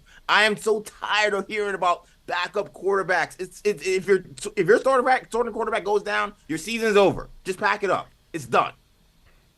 Wow. Well, one of the other things to blame is the Wildcat, because teams like the Jets were able to sign Tim Tebow to be a backup and try to run the Wildcat. And I think from there, everyone decided, let's really worry about our backup quarterbacks when we really shouldn't. And that was a running back playing quarterback. That didn't even make any sense. It's like, let's get a quarterback who resembles Ricky Williams. How does that make any sense? It's crazy. By the way, I have a question. I actually don't know the answer. I'm not Googling it. Is Josh Johnson a backup? I swear to God, I saw him playing again this preseason. Pitcher on the Marlins. No, Josh Johnson, the guy who's been a quarterback. I think I have the right name on every team in the league. Is he number 2 or number 3 on a depth chart somewhere? Am I going to see him? Is he the Ravens? Where is he? He's on the Ravens? He is Lamar Jackson's backup. And he's the only backup there? Yes. Okay. I wonder if they pick up Ty Huntley again, because the Browns have to cut one of their backups. Anyway, again, before I make my Super Bowl pick, I got to get this down pat. No, Maggie, you're probably right. Watch Jordan Love get hurt in week 3, and Malik Willis go out there. Listen, I'm not rooting for it. But when I do walk in that day, I'm gonna look like Vince McMahon when he did that big crazy whatever. I'm coming in hot if Malik Willis is getting playing time. As compared to, you're like, man, if Sean Clifford was out there, they only would have lost 28-14 instead of 28-3. Okay, Bogusch headlines. Let's go back to New England for a second, because I think this is kind of odd. Patriots head coach JerodMayo Mayo taking just 80 seconds to announce and explain why Jacoby Brissett, not Drake May, is their starting QB. There was an opening statement and then 2 follow-up questions from reporters. That's all. The second question was about Mayo saying Brissett was the starter for, quote, the season. What does that mean for Drake May? I don't want to get into hypotheticals. We can't go into the season saying, well, he's going to go X amount of weeks. Like, look, as long as Jacoby's going out there performing the way that we all have confidence in him doing, he'll be our quarterback this season. So it is Brissett in New England. You just mentioned Ty Huntley. Perloff, he is getting cut in Cleveland because they had Jameis Winston and Deshaun Watson and Dorian Thompson-Robinson. So Huntley's the one that gets shown the door here later this weekend. The NFL telling the Washington Post that it will let the legal process play out before any punishment for Chiefs receiver Rashee Rice. He, as you may recall, is facing multiple felonies for his role in a multi-car crash on a Dallas highway back in March. Some thought Rice would be placed on the commissioner's exempt list to start the season. There's nothing like athletic director news, and we got 2 nuggets for you this morning. Northwestern is reportedly hiring Mark Jackson away from Villanova for that job, and Tennessee has given AD Danny White a new deal through 2030. He now has the highest annual salary in the SEC, starting at $2.75 million. Disgusting. Totally disgusting. The money, all those fancy commercials in college football games going to some dumb AD's pockets and not players. The biggest sports crime in the history of sports crimes. Go ahead. Baseball last night. Shohei Ohtani homered, stole 2 bases on his latest bobblehead night in L.A. His Dodgers held off the Orioles 6-4.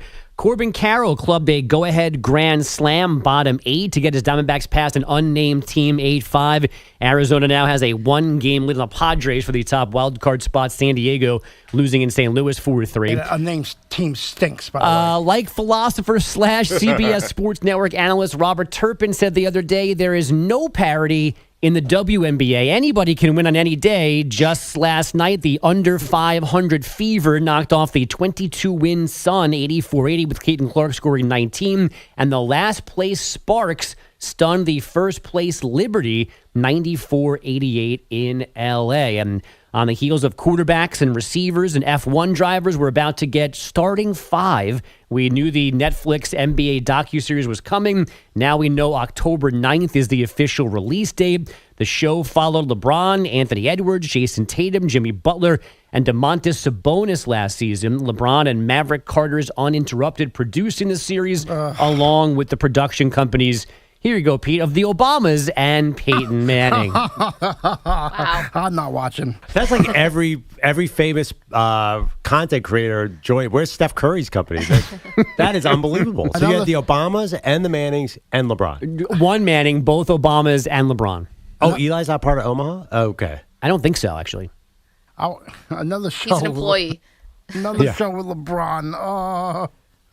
Pete, just wait. We haven't even scratched the surface on LeBron documentaries. This is the appetizer, dude. I'm sorry to tell you, this is going to be the only thing we have left to watch in the year 2040 is just going to be, we get to relive every day of LeBron James's life because I'm sure he's had a camera crew following him since 2004. Zero chance in the world that Jordan got any the same amount of documentaries as LeBron. He just made a 10-part infomercial about himself. I'm talking about the quantity of them. Well, it wasn't the thing back then. Now it is. Who is possibly going to be the most interesting person out of this? Is it going to be LeBron just because he's the biggest star? Is it possible that Domantas Sabonis really steals the stage here? That's what I'm looking for. Well, I mean, we're anybody who follows this and is not sick of Anthony Edwards at this point, then I mean, is there such a thing as overexposure? I think Pete thinks LeBron is overexposed. Me, a tad. Kind of. I saw a headline, a picture that a bunch of Jordan players arrived in Shanghai. It was a picture of Paolo Banchero and Zion Williamson, and Luka was there. I was like, oh, thank God. New players. I'm so sick of all the Olympic guys being on camera all the time. I do think we need to switch it up a little bit. Well, I will say this. If you're going to get LeBron on television, you know what? Do a documentary on Bronny then. Well, that's going to be the only part of this documentary everyone's going to be watching for, right? Well, no, this is from last season. Yeah. So Okay. This is that's one of the issues I have with it is I think it's a cool idea, but doing it October 8th, we're right in the middle of football season. NBA season actually starts 3 weeks after that, 2 weeks after that. It seems too close to the current season to have us go back to last season. It should have came out in the summer. But that's what all of these documentaries do, though. They're all before the opening of the following season. The F1 one, the two NFL ones. It's last year, and then you get it right before the new season starts. That's just the way they do it. Even wide receiver came out 2 months ago. The one we just watched. That was there's some distance between week one of the NFL season and wide receiver or quarterback. This is, again, I think it's 2 weeks before the start of the NBA season. I don't know if they're doing all 10 episodes in one fell swoop or they're doing certain drops, 3 episodes a week. Either way, I think it may be a little too close. So you want it now, you mean? Yes, I think it should have been done either in July or August. I thought you meant it was too close to the year that it covered. No, I was confused. My bad. Yeah, I'm talking about, I think it's too close to the new season to say, let's go back to 2023, 2024. Because I want to see Anthony Edwards going through the playoffs and Tatum won a championship. I think they got some good players here. Yeah. But it's just, I'm now locked into football and what's going to happen in the new NBA season to look back. Do we think they were with these guys in Paris, and that's why we're not getting it until October? That's a good the point. last episodes of the Olympics? What I want to do, and I promise me, even though you won't be with us, Bilotti, maybe you can pop in the studio so Bogus can play a clip of LeBron James saying, you have to let this Cabernet breathe. LeBron talking about wine in a documentary, Pete Bilotti, it's like torture. Throw it on his head. No, what's going to be better is when LeBron talks about the importance and how proud he is of being the in-season tournament MVP. Oh my God! It's all the same. They raise the banner when that happens. Pete, you're gonna have to pop in. I'll pop in also when the Lakers don't make the playoffs as well. It's all the same thing, basically, EJ. I don't see any fun. It's him talking about wine, him talking about his son in-season tournament. All stuff you don't want to hear. All right. Thank you, Andrew Bogus. Coming up next, Maggie and I will debate the NFL player who is most likely to disappoint? That's next. Maggie and Perloff Show. You're in a 5-minute break.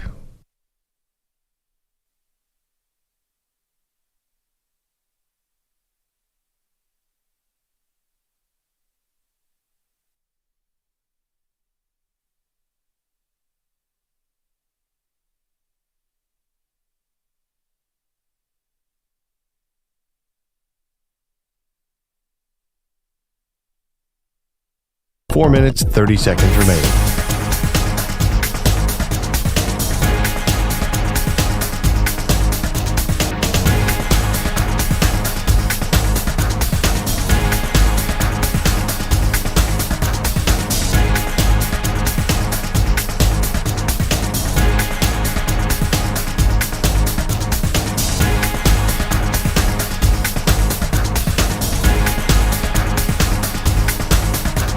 Four minutes remaining.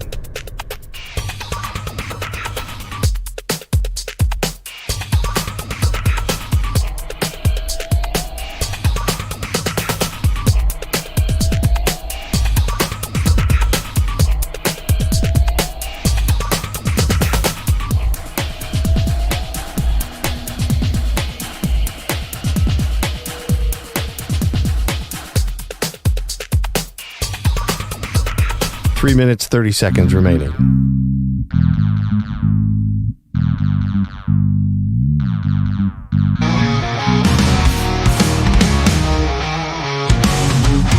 when Detective Goosh is on the case, he's searching through Maggie's closet space.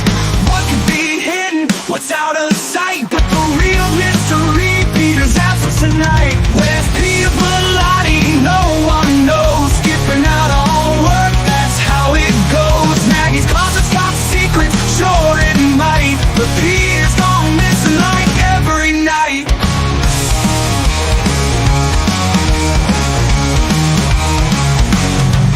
Bogus found a shoe, a hat in the coat, but not a single clue or note.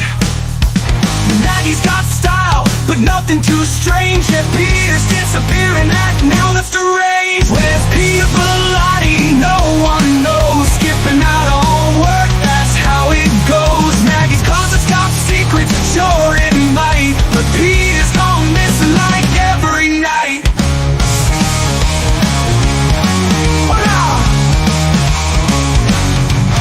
Bogus found a shoe, a hat and a coat, but not a single clue or note. Maggie's got style, but nothing too strange. Yet Peter's disappearing act, now that's the range. Where's Peter Bellotti? No one knows. Skipping out on work, that's how it goes. Maggie's closet's got secrets, sure it might, but Peter's gone missing like every night. Maybe Peter's on a wild goose chase, or just avoiding his work with grace. But as Bogus sticks to Maggie's stuff, Peter's absence is more than enough. Where's Peter Bellotti? No one knows. Skipping out on work, that's how it goes. Maggie's closet's got secrets, sure it might, but Peter's gone missing like every night. So Bogus is puzzled, what's left to find, but the bigger mystery's on his mind. Peter Bellotti, where did he go? Detective Bogus, the world wants to know.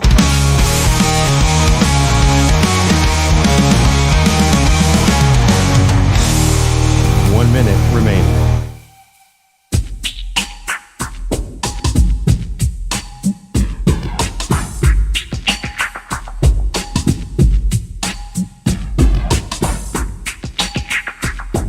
$45 seconds remaining.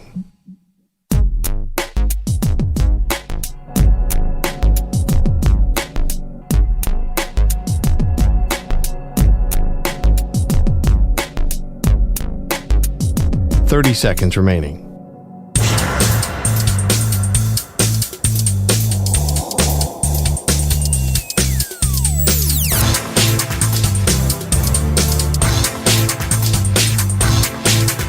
$15 seconds.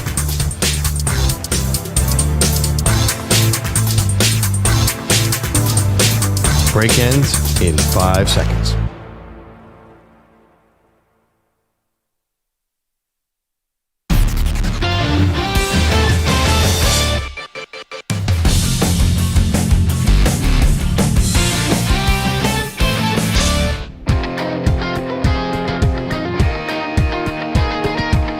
Welcome back to Maggie and Perloff, where we have your backup quarterback and kicker situations covered. Am I being mean here by dismissing your Packers? Noticing, Maggie? Listen, I'm just noticing they're making some major changes in some what could be very crucial positions 8 days before they are going to Brazil. That's all. I'm just noticing it. I'm not saying the Packers aren't going to be a good team this year, but to bring in a brand new backup quarterback and then a brand new kicker right before the season, those guys aren't important until they're very important. So I'm just noticing. Also, and the running back situation, which is a running back room that's pretty banged up, but Josh Jacobs is healthy, so that's good. Yeah, but you could argue when you say major moves that that's the 23rd and 24th most important positions.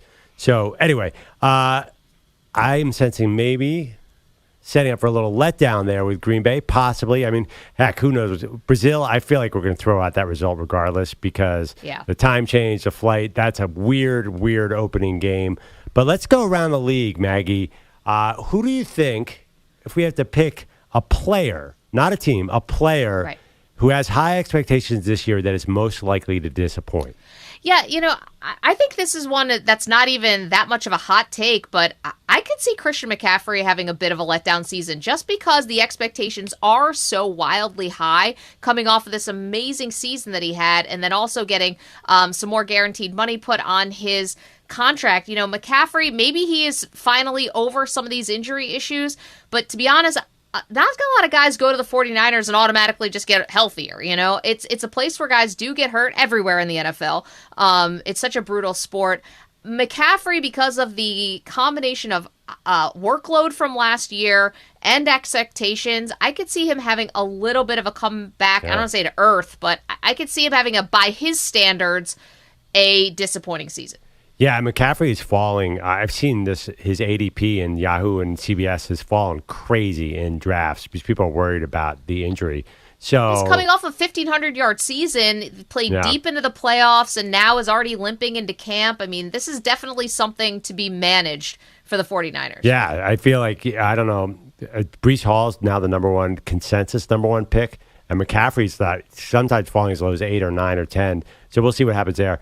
I am going to go with another big superstar. I think Tyreek Hill finally starts to decline a little bit. He turned 30 on March 1st. Now, I am going to stick with my theory that 30 is a cliff for wide receivers. Tyreek Hill has been an exception. He's so good. He's so unbelievably fast, unbelievably skilled and strong that he should be immune to that cliff. The issue is last year they were going for the record, right, with Tyreek Hill. Or was it last year or the year before? Yeah. Anyway, they were trying to get him over 2,000 yards. I just think that didn't work. We saw when he tweaked his hamstring, the Dolphins all of a sudden fell off the map. He fell off the map. I'm down on the Dolphins as a team a little bit. I think they're going to spread it. They just paid Jalen Waddle a ton of money. I think that they're going to spread the targets around a little bit more this year. I just don't see Tyreek Hill having a 1,800-yard season. So when I say fall off, by the way, Maggie, that's what I mean. If he has 1,200 yards receiving, I think that's a fall off. I think he comes back to the pack a little bit. It's also, I have more concerns about Tua this year after losing the weight and getting that big contract.